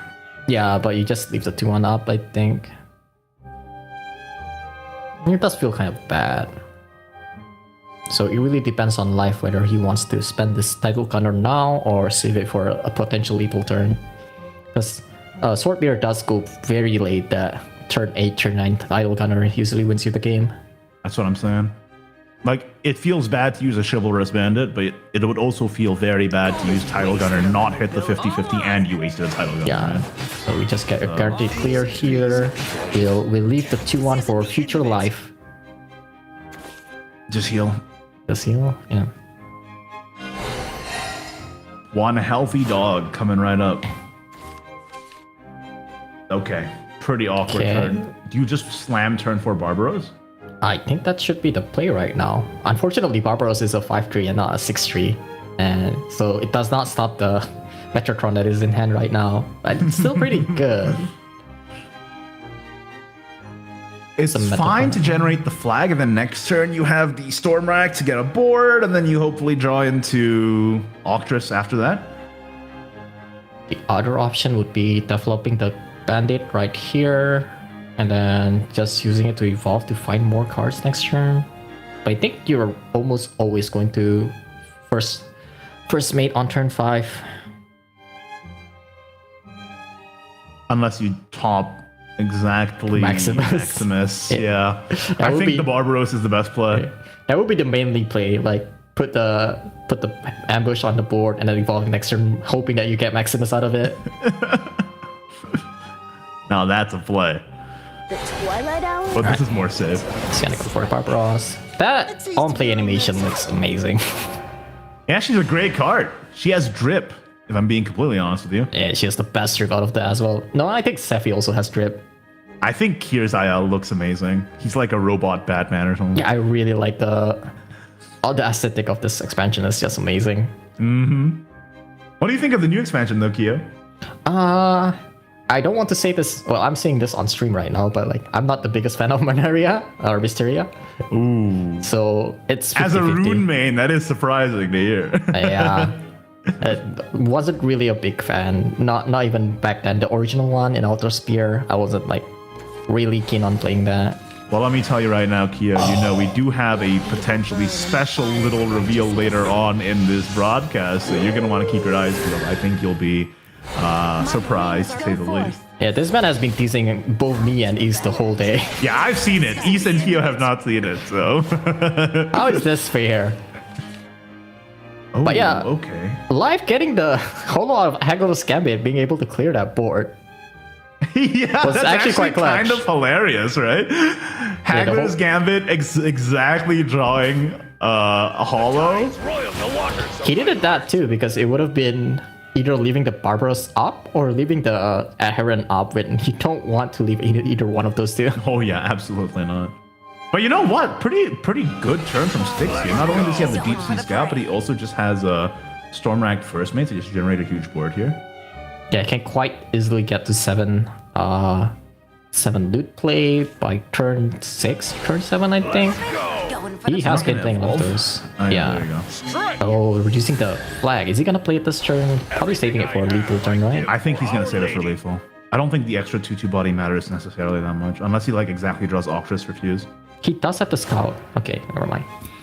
Because I was going to say he does have the scout, so you might want the extra body and get the extra loot for more card draw. No, he's already generating 2 loots with these raiders, right? So I think it's that's true. On the opposite side, what is Life's turn 6? Like, he has a Stormrack of his own to answer, I suppose. Yeah, unfortunately, both of these players are not able to find our Maximus, and Turn Yeah, 4 Maximus- Metatron is very strong, but like it's only strong when it's followed up by a turn 6 Maximus, right? Yeah. And like Maximus just didn't show up to work today, so what do? Stormrack first mate to. Royal the waters of my heart. I mean, I guess you could free Evo Opulent here. No, I think you just generate a big board. Yeah. Kind of forced to do this as well because you want the Opulent active in case Styx start pushing damage next turn. Mm-hmm. It's gonna be the good old first mate trade. Yeah, and then we probably just necklace on the Stormrack to trade the other Stormrack. Our Lady. Can do it on. Yeah, can do it on that, and then use the blade that you got from the Raider to kill the 5-1. Oh, that is much better. Yeah. Live man, I'm telling you, this man, he sees the line. He knows the line. He knows the line. Right, keeping a Where is whiteboard. Octress also is what I'm asking, man. Because That's no true. Octress, no Maximus, nobody showed up today. All of these non-pirate cards are just like they're not coming on. Oh, never mind. Okay. Now if that pulls an Opulent, that's actually pretty good, right, on turn 6. Yeah, they can also pull an Octress and everyone would be there. Oh, yeah, Octress would be fantastic here. Especially with that many loot in hand. Like Octress accurate and it's just... This newfound satisfaction. Okay, Octress has gotten. the Chivalrious Bandit also does give the extra loot that he needs for a 4 fuse Octress. So we're looking at a huge amount of damage on turn 7. Yeah. He has Barbaros too. Barbaros plus Deep Sea plus the Octress spell plus 0 cost flag plus 1 cost flag. He can even play... That has to be super lethal, right, on turn 7? Can he even play the Deep Sea Scout here to generate the flag earlier so he doesn't need the extra... Oh, he can point? too, right? Just fuse all these. Is Styx gonna win 2-0? Over Life, who just... Wait, no, he didn't fuse the 4th one. Okay, he doesn't have enough. Is he on 6 fuses right now? Or 6 loots? It might be 5 or 6. Oh, yeah. We don't keep count here. I think if he had it, he would have fused it. Yeah, I think he would have been... Ooh, the gunner! Oh, dude, that has to be like Omega super triple platinum lethal, right? Yeah. Like, can we just be real right now? Yeah. Okay, I'm gonna try to count while Life is doing his turn.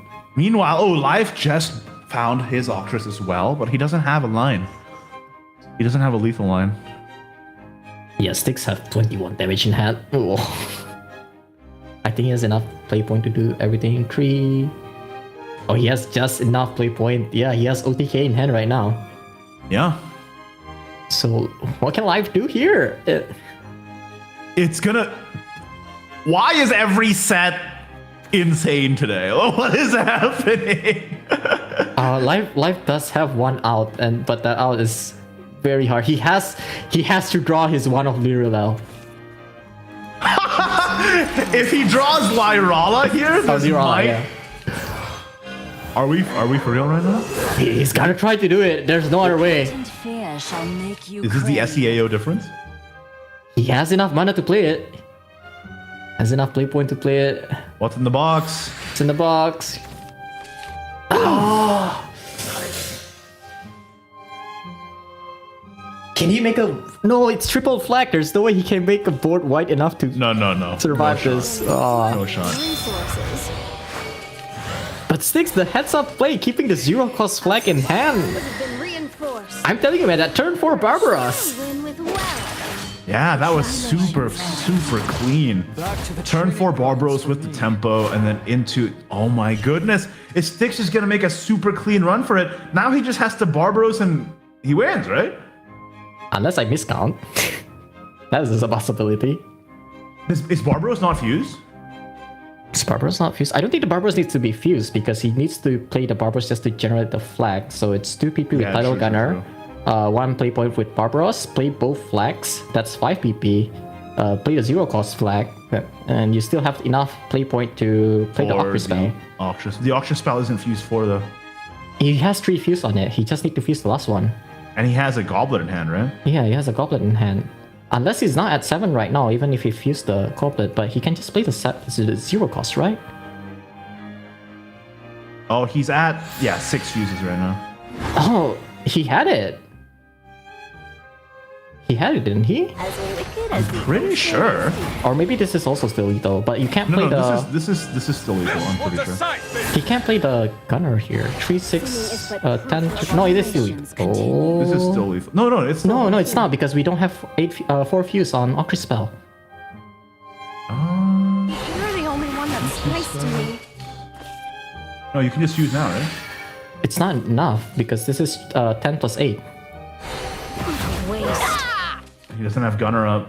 Doesn't have gunner up too. Yeah, he has to play it right now and just push here using gunner to finish up the game. But let's see if Life can come back from this. Does Life have a line? He has Barbaros. I think Life might come back. Can he? Oh, I think Styx just realized his misplay. Yeah, Styx had it, right? I think so. This is 10 plus 8. This is lethal. It's lethal. Oh, the misplay on Styx's side into a Life comeback. I think Styx was tunneling too much on the Barbara Storm, but he didn't need it, and it's gonna get him punished. It's 1-1 now. Oh, that was almost a 2-0 sweep, but the misplay on Styx's side, all he needed to do was just play the Barbaros for the flag, and he ended up not seeing the line. And you can see it on Styx's camera. I think he realized right after the turn ends that he had it. Hey, listen, Loot Sword is like the hardest deck to play. That is true. And those two, so far, like these two players have been playing it so well. I think Life was setting up for that lethal too, while we were counting T-Styx lethal. Oh, goodness gracious. What an insane game in that Sword Mirror. Now we are back to Sword versus Blood. Does Life just make the reverse sweep here, or can Styx come back into it? Pretty great hand from Styx, though, to be honest. Yeah, it's 1-2. It's okay. It was not as insane cleared as by Commander, actually. Yeah, it was not as insane as last game with double I think Akiren, Styx. right? Oh, if Styx just sequenced that, he had to play the Title Gunner first, played the Barbaros just for the generation, right? Yeah, he was tunneling too much on the Barbaros Storm, and that cost him the game because he didn't even need to get the free evolve on Barbaros, and like fusing that the goblet away into the Barbaros. Instead of fusing it into the Ocri spell. Yeah. Oh, instead, he doesn't have enough for 8 damage Ocri spell. My bones hurt. Oh, and Life has the Floros spell. Okay. But Styx does force the Flautis here. Get some praise here. So we have one less one play point for one play point spell or follower for you the just turn 3 slam Metatron here, right? I think. Yeah, seems like it. You're going first anyway. No way you slam Arsene. That's super greed. Metatron does contest a lot of the Wrath Blood follower because they're 1/1s most of the time. Yeah, I think you just slam Metatron. Arsene is super greed here. You can also play the Lupin here because if you play it next turn, it's just gonna die to Commander. But you can buff the Lupin, so yeah, pretty tough choice. You could Arsene this turn, next turn Metatron necklace the Lupin, right? That's also an option. I don't hate it. I do see the Ocris already in hand though, so turn 5 Ocris is a pretty big possibility, but I don't know, like turn 5 Ocris against Wrath Blood doesn't feel right. It just feels so slow compared to what Wrath Blood is able to do in this meta. It's really thinking about it. Even Gunner is not even that bad of a play right here if you want to snowball really hard. I am like so shook from that last game, actually. I'm still like reeling emotionally from that. Look. It's okay for you to get shaken by that last game, but this man is playing right now. Shaken, right? Yeah, he needs to get back up, man. I can't even imagine like being in this position. Okay, he does play the Gunner. He is gonna try and snowball his position. Does this force a Floro spell turn 2? I don't think Life will get baited by it. No, he's gonna just play Maestro, right? Because Gunner is gonna guarantee clear the Maestro, and then he has guaranteed turn 3 Floros. No, he doesn't. He needs Drummer still. He does have like. Oh, okay. You know. Yeah. It's just that easy. Sometimes it really do be like that.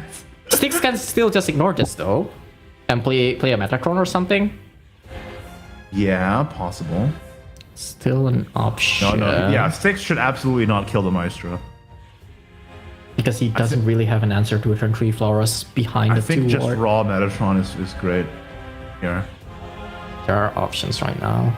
Metatron go face. And like the good thing about the Metatron play right here, it does force Life to use the Flauros spell to remove. Because he really doesn't want this Tidal Gunner to survive until turn 4. Like Tidal Gunner surviving 1 turn, it's like whatever, right? Because your opponent is probably playing a 2-drop, so they only have 1 play point more to use on loot. But going to turn 4 with 4 play point, it's just gonna be snowballing very hard. Very painful. I think Styx is absolutely not gonna get baited by this. I think he just should play Metatron and go face.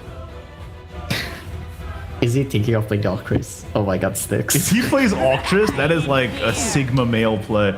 I don't even know how to He's been hovering contend with that. He's been hovering it. Oh my god. Oh, Illustrious Thief is actually okay. not horrible either, right? Yeah. I don't hate that play. Doesn't have turn 3 Floros here. Forced to gamble a 50-50 on Floros spell. Pretty much. You even want to take that gamble? I mean, how else do you clear the title? Oh, with raging, of course. Yeah, Raging Commander is hiding behind the play point there. Yeah, he does have it though. Does have it, and he can still guarantee a turn 4 Flauros. But yeah, I've been saying it the whole day. Everyone has been playing around the turn 3 Flauros very, very well. I don't know about you, Is, but you're gonna have to be pretty scared right now. He's gonna globe it. He's gonna have to spend another globe.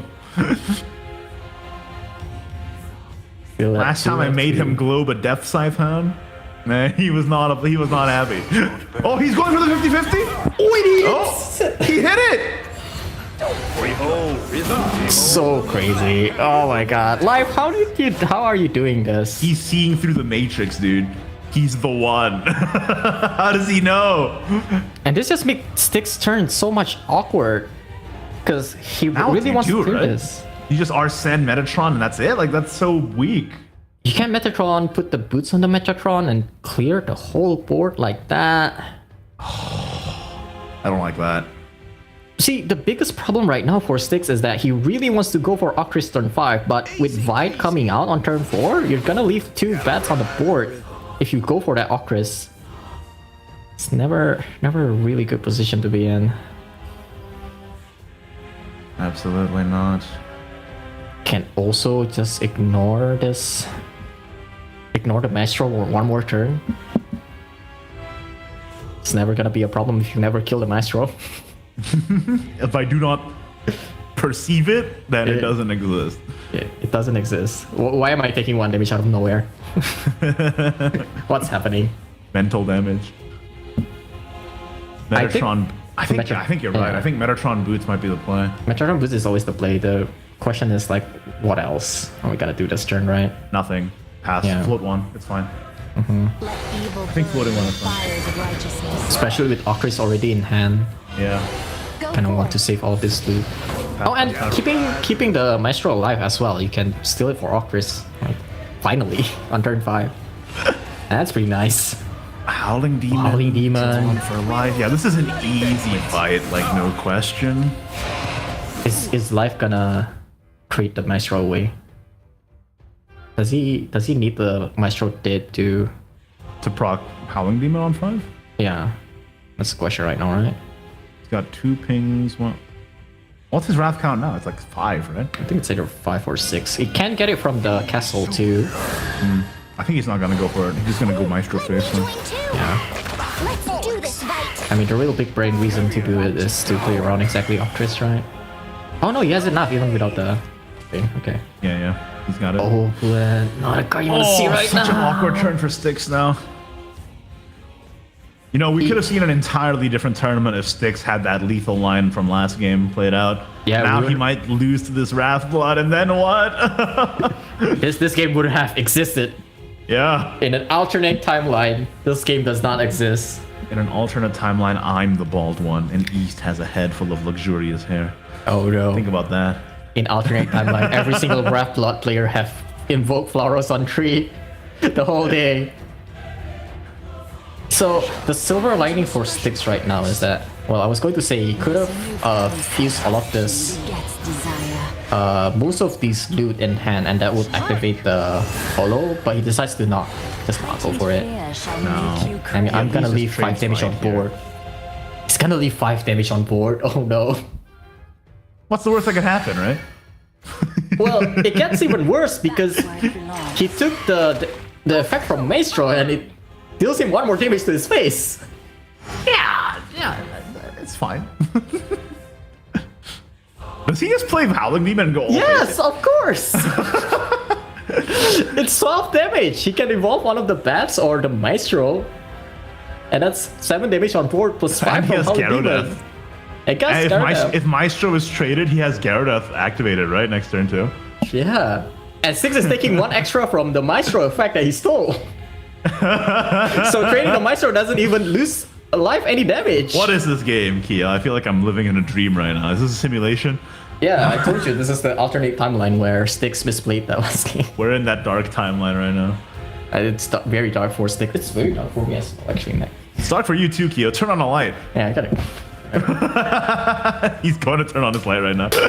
Let's go. Okay. Problem solved.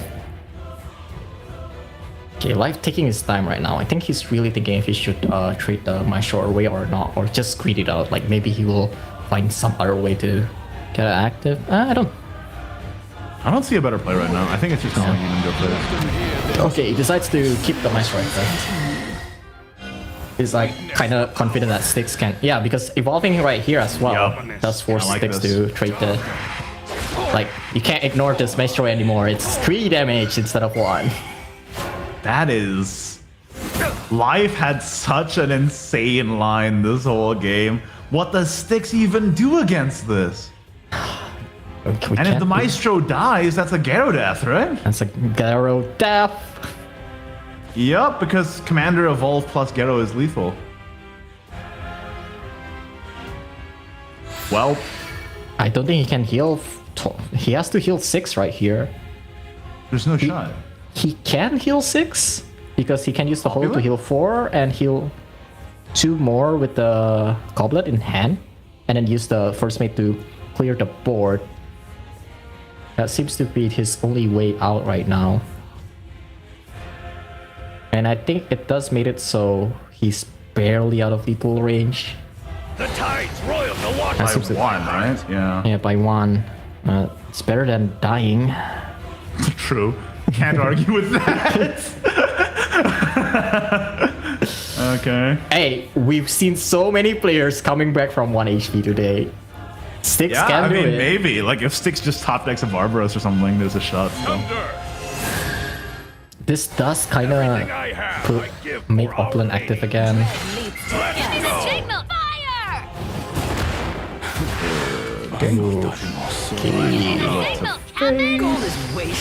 First Bandit. Okay, getting more Goblet in hand. I like that. Oh, don't tell me he... Oh! He didn't have time? Oh, did he do it on purpose? But is it still enough? He did it on purpose to not proc the Gyarados? Yeah, I think that's the case, but I think... But isn't this still lethal? It's still enough, right? Because he has Valoric. Yeah, he top deck a Valoric. And that's gonna be enough. I am in pain. Use Wing of Desire to clear all of these bats away, unlocking yourself. And that's enough for lethal. We are living in the Twilight Zone, the dark timeline. I'm telling you, man. Styx's missed lethal in Game 2 led to a series where Life was able to come back in Game 3, and now Styx is out of the tournament, and Life is going on to the Grand Finals. I've been joking that whole match about how Styx is ignoring Maestro every single turn, and it come back to bite him at the very end. Well, I mean, if he traded Maestro, he would have been one defense. Yeah, it would be 1 HP. And then he would have 12 against 11 damage from Gyarados. But did he have a way to win after that? Yeah, it's really... yeah, that's tough. But that means, unfortunately, Styx is eliminated from the tournament. He is walking away. Still with a cool $400 US, plus though from the webcam, so $500 US. So nothing to sneeze at there, but goodness gracious. In an alternate universe, so easily, Styx could have been the one moving on to grand finals. Live though, last week in West, Meme Legend was the only repeating players in February and March top 8. Live, and then Meme Legend won the whole tournament last week. I'm just saying, Live could do it as well. This could be a repeat of the West from last week, right? So Life is going to move on to the grand finals. Let's take a look at the bracket to see where we're going next. Life in grand finals. Let's find out who he's fighting against. Is it going to be Honey Hill from Team Dawnbreakers or Yahiko from Team Twilight Knights? You're gonna have fun casting this one, man. That Fairy Forest deck, spicy. Yeah, I am so happy that Honey Hill made it through because now I get to see if the forest is all it's cracked up to be, right? So we're gonna go head in to the next semifinals. I'm gonna bring East back on the table with me because I miss him already. I'm codependent. All right, now he's gonna come back on and let's talk about Honey Hill versus Yahiko. If y'all are still tuning in just now, as a quick recap, Honey Hill is playing Fairy Forest Crafts, Wrath Blood, and Enhanced Portal in his lineup. Meanwhile, Yahiko has Spell Boost Rune, Wrath Blood, and Enhanced Portal. Dude, the games today are played on a razor's edge, and any single mistake is likely to cost you a game. And we've seen that time and time and time again. Whether it's the timer, whether it's your own brain, whether it's, the top decks, any single mistake can cost you. And it has been rough watching these players live and die in that kind of life. It's really stressful, right? Especially like when a single, whether you play Howling Scream on one or not, that could determine whether you have lethal on time. That's pretty crazy stuff. And in the end, because at this level of competition, all the players are so strong, just missing one play can cost the entire set, as we saw there. So let's see if we're in for another stressful one here as we go into Dawnbreakers Honey Hill versus Twilight Knights Yahiko. Oof. Now the good thing is that Yahiko does have one of the decks that Honey Hill is trying to snipe, and that is an Enhanced Portal. If you guys saw that game that he played in the quarterfinals, and you know how powerful Fairy Forest can be against Enhanced Portal, and I think that Honey Hill is trying to do that again today. Oh, but we do have the bans, I think, and it showed double Enhanced Portal ban. Is that correct? Or it looks like the players are not in the lobby yet, actually. So I guess we'll have to find out once they actually get into it. But yeah, I'm like I said, I'm super excited to see the Fairy Forest in action. It has a lot of support in the upcoming set too. So I'm interested to see if maybe Fairy Forest is going to be elevated even further once the next set rolls around. But also on Yahiko's side, we saw his very interesting spell boost build with the Electro Kitties being able to just so easily snag an OTK because the entire deck is built specifically around always landing that combo. So gonna be very interesting to see who comes out on top. It's scary playing Spell Boost Room, and especially against all these aggressive decks in the meta. Wrath is pretty crazy. Sword is pretty wild. I feel like you either get to turn 6, you're like, all right, time to conquer the world, or you get to turn 6, you're like, we'll Spell Boost for money, please. So true, so true. Spell Boost can be kind of feast or famine, right? Like that.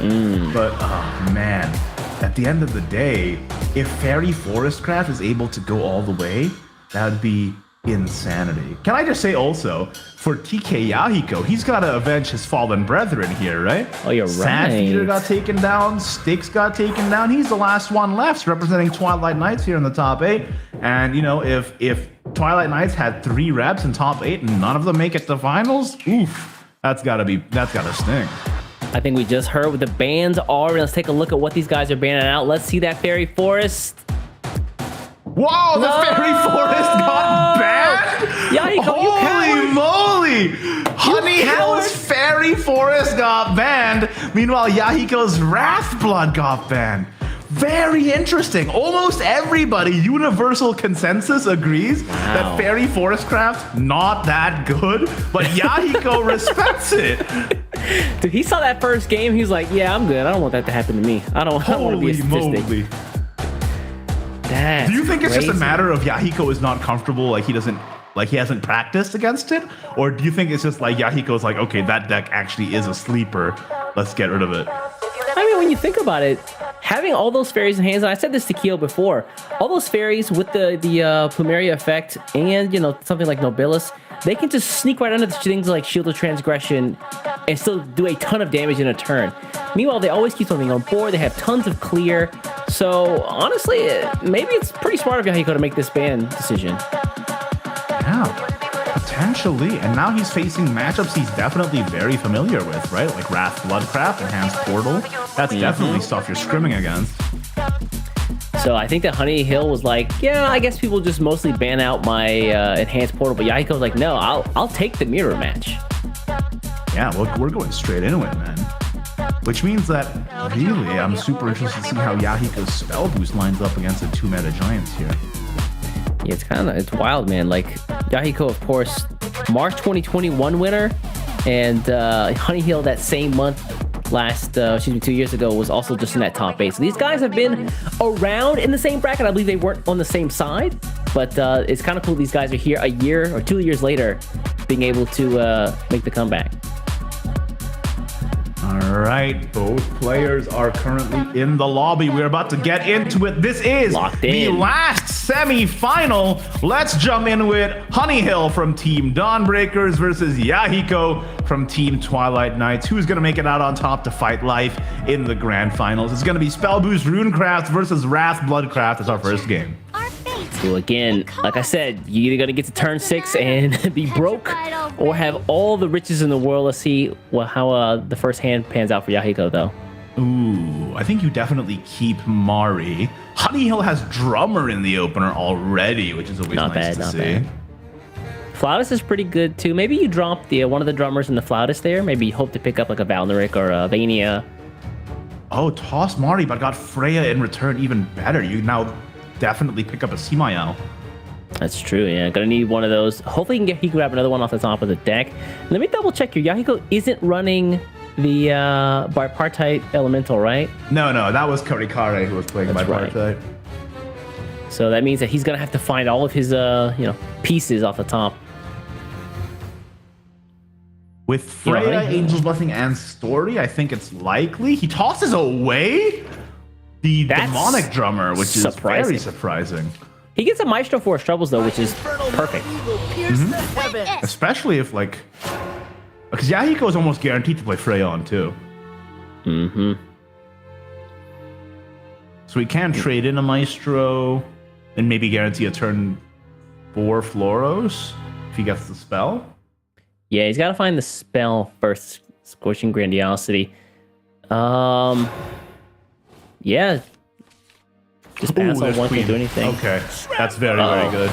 This guarantees Honey Hill gets a turn 4 fight. I'm calling it now. It's happened like twice already today, maybe 3 times. Yeah, pretty much. I very much expect a Freya here. You gotta pull the Semael's ASAP and just start boosting them, I feel like. Yeah, otherwise, like, you're just wasting spell boosts. Turn 2 Freya, turn 3 Freya plus Bird. That's what I'm gonna do. Yeah, I like the holding off from the Bird, at least for now. Yeah, because the Bird is so much more valuable as a spell, right? Like defensively, and plus it spell boosts and draws and heals. He's got a Story, which is very interesting. Really? He disregards a guaranteed Semael off of Freya by doing this. That's... I don't know, man. Kind of a weird decision. Maybe he's looking for more spell boost cards before he gets a Semael, even though I feel like you're still wasting a spell boost that way. Another castle picked up. Not great. Yeah, that is not what you want to see. Next up until the Meanwhile, Honey Okay, Hill's yeah. board is full. Now what? Howling Howling Scream Scream to as draw Demonic Drummer. Okay, not exactly what you wanted. Yeah, none of those 0 play point token spell generators that he'd love to have in hand, so he can get that Gyarados out early, maybe like around turn 6.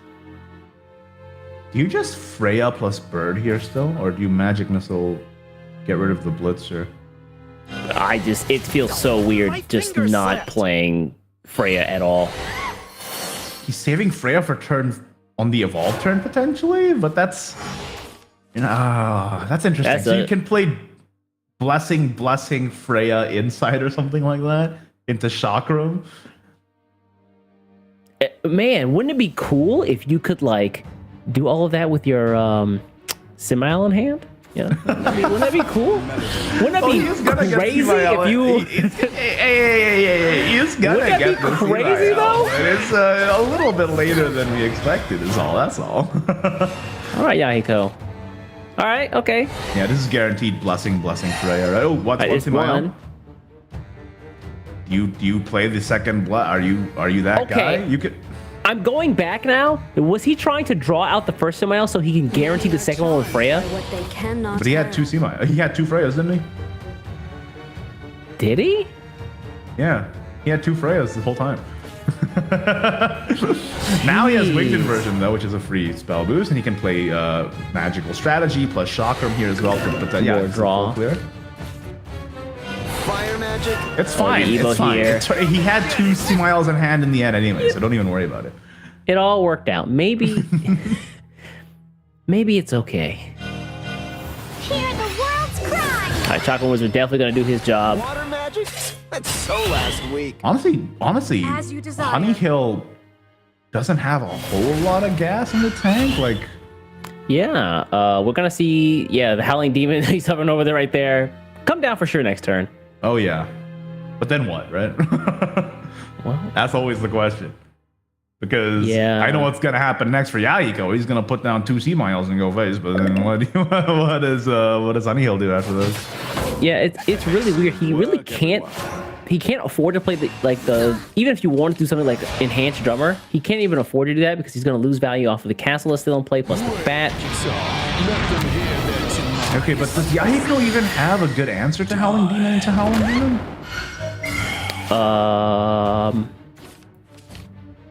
Because well- the Angel's Blessing does not restore defense anymore.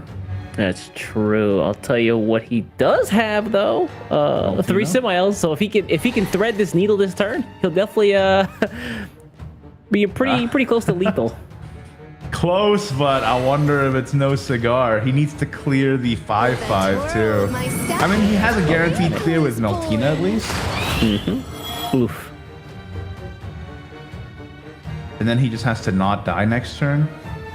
Are we? But isn't Gyarados guaranteed? Because Maestro This is gonna died? make you mill cards, right? Oh no, he's gonna get just enough. Yeah, this is fine. And then Here's my reduce problem. cost. Didn't Maestro just go down last turn? So now he has Gyarados you're plus right. Demonic Drummer for 11 damage. Heed my call.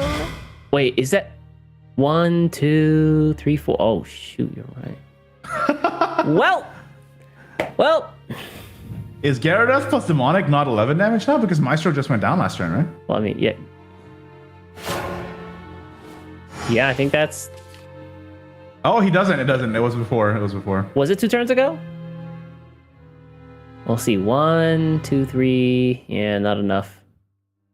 I think he's got to drop the Vania here, save up the spell, and then take the damage off the bats.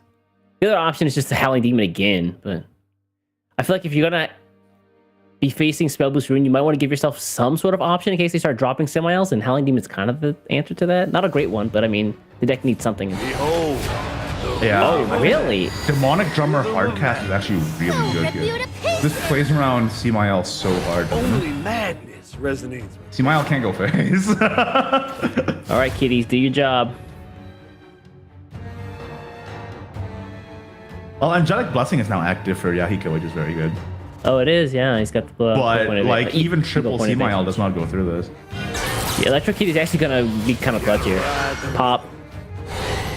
Electro Kitty is clutch, but he needs to save up all his pieces for a potential OTK now still, while not dying to a Gyarados. Oh, it's a little tricky to navigate this. Yeah, especially getting past these 2 3/3s that can only take 2 damage at a time. Is this curtains? Yeah, how do you clear the 2 3/3s into Gyarados Thania here? Alright, no. Multi here. Yeah, oh, he's gonna have to spin one, yeah. He's just gonna have to push out his lethal. This is such an awkward game so far. Yeah. Heed my call. But I mean, hey, look, the drummer is doing some great work, just absolutely preventing. Plus, the more Yahiko spends these pieces, the less lethal range she has when it comes to actually trying to do an OTK. Honey Hill is up 20 defense, and Yahiko spent 2 Semihells. Yeah, this is pretty ugly. This is just Howling Demon face, and then next turn he has Gyarados guaranteed. Yeah, Howling Demon, again, coming in for the clear. Gotta give yourself some sort of out here. And yeah, Gyarados next turn is curtains for Yahiko, so he's got to figure out some way to win this game. And fast. Those Semihells did not cook, brother. They got stopped by the marching band. These things are so raw, they're still clucking. Good The marching God. band completely stopped that in its tracks. If that Maestro just died a turn later, that would have been an OTK. Is born. But now it's just tough for. Now it's just a grinder where Yahiko is being essentially tortured. He has no out. He has no like lethal rage. Let me double check here. Like, is there any other source of damage he could like pull from? Remember when this deck used to run like one of Yukishima? Like, remember? Yeah. What a great day that was. Remember when you're like, I was drawing a bunch of cards, and so I guess I'll just Yukishima if I, Not today, baby. doesn't work out. Not today for sure. Yeah, I don't see any more damage. No Uranus either. Desire. Oh, you're right. Yeah. Yahiko went all in on the Semiel OTK, and he got punished for it in terms of his deck building. No secondary. I win surely condition. don't think you can like take board from Wrathblood. I think like another drummer 5 cost would like just be backbreaking for Yahiko. Oh yeah. I mean, he doesn't even need to, right? Doesn't he just Gyarados, Vania, Gift for Bloodkin, Drummer, Accelerate, go face for 11? Yep. Oh wait, no. Wait, no. That Angel can't run in. Nope. There's the last Semiel. And we're gonna get the Semiel strategy is not gonna here. do anything because Vania bats have Fade, right? So. Unless Yahiko is trying to draw himself out. I don't know what the deal is here, man. Yeah. That's like an easy Gyarados lethal game. Please see Gyarados it. Okay, good. If he didn't see it, I was gonna go insane. Like, really? More stress we don't need today. For sure. All right, Gift for Bloodkin. Run into the Semiel. Yeah, Bats up. Drummer. Here we go. Pop. The boy is in. I'll smash it Straight off. to the The world is crying. Very clean game for Honey Hill going into Wrathblood versus Spell Boost Rune. That Spell Boost Rune just got completely walled by Demonic Drummer, which is very interesting to see. This is why a lot of people include a secondary win condition in their Spell Boost list. But Yahiko went all in on Semiel OTK and got punished for it, basically. Yeah, I mean, he had to deal with the board somehow. The drummer play on 5 was so good because it forced him to use so many resources. And I mean, after that, he was just out of gas, I mean, when your entire win con is only Semiel and you have to spend 2 Semiels playing against a 2 play point ward, you're a little upset. Feels bad. Feels bad, man. It calls. That means that Honey Hill here going to be going up 1 game against Yahiko. And that means that all he has to do is win once with his enhanced portal deck. Let's see if he's actually practiced with the deck, though. Or just hoping that folks were just going to ban it out outright. Yeah, true, right? Like, maybe that was the entire goal. I think this is a full maul on Honey Hill's land. I do not like this hand at all. Yeah. Meanwhile, Yahiko's got all the draw in the world, but none of the targets. Honey Hill stuff seems like things you want to get like later in the game, but he's gonna hold on to the jetpack gunner. He keeps gunner. I mean, I guess gunner is technically a 1 in 40, right? So you want to Exactly. Yeah. So I can kind of forgive him. Yeah. You absolutely keep the feline might here. You just wait, pass magic missile into angelic blessing for sure. Pew, if you pew. get Freya, that'd be fantastic on Yahiko's end, honestly. I just feel like in this match, if you're Yahiko, you're just racing to get your defensive pieces in play so that you can find like the line to your lethal. Nice toss that. I said it and it happened. How do I do it? Okay, this is easy as well here for sure. Yeah. Oh man, that's the worst. This is called recursive prison. You it's like playing Monopoly. It's like go to jail, go directly to jail. Do not pass go. Do not collect $200. As you it's not even jail. It's like super hell, basically, which I think is really funny. Ooh, actually, Honey Hill has the one of Kasim, which is fantastic on an Evo turn, right? Do you just play that plus Asphalt now? Or do you... actually. Iron? No, you don't play Iron Forged here. Or you could also play Asphalt plus Iron Forged. Go face. You already have a Cutthroat in hand. What else would you be hoping to pick up off of that? I think because you're always playing Cutthroat right, Evo, yeah. you don't mind just like playing the Kasim. This is my decision. Yeah. Yeah, then Assault again, yeah. As you wish. Alright. I mean, you didn't technically need it, but you know, you got well, it. it's a free value, right? Because you proc Resonance again, so you clear the Freya for free. Thank you. This is his decision. I don't know if you know about that. Is it his decision? Are we gonna not? Does nobody like thread the needle on the fact that not the convict, but one of the jailers in Asphalt is literally just Baron with a mask on? Can we really just? I keep looking at it like I'll see it and like I was like, let me see. Guy moves really fast, teleport-esque like abilities, holds a shotgun, unsawed off with one hand, fires magic bullets. Is this Baron? Does this guy have a car somewhere we don't know about? Don't snitch, brother. Oh, a top deck Sacred Bird is fantastic here. Nice. And he draws Raining Blades. He's got double CMIL plus Raining Blades. Can he find an OTK by turn 6? This is my Very possible. He has Chakram in hand as well. And Winged Inversion. I think OTK turn 6 is very possible before Judith's shield goes up. There won't be anything What left. target do you have for the inversion? Like Well, you just Chakram. Well, Chakram. Trade Chakram, play Inversion on Chakram. yeah. He's got to live though. I guess you pop one with the convicts and then just run in to like kiss him or something, huh? Yeah. He's got Insight Magic. Oh yeah, he definitely has like a turn 6 OTK at the latest. Well, I don't know. 20 not damage? OTK. Well, Yeah, no, he has it's Feline close. Magic too, right? Feline Magic, Feline Magic 2 is 4 plus 8, 12 plus 2, 13, 14 15. plus 3, 17. He's 5 off? 3 off? Draw the Insight. Ooh, another Magic Bird. We'll save the bird for the 1-drop. Miltina here. Looks like he's gonna push that OTK out a little bit further. No! That's so painful! He That mills does the hurt. Raining Blades! That does hurt a lot. Oh. I think you probably play Magical Strategy here. You've got to find like a Another crushing rain or piece. something. Let's see it. Oof. More dig though. That's not it. And then bird for the heal plus the draw. Well, I mean, next turn you've got the... Wait. Okay, yeah. Guess this works out. 4, 8, 12, 14, 17. He's gonna keep the convict up. Wow. 3, 4, 5. No. He can take out the 2-1 for sure. Oh, he's gonna do it. Okay, yeah. Well, he has Magic Missile too, so it's 18 damage. So. He's gonna if heal only and he had just just Crushing Rain or something, or like he didn't mill that Raining Blades. This would have been so simple. Hear the world's cry. That mill hurts my soul. That it does, dude. This is the kind of stress that we don't need. He almost had it too. He And almost had it. Yeah, It's Honey so Hill's like, close. I got treasures.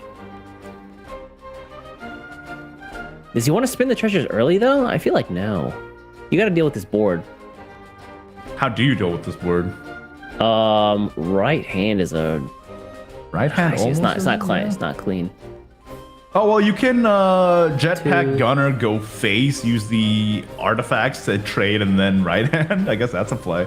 But then you're not OTKing with jetpack, right? Then you're only relying on doing surfer cutthroat. Then you have a jetpack OTK turn 8 if you live that long because you have the puppet workout in hand.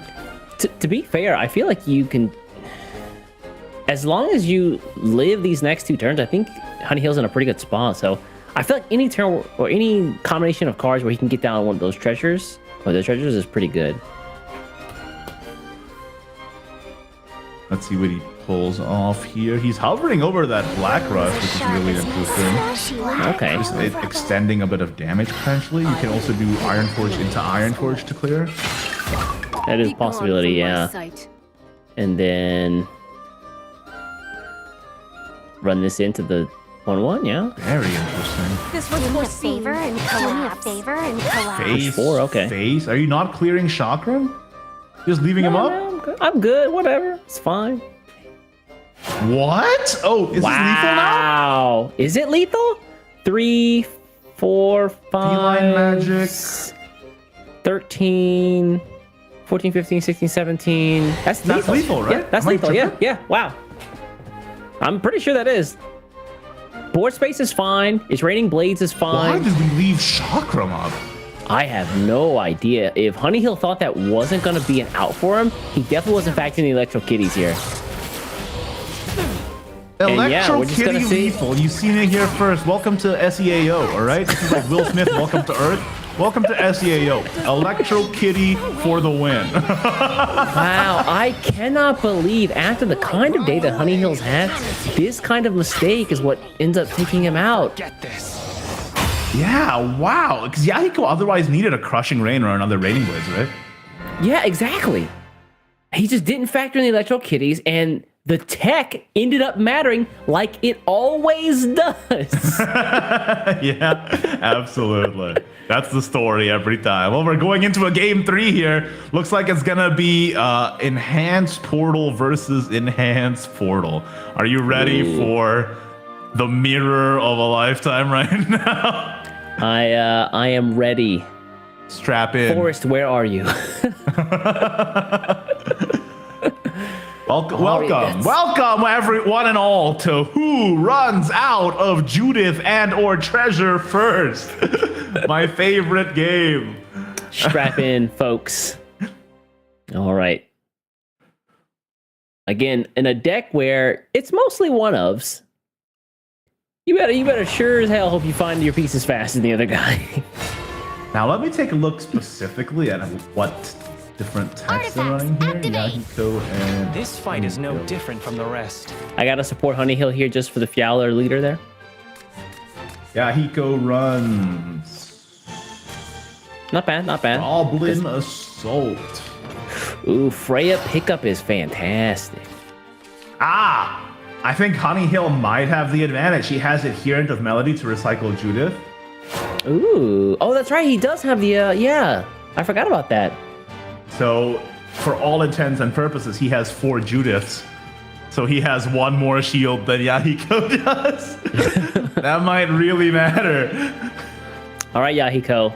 Uranus is a pretty good way to get damage in the late game. Consider that. I'm just saying, it doesn't matter if you got 4 Judith shields. Are you right, though? They cannot have. Oh, yeah, Freya here to pick up the right hand. Freya picked up the right hand. Ooh, the defensive piece is here. Getting picked up in the treasures by Honey Hill. This turn, Aswald? Yeah, You're I not think really it's that worried crazy about. not to play Aswald on 2, unless you have Freya. Playing he Cass really? in here feels kind of weird because you kind of like all the cards in your hand right now. Yeah, why would you want to get rid of anything, to be honest? What would you get rid of? The 3-drop? Black Rust, yeah, Black Rust is probably the weakest card in your hand right now. But I mean, it's a source of damage, right? You gotta sneak in all the damage you can get before, Xion and the treasures drop. He is gonna play Kasim. Wow. Did he drop Freya? Yep, No, okay, Black okay. Rust. Yeah. This is Jetpack picks up, which is pretty okay. Kinda nice. The thing about playing Kasim early is that now you can abuse it with Freya and Asvault to draw cards more and proc the resonance more before they have a chance to answer it with an evolve. Well, I mean, he's gonna need some way to answer this, and right now he doesn't have it. Yeah. I mean, he could have played Skewering, but that would be ridiculous. Yeah, that's really sad. If you impaling this poor Kasim, look at him. He's already sad enough, man. Don't for him to deserves switch be jiggies. sad. I hope he steps on every Lego. I hate this guy. Every Lego, Jesus. Well, oh, hold on a second. Isn't that basically like skewing snare? Is that kind of the same? Is that Lego sharp spike? Kind of the same, yeah. This is my decision. Oh This wait, is his Honey Hill decision, by just the way. picked up the Cutthroat. No right hand required. Cutthroat just showed up to work by himself. Yeah, I mean, turn 4, get that effect active, start enhancing. Ooh, Goblin Assault, gonna matter here. Goblin Assault does clear, but does it really matter? You can also just like... Honestly, Yahiko's hand is kind of weird right now. I think you can serve the Iron Forge probably for post Cutthroat because you already have the Cutthroat in hand.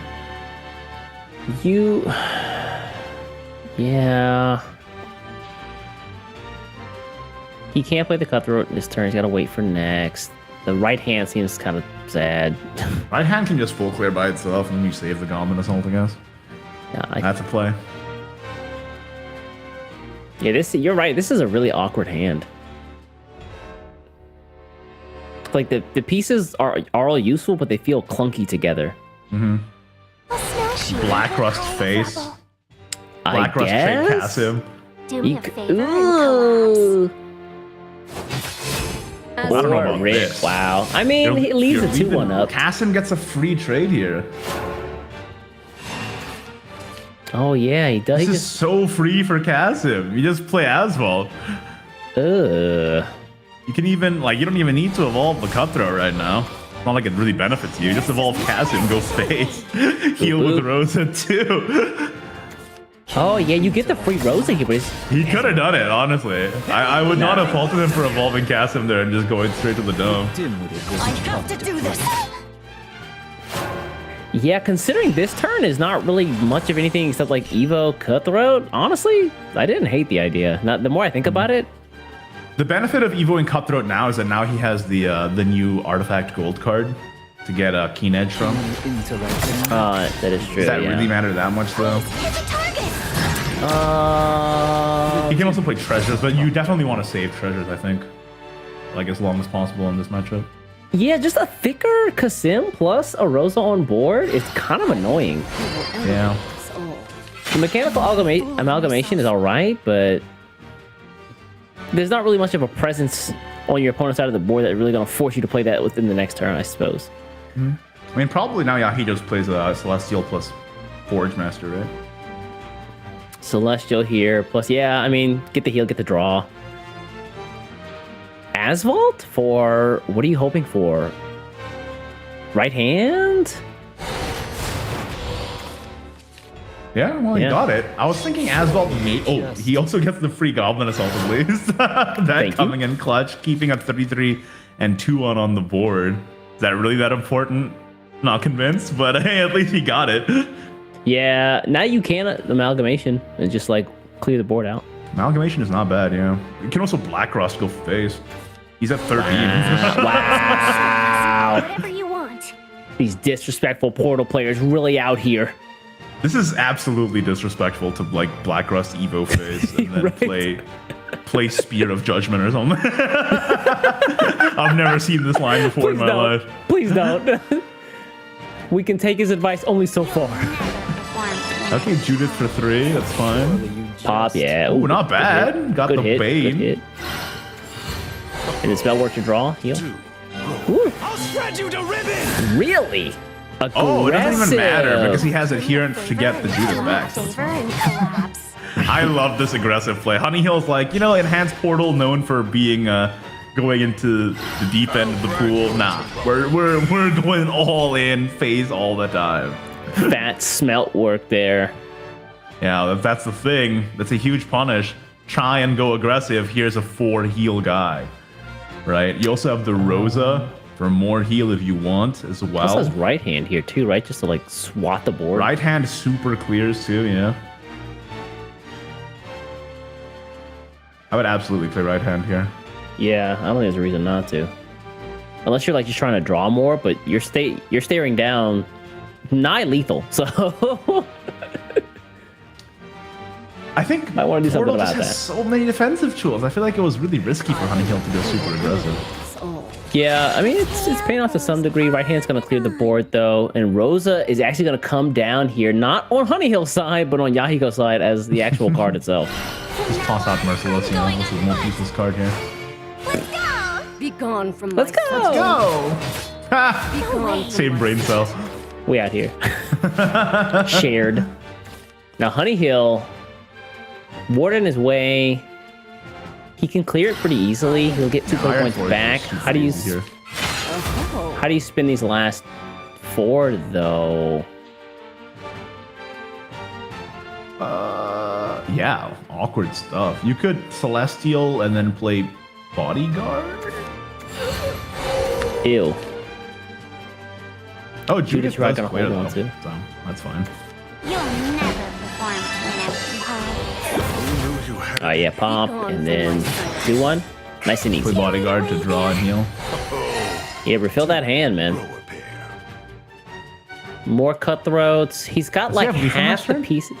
Is there? No, there's not. No, I don't see it. It's good to check. It's always good to check. You know, that's all I'm saying. Wait. No, he doesn't have it. No. Amalgamation gives you. Turn your sight upon There's potentially a lot, but hey, he got the Judith, so Yeah. the shield is Spell now shield. up. Yeah. And then from here.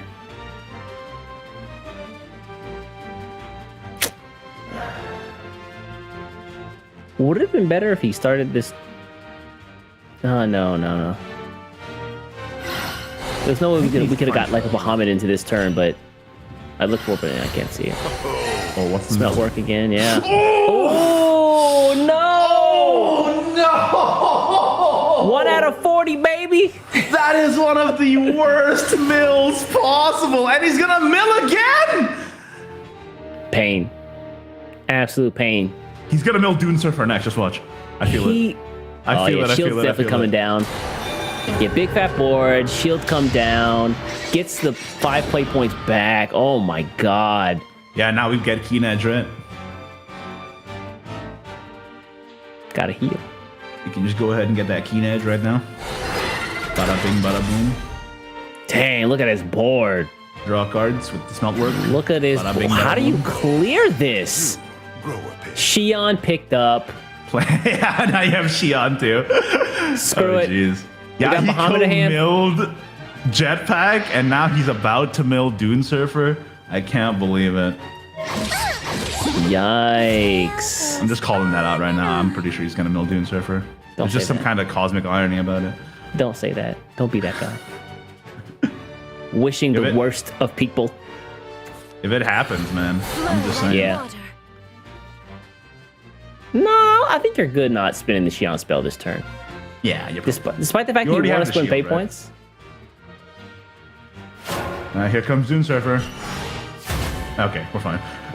Just a nerd. We're good. Yeah, just a guy. Never even heard of him. Hopefully you won't have to. Oh my god. Olivia Sylvia? Come on. Now Honeyhill's gonna mill the Dune Surfer. I feel it. Don't be like that. You're a Honeyhill's demon. gonna mill the Dune Surfer and or puppet workout. It's happening. Oh, there's the puppet workout. Yeah, he has the puppet workout, but if his only he had a freaking jetpack jetpack got lost to the void, man. Got tossed into a supermassive black hole. So I don't even know what to do about this. Milled the shield too, yikes. The freedom to wander among the clouds. God move now. Alright, Uranus. This is a painful mirror. Lighten up. This is gonna slap for 6. Oh, 0 because of the shield. No, it's not for 3. And then we pass.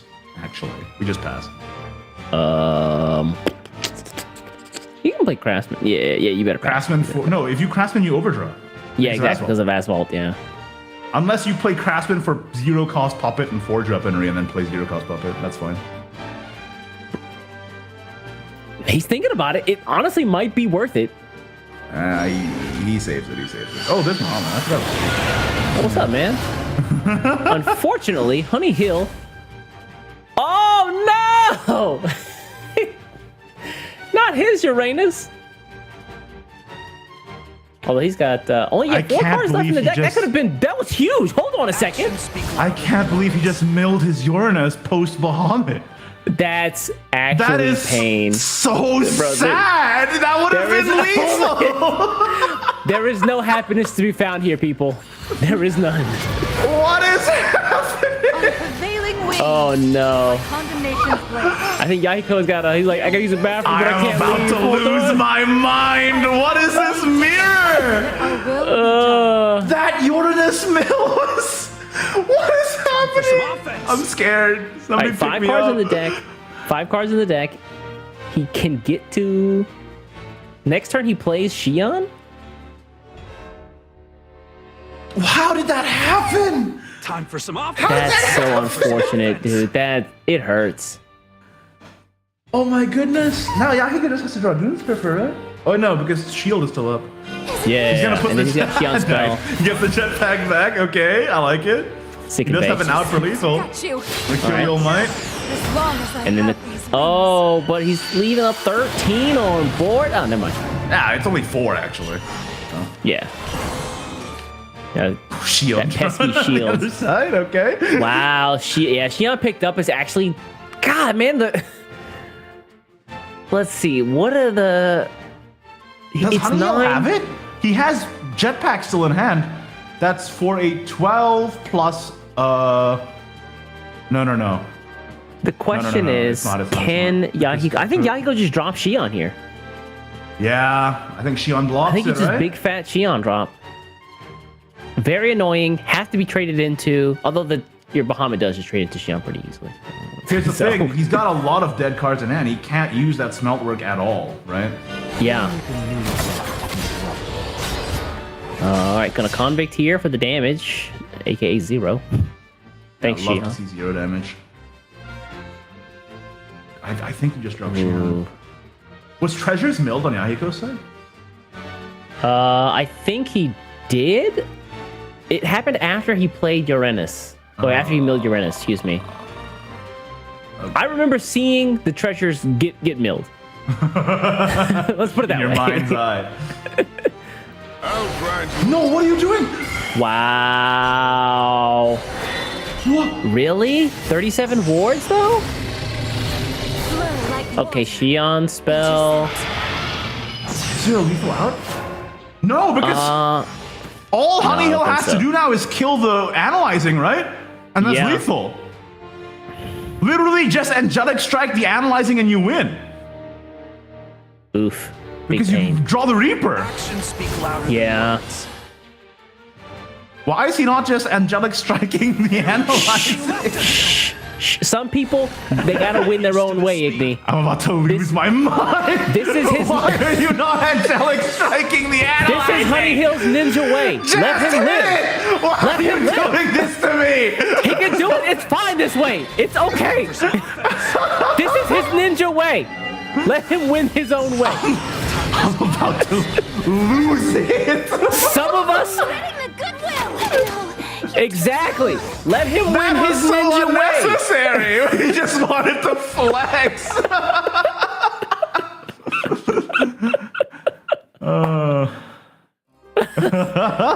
He has to win his ninja way, Igni. Come on, man. That was the most brutal mirror. I'm milling the Uranus, milling the jetpack.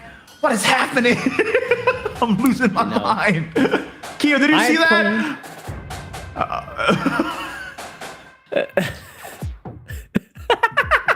Yeah, and then it heals back to 20, so it doesn't even matter.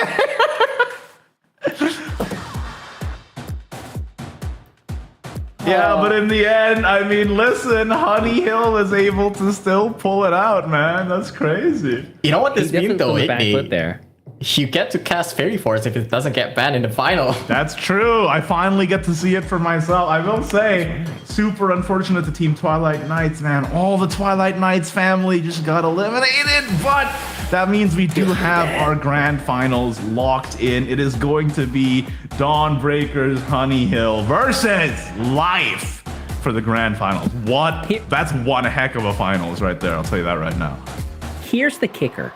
I don't want to get too far ahead of ourselves. Let's bring up the bracket, take a look at so far how this day has played out, because I don't know about you guys, but after this, I'm just gonna go sit in a sensory deprivation tank and just exist for a while, because I can't like mentally do anything else. I'm like sensory overloaded right now. It started with the first set and it just kept going every single set from then on. This has been one of the craziest top 8s I think I've ever casted. And you know the craziest thing about this final, I've been checking like the history of all of these players for my preparation yesterday, and these two are like the least topping players in this top 8. And they're here, both of them, on the grand final in this tech bracket. And I mean, look at the people they had to beat to get here. Zanark, Arceus, Styx, Sadfeeder, Kari! Yahiko! These are some crazy names. Oh, Iggy is losing his voice after this cast. I'm only ascending higher. I'm becoming in my next form. It's going one octave every single match. Climbing it up. I actually can't believe it. Y'all, we will be back very soon for the grand finals. Life versus Dawnbreakers Honey Hill after a very short break. And remember, not only do we have the grand finals for you, but we also got a little bit of a secret drop for the upcoming Shadowverse expansion. So you're gonna want to tune in and make sure your eyes are locked onto Shadowverse Open. All right, we'll be right back right after this. That seems bleak. How lucky are you feeling? And the problem is, right, even if he does survive this turn and clear the board, his hand is not looking that great. It's gonna be... It's a 1 in 3, right? If you hollow a 2/2 here. Oh yeah, that's true, 1 in 3. 33.3 recurring chance here. Oh, he's not gonna hollow. Yeah, it's a 1 in 4 indeed. He's just gonna keep it for the heal, I guess. Absolute crucial snipe, but he didn't get the trade. He didn't get the display. Yeah, Styx had it, right? I think so. This is 10+8. This is lethal. It's lethal.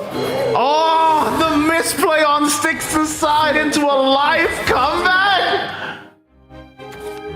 I think Styx was tunneling too much on the Barbara Storm, but he didn't need it, and it's gonna get him punished. It's 1-1 now. Oh. Gold is wasted. First bandit. Okay, getting more goblet in hand. I like that. Oh, don't tell me he... Oh! He didn't have time? Oh, did he do it on purpose? But is this still enough? Case, but I think... But isn't this still lethal? It's still enough, right? Because he has Valoric. Yeah, he topped like a Valoric. And that's gonna be enough. I am in pain. Use Wing of Desire to clear all of these bats away. And I have unlocking another yourself. one. That's enough for lethal. We are living in the Twilight Zone, the dark timeline. I'm telling you, some great work, just absolutely preventing. Plus, the more Yahiko spends these pieces, the less lethal range she has when it comes to actually trying to do an OTK. Honey Hill is up 20 defense, and Yahiko spent 2 Semihells. Yeah, this is pretty ugly. This is just Howling Demon face, and then next turn he has Gyarados guaranteed. Yeah, Howling Demon again. Well, you've seen it here first. Welcome to SEAO, all right? This is like Will Smith, welcome to Earth.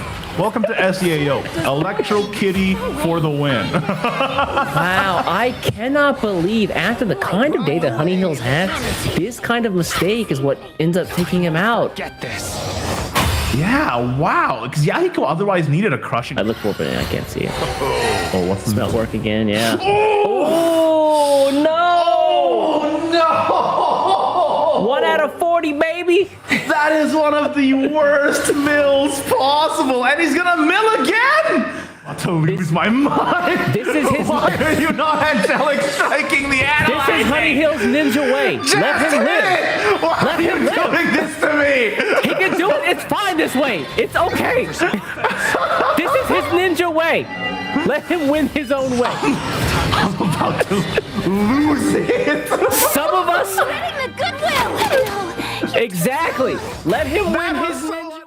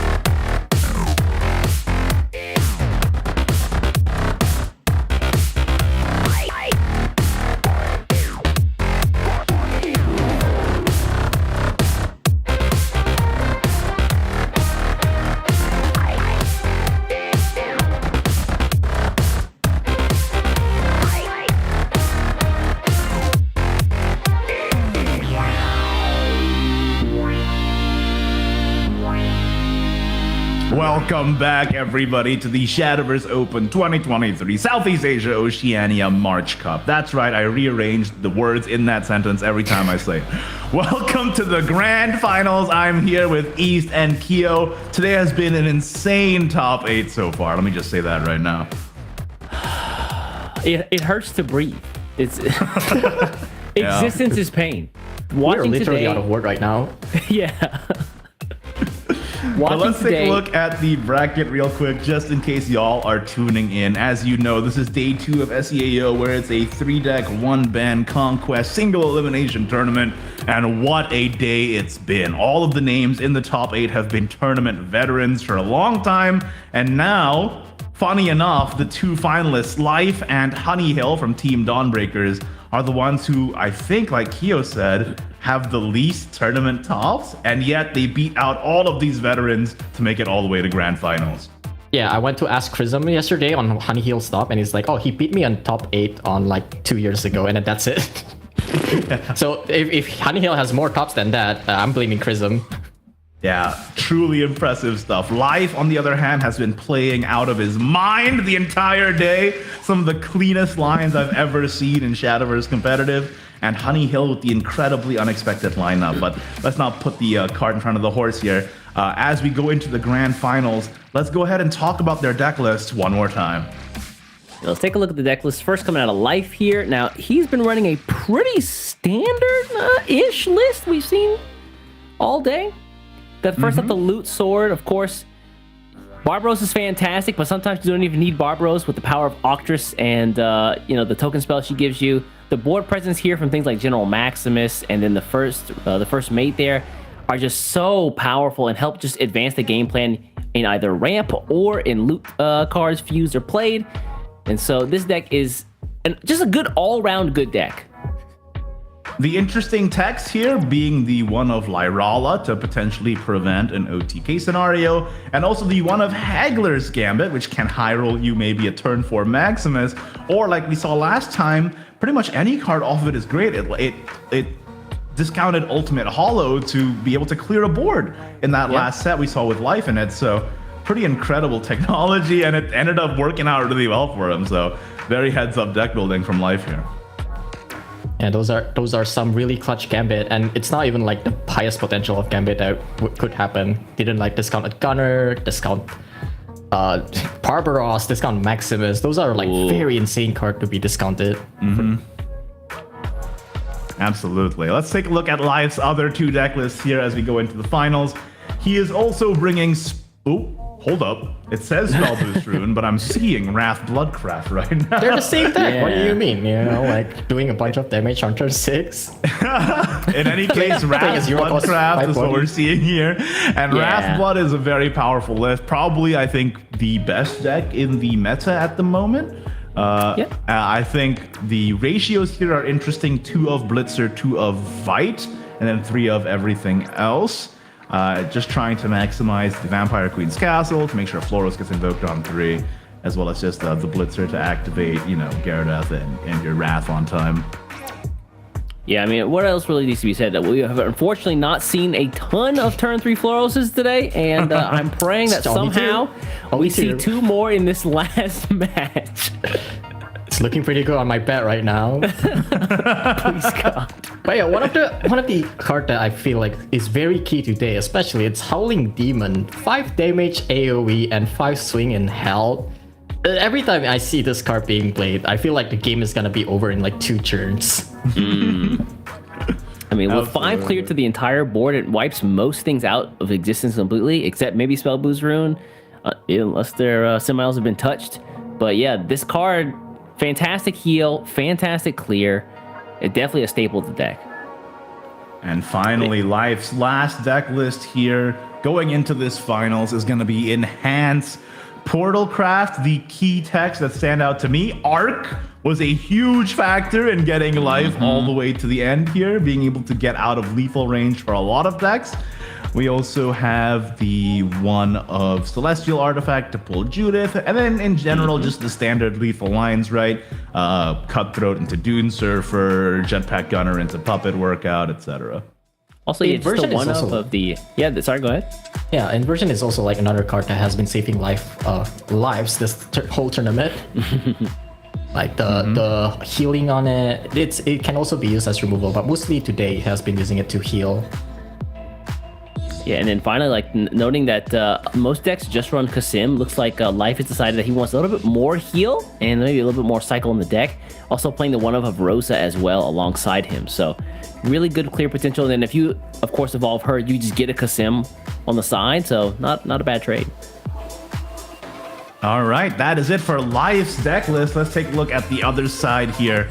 Honey Hill from Team Dawnbreakers is the only person in top 8 to bring Fairy Forest Craft, and he is in the grand finals, okay? So Fairy Forest, very aggressive deck list. Shining Valkyrie goes face, Nobilis goes burn, Pierce Eye does burn, Tamlin goes face, Plumeria makes your Fairy go face, Rain does double evolve for burn on Pierce Eye plus go face.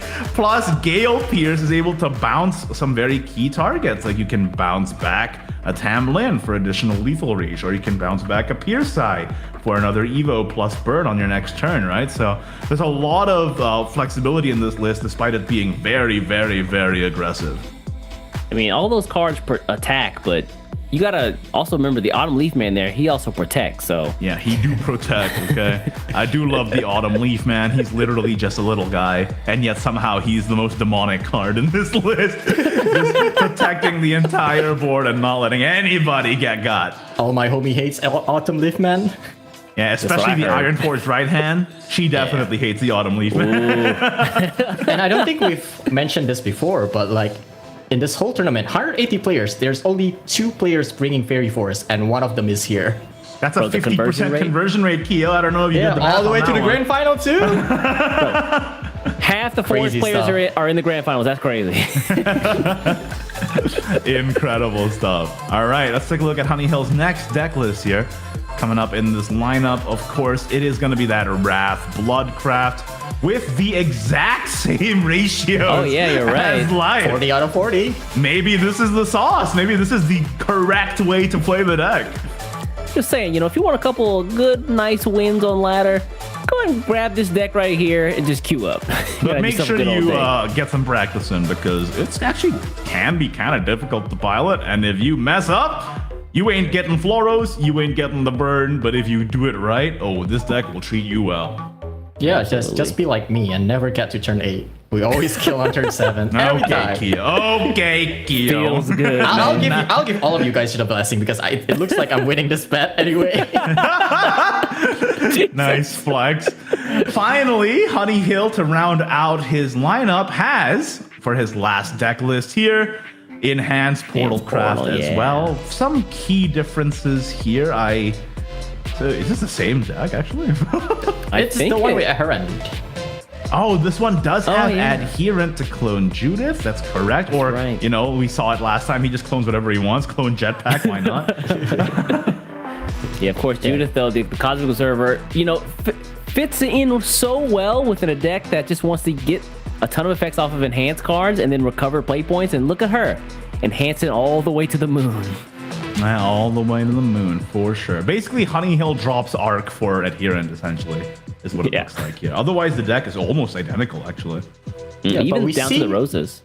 We see Honey Hill played the deck quite differently last game, right? He was playing super aggressive, despite Enhanced Portal being a control deck. He's just spamming all of the Storm, using Judith for tempo. It's very fresh to see Enhanced Portal being played this way. I want to see more. We'll see more of this aggro. All right, those are the lineups from both Life and Dawnbreaker's Honey Hill. Just a reminder, this is the grand finals, okay? The first place prize is $1,000 US, while the second place prize is $600. So this is a $400 US money match. That's a lot of money on the line. Not only that, but of course you gotta take into account the points, and of course the fact that whoever wins this has bragging rights forever.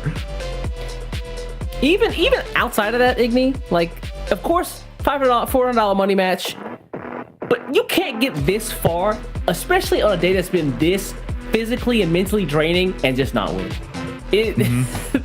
I think that is probably the pain of that is probably more than anything else. Yeah, for sure. And it is certainly special for these two players specifically, right? Because they've never had any SVO wins before, so this is going to be their first SVO wins. That's crazy. For Sad Feeder, he's just like, oh, it's just another day. Yeah, I won another tournament, whatever. But for Life and Honey Hill, it's like, oh my god, I beat Sad Feeder and now I'm in the finals. Let's go, right? So we'll have to see what these players ban out. Reminder, it is 3-deck 1 ban, and you have to win with your other 2 decks. Please don't force ban. Please don't force ban. Forest is banned! Life, you coward! Honey Hill's Forest Craft has been banned, while Life's Bloodcraft has been banned. I'm not gonna get to cast Forest. That's okay. I'll just watch the VOD and watch you guys cast Forest. Hey, you can play it yourself. I'll play it myself. Oh, the amount of Forest in ladder after today. Yes. All right, so we have the potential for another Enhanced Portal Mirror, or is Life just gonna snipe with his, or vice versa? Let's find out as we go into the grand finals. Game 1 is gonna be Bloodcraft versus Portalcraft. Wrath versus Enhanced. Now again, Life has been playing out of his mind today, but after that last game, Honey Hill has been showing some pretty powerful Shadowverse prowess. So this last game is going to be a good one. I cannot believe that Forest got banned twice in top 8. What is happening? It's not even that good. So I was just watching West too, and Dragon got banned every game too. I'm like, come on. Yeah, I saw that. No fun for Igni. See it.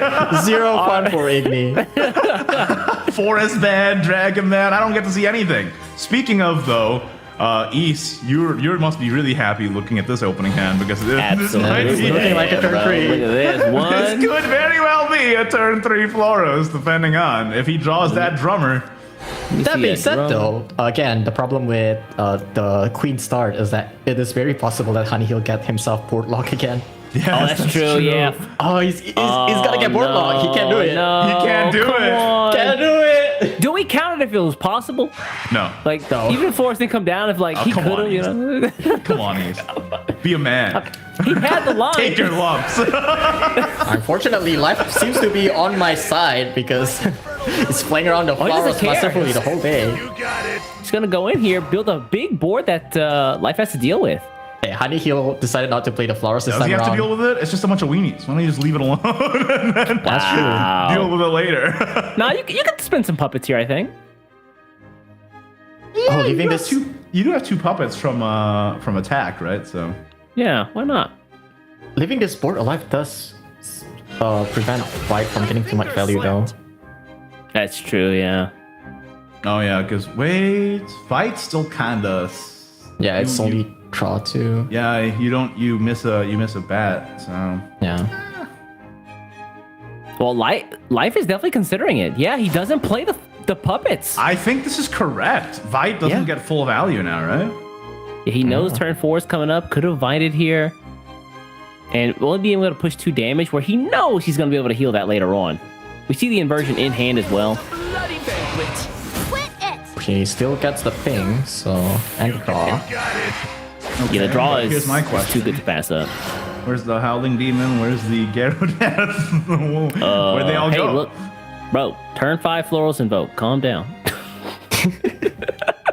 Do you think Life is going to ramp here instead of playing the Cutthroat? I think it's likely. And then next turn he can just Cutthroat evolve into Ford Enhanced Iron Forge, right?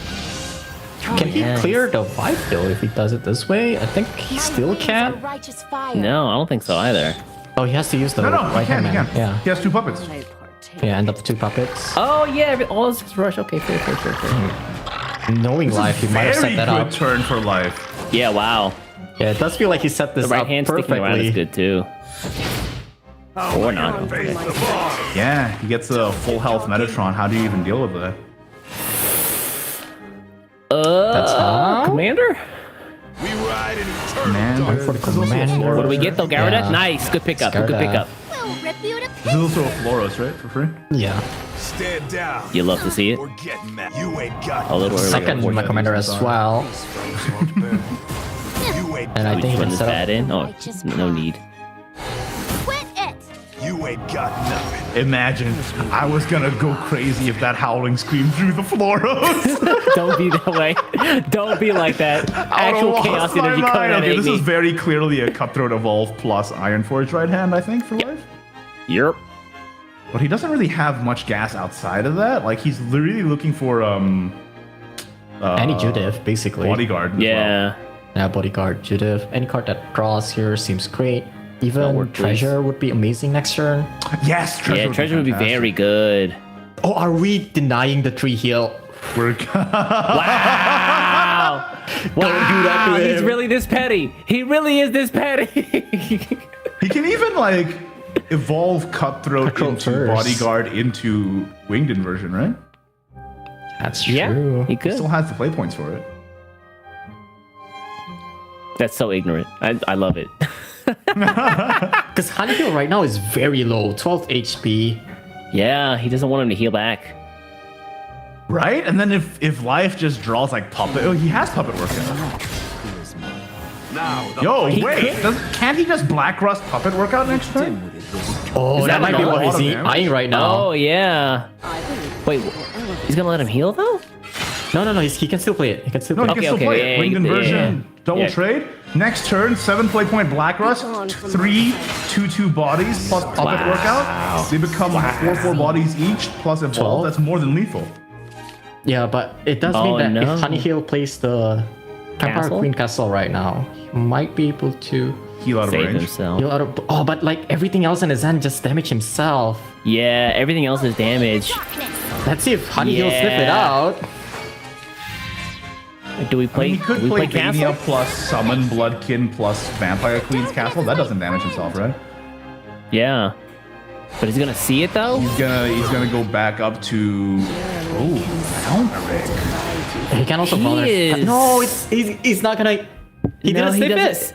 He doesn't see it. No, he doesn't see heal? the. He's just gonna He lose didn't to heal. Black Rust plus Puppet Workout, right? Yeah, but how many times does it happen to you? It doesn't matter how many times it happens to me. This is the grand finals, man. That's true. I'm just saying though, life win. That's so insane. I think Life saw what Honey Hill did last game. The puppet workout is so crazy. That's wild, bro. Come on. Even have the second Black Rust as well. No, wait. No. Hey, calm down. Jesus. I feel like Very Life saw. decisive turn or game one in the grand finals to Life. What an insane line that he just found there. Such That an was wild. early lethal. That was He wild, saw Honey Hill man. playing so aggressively in Hans Portal last game, and it's like, I can do better. I can do better. So much Oh, better. nice Floros. You want to heal 3? How about you heal 0? And then I just Yes, I am smoke this you. petty. Yes. The only not way heal. Honey Hill survived that turn was to... Ready? No, wait, did it? He has to. Even with the castle, it was still game over. Yeah, Even if Yeah, it's game because over, he- because he has the second Black Rust plus Black Rust. Evolve. yeah, exactly. Yeah, That was just like a that's checkmate. crazy, man. Dude, Gotcha. Life went into his Sherlock Holmes mind palace and got that lethal out of there. Holy moly. Life out here. Good God, man. He's playing out of his God. mind today. They call him Life because he doesn't let his opponents have one. Dude, He's and actually the Grim Reaper. That's the what whole it is. day, he has been so stoic. Look at his face. It's just... He's stoic because he's doing all the calculations from the 5th dimension to figure out the line that he he needs to do to absolutely win. is. He's It's doing like this very precise surgeon. That's actually crazy, man. Winged inversion on Floros to win that game. Oh my goodness. No, you may not, Floros. I'm so giddy at the quality of Shadowverse games we're getting right now. Right? This is insane. It definitely is a treat. Ooh, right, early Octress for the ward? Yeah, this is fine because if you have multiple Ocris in hand, you're probably not gonna be evolving both of them anyway. So using Ocris just to generate one loot is okay Yeah, if you don't it's have anything fantastic. The Raging Commander doesn't even clear. Yeah, this is that's right. awkward. He's gonna play it anyway. Yeah, you can get you Garrett can push has the to pick damage up face here. He does get a bat with Ward, which is not bad. But as we know, Sword does have a way to get past this little pesky bat. Well, He's gonna draw here? Draw, actually. Yeah. And he can use Shivar's Bandit to clear the other one, push for 3. Oh, and that's when he also draws it here, Wow. that's really good. This plus another. really good. That's really, yeah. Let's go Oh, for he Shiver's could- hand. I Either thought way he is would have fine. gone with the 1/1 too, yeah. Adherent was good there because he could have. I guess it doesn't really. I think he wants to keep it for turn 5. I was gonna say, yeah, exactly. That's true. Alright, hold on. Well, also, I think Yeah, let me just there's go no way ahead for and, East to win. Let me with just the- go ahead and open up Shadowverse real quick. Like, hold on a second, fellas. There's now no way. Yeah, 100% no way. This is the last Wrath Blood game. Time to globe your scorching grandiosity. It hurts even more because that's a card I revealed. What happens if like they tie? You know? Do we have to replay the game? Is there still hope? How often have you seen a tie in Shadowverse? Let me just ask you that. In your many years of playing the game, how many times have you seen a tie? I've seen one, and that's because of Yeah. the bug that happened back then.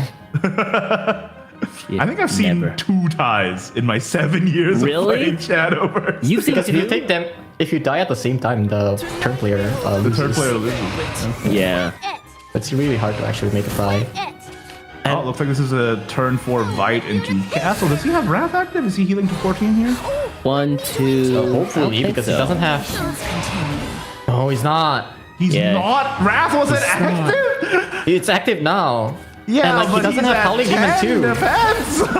I mean, he's gonna need to pick up the Howling Demon, otherwise it's gonna be really rough next turn. What is that roll? Jesus! Come on! Thorax Tidal Gunner. What is that? Bro. What is that? That is like the best roll I've ever seen. Shiver me timbers! Me and the boys are coming, or the ladies in this case. I'm losing my mind. Maximus pulled the entire. God, draw, slap, they do it all. Damn. Honey Heal is at 10 right now. He's gonna be able to heal to 30 next turn, but if he can't find Howling Demon off the top, Maximus brought out the entire Black Pearl for this one. That's crazy, dude. How did he get it? That was insane. Very clean kill here. Trade off the 2-1 here. Keep the 1-2 for card draw. You best start believing in ghost stories, honey. All right. It's You're in That's not it. Oh no! I mean, this board is pretty weak, though. To be fair, you can get around this board. But I yeah, think you need the to board heal is not the problem stat. right now. It's your HP. Yeah, you gotta I was just heal gonna say, stat. and also the more you ping yourself, the lower you get. And you know, the lower you get, The quicker you die. spell is in the back. Starting with the Flora spell, he needs it because he needs hand space for the Vania here. There's not much he can do. He's gonna take 1 more damage if he uses the Vania spell. I think he can save it. Save the gift of the Bloodkin here, probably. Yeah, summon Bloodkin. So it's gonna be at 11. That's not Ocris range, at least. Yeah. It's not over. It's not over. It's not 100% over. Man, Honey Hill really starting off on the back foot here. Okay, but if live top deck Tidal Gunner, would it do it? Top deck How Tidal many Gunner. fuses he play? How many boots does he play? I think it's either 2 or 3. But he Yeah, can he actually fuse get a ton off the first everything. Yeah. He can fuse everything with the... No, he doesn't have Ocris spell yet. Never mind. He doesn't have Ocris spell yet. No, he doesn't have it. He actually played it. Really? He played the gift of the Bloodkin? Does he play Really? Rose now?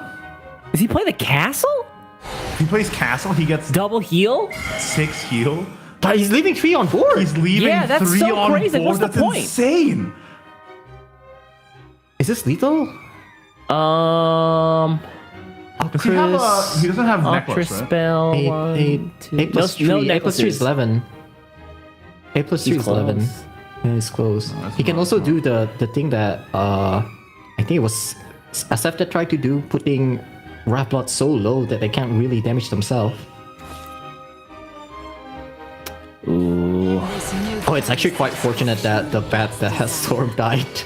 Oh yeah, right? Yeah, that's Only true. the ward bat is alive. Holy Imagine if crap. the bat that had Storm lived, and then this Octris got Storm. A chivalrous bandit here, yeah, nice and easy. Yeah, we're going for a much safer play here.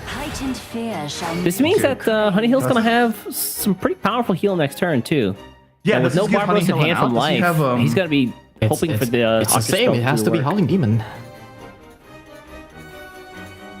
I think that's the biggest swing that Honey Hill have in his deck right now. The one play point Devil also helps. Ugh, Echo's Gambit not great. It doesn't really do anything. It's gonna take 3 more here too. Now you just play the Goblet, right? Yep. Yeah. Yeah, heal up Think the heal the board Octris? as well. No, he's healing. Oh, face, he's got okay. a face. Okay, that's Of fine. course, you Safe. face. You're always scared of an OTK coming up. Oh! Hey! Actually happens. That's good You to drop say. this bad boy so fast. You don't. Yeah. You don't even think about it. Yeah. Don't You don't even breathe. think about it. Don't think. Just do. Safe! Even We're Steven, safe. baby. We're safe. Back to 18. No Barbaros on the opposite side, and Yeah, this is where things get weird for Life because he's got to rely on this spell to get his damage out, and it's definitely not enough. Oh, Barbaros top deck would have been lethal there. 3 Barbaros, Yeah. bottom 20. Seems like Wait, it. Gambit? Gambit Gambit for up? Barbaros? Gambit up? Gambit? Gambit up? No, he can't enhance. He can't enhance. He can't enhance. No. Oh, that's right. Yeah. Yeah, it is. It's 4/7. Yeah. Oh man, Bumpkin though. Oh, Bumpkin plus Hollow clears, which is kind of nice. Yeah, back to 19 as well. And we... There's Idle Gunner. Gunner. 2. There's Gunner. He can set it up for next turn. You can set it up, right? You Yeah. just play Stormrack this turn. Yeah, and he can even discount one of the spell here. Oh yeah, Yeah, he can. discounts a flag. Eagle point left over. Ooh, 0 cost flag feels good. You don't cost flag, you just play Hollow here, right? So you don't die? Yep. Yep. You can even play Adherent Wait. if you want. He's thinking about it. Hold on a second. Is there another option? You can play a Huron. I think that's too many loot though in hand. For Our Lady. You can fuse some hollow, stuff up. just hollow, That's just fine. hollow. Yeah, You'll just be hollow. alright. Oh, you can also Hollow. just straight save the holo for next turn. It's more damage for Tidal Gunner, right? But you, I don't Oh, think that's a good you- point, I think you want to yeah. be at 19 though. Yeah, that's true. That's true. That's true. There. Okay, that's fine, that's fine. Yeah, make some And he hand has space. such good top decks too. Okay, is there a lethal line here? From Honey Hill's side, Probably Gyarados? not, yeah. No, there's no way. You said 19. Yeah, everything's too expensive. The Maestro's not online. The Blitzer is 2 for 2. You would need, and the Commander is technically possible. No, 3, 5, 7. No, it's only one he's Gyarados. short. Doesn't have any vulnerate spell. No. Yeah, it's not possible. There's no line. Yeah, 1, 2, 3, 4. Oh, hold on. Raging Commander, Scorching Grandiosity, Evolve Commander, Gyarados. Yeah, but that would be only 11. So The maximum is Blitzer, Gyarados plus Scorching Grandiosity. And the problem with that play is that he would be taking 4, which makes Life's job so much easier. But I think Life has 20 right now. Yeah, this plus Maestro seems like the best play he's got. But yeah, it's over. Life is okay. Oof. Oof, draw Floros. Oh, Yuck. that doesn't really matter at this point. 3, 6, 7, 8, 8, 9, 9 plus 8, 17. Yep. Oh yeah, dude, this is super giga triple platinum lethal for sure. So is it Omega 6, Jumbo 6, 8, biggest 8, wombo 9. doesn't lethal. it? Because 9 plus Tidal 8, Gunner 17. plus double flag plus. No, that's Battle only... Gunner, double flag, 1, I don't think he has 2. enough loot in hand. Is there any way for the Tidal Gunner and the flags to not pop exactly both of these? If you pop the No, he 6 can. with He the can. Tidal He can Gunner? use the boots on the Tidal Gunner to trade into Oh, the that's 1/1, right, and yeah. then double flag does it. But double flag is 6 damage. The Ocris Does he have is 4 fuses 8, on? 14. 14, and then that's 4 loot plate, right? So it will be 18. Oh, hold on. We see here. Get the flag, boots up. Wait, he That can get might an be on the extra. No. Okay, extra. No, he can't because that's not evolved. No, he can with a double adherent, right? But the mana. Okay. See this? Oh, he's gonna do it this way. Okay. I don't think he Yeah. has enough play point to do it. Because this is Oh, only he one doesn't. more. He could just run one of these in and then. Yeah, heal back up. I think he played the double adherent to try to get Goblet and got. Oh, it's so close. Ooh, that's Does Honey unfortunate. don't have an out? 15 health? 15 health, he might have a way here. Oh, is that what? Oh my god! Damn, that's a ping, right? No, But he he has can't to because he's heal. at 1 He's at the HP. tank. He can't pay. He needs. Oh, he can't even play. He can't even play the steamrolling tank. The steamrolling tank would kill him. Oh no, you're right. It hits you first before it heals you. Now, see, I was right. He had lethal, but it was just It was an extended lethal the whole time. It was an This is extended the VM rudest lethal. lethal. Look at him. It was extended VM lethal. Life had it. You can't play the game anymore. The only card playable in this situation is Holding Demon, but we've seen 2 played already. There's nothing. Floros evolve? You can't kill anything. Oh yeah, you can't resist on the Floros. It's over. No, and Honey, Oh no. playing the tank to suicide. And that's Life gonna be it. just took it 2-0 in the grand finals. Wow, Life is Can I just say, Life masterfully navigated every single turn of every single game he played today. An absolute next caliber level player. Holy moly.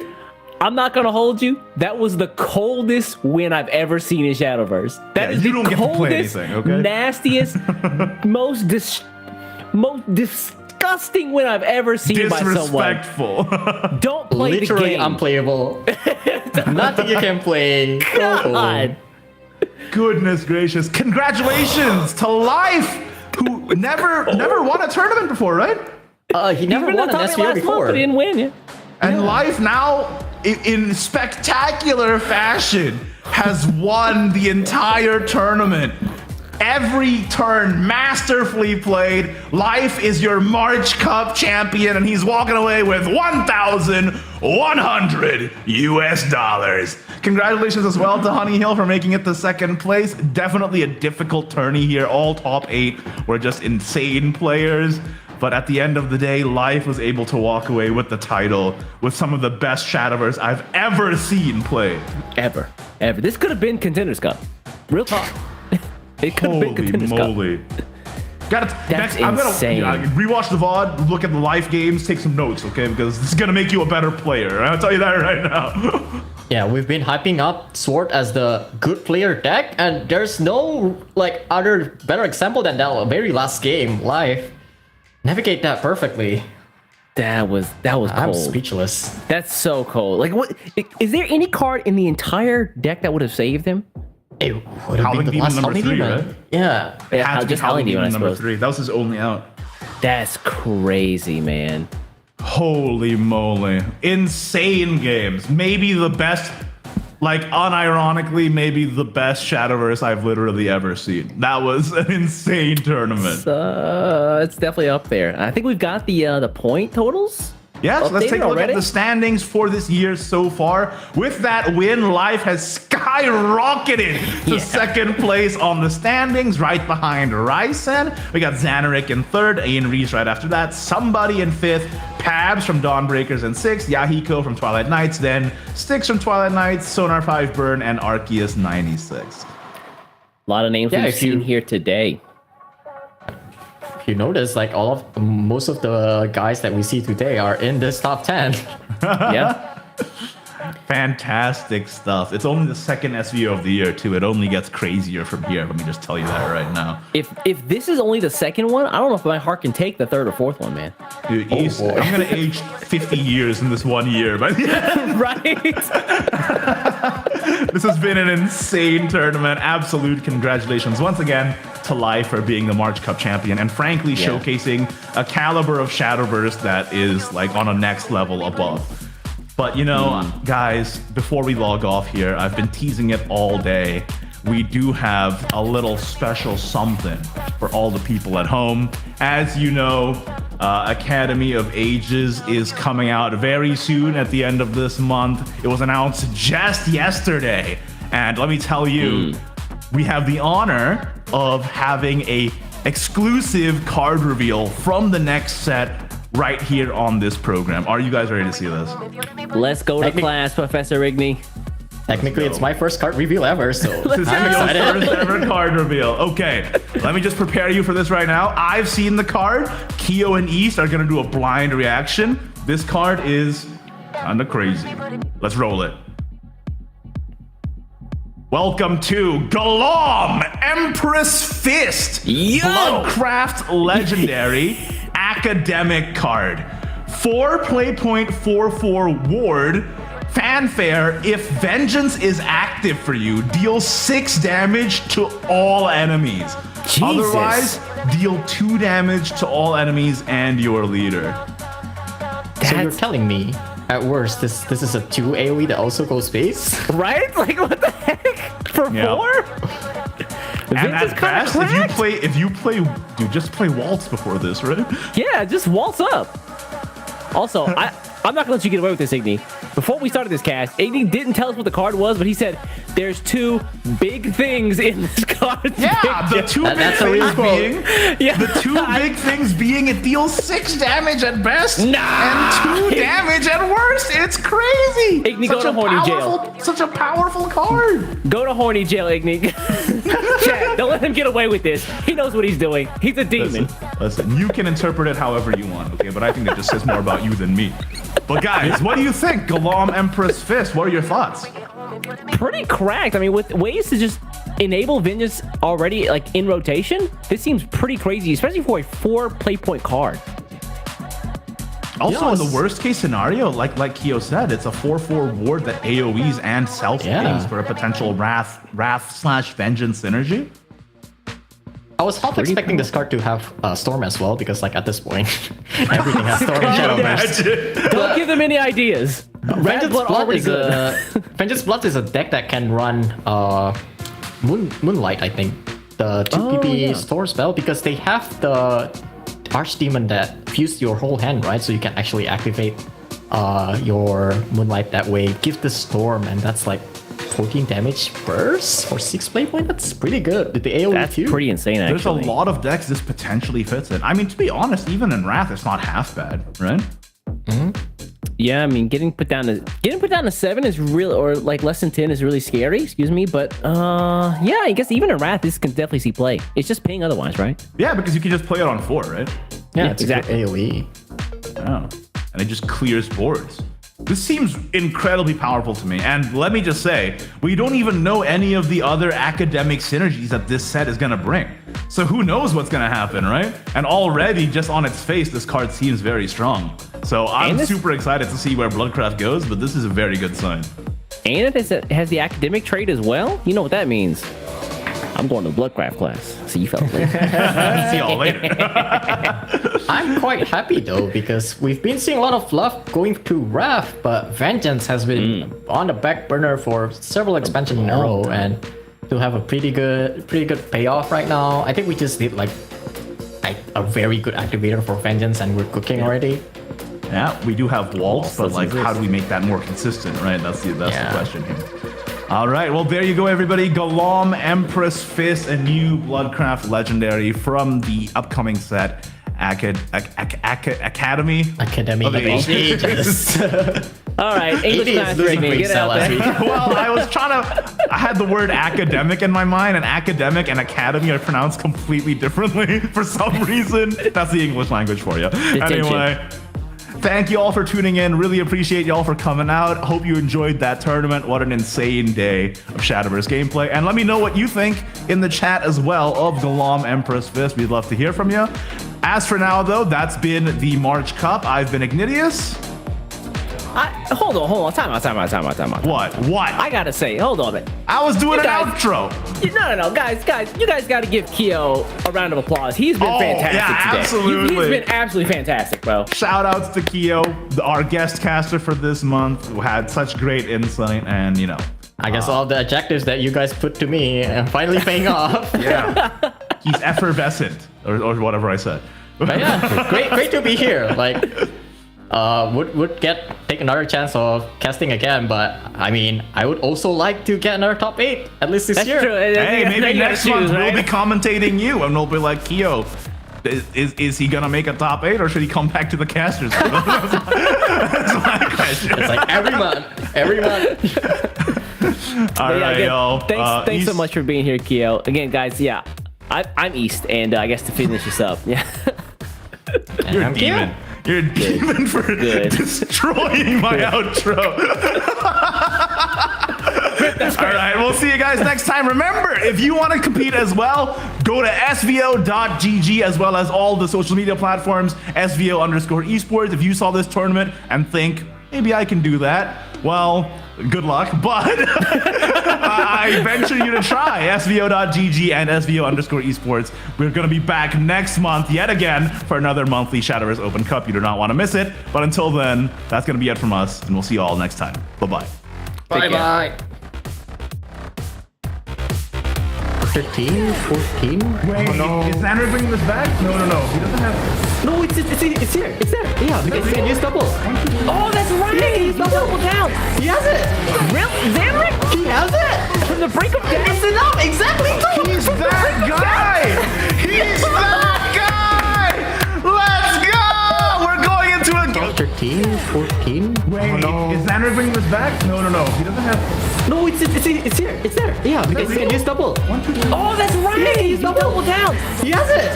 Really? Zanark? He has it. From the brink of death? It's enough. Exactly. He's that guy. He's that guy.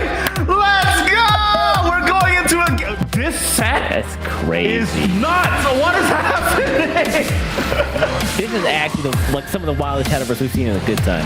Arc saved life by one defense to win the game with exact lethal. Twice in this set, he did that.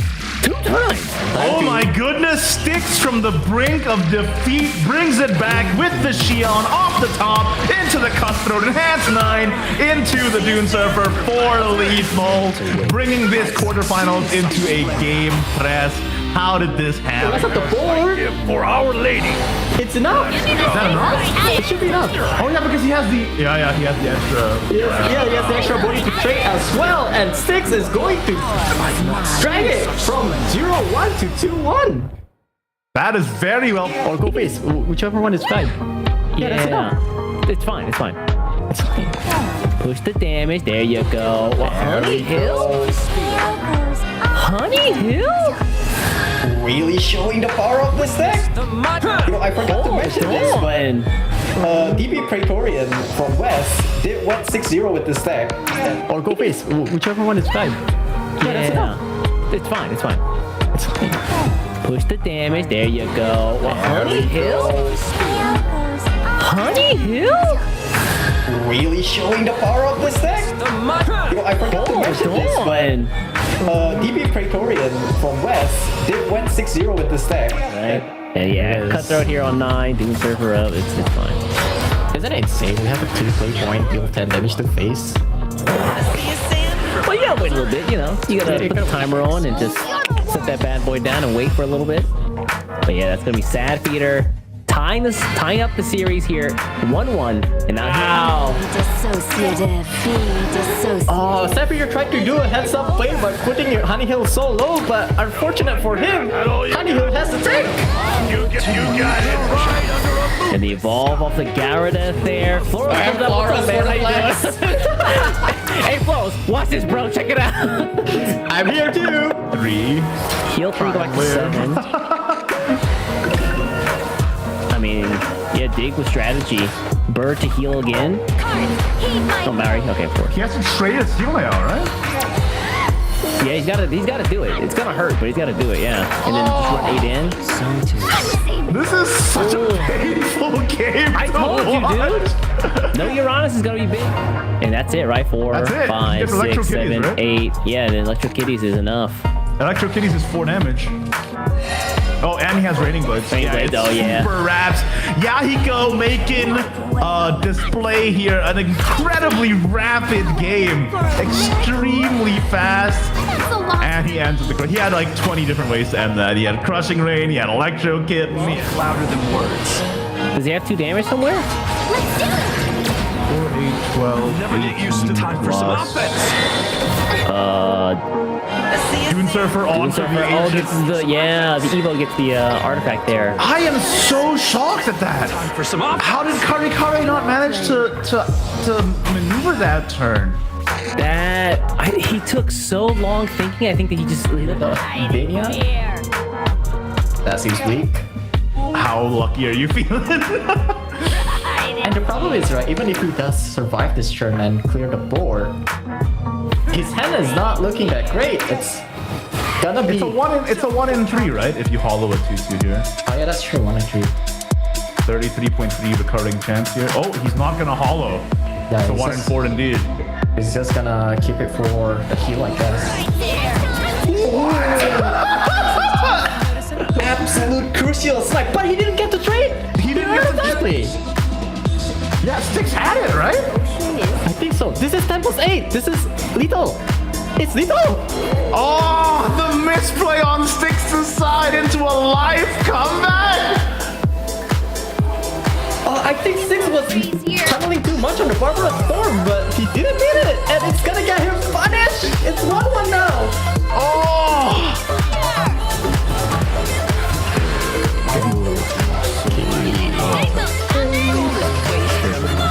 Okay, getting more Goblet in hand like that. Oh, think I need heat. He didn't have time? Oh, did he do it on purpose? But is this still enough? Case, but I think... But isn't this still lethal? It's still enough, right?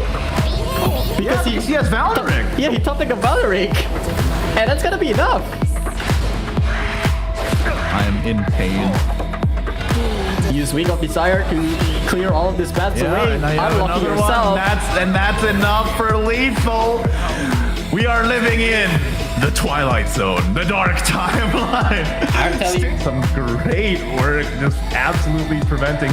Plus, the more Yahiko spends these pieces, the less lethal range he has when it comes to actually trying to do an OTK. Honey Hill is up 20 defense, and Yahiko spent 2 Sema health.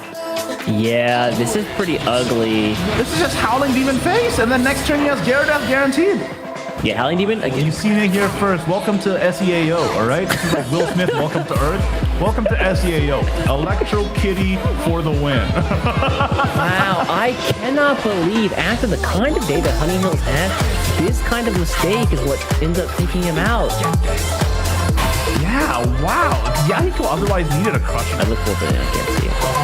Oh, what's the spell work again? Yeah. Oh, no! 1 out of 40, baby! That is one of the worst mills possible.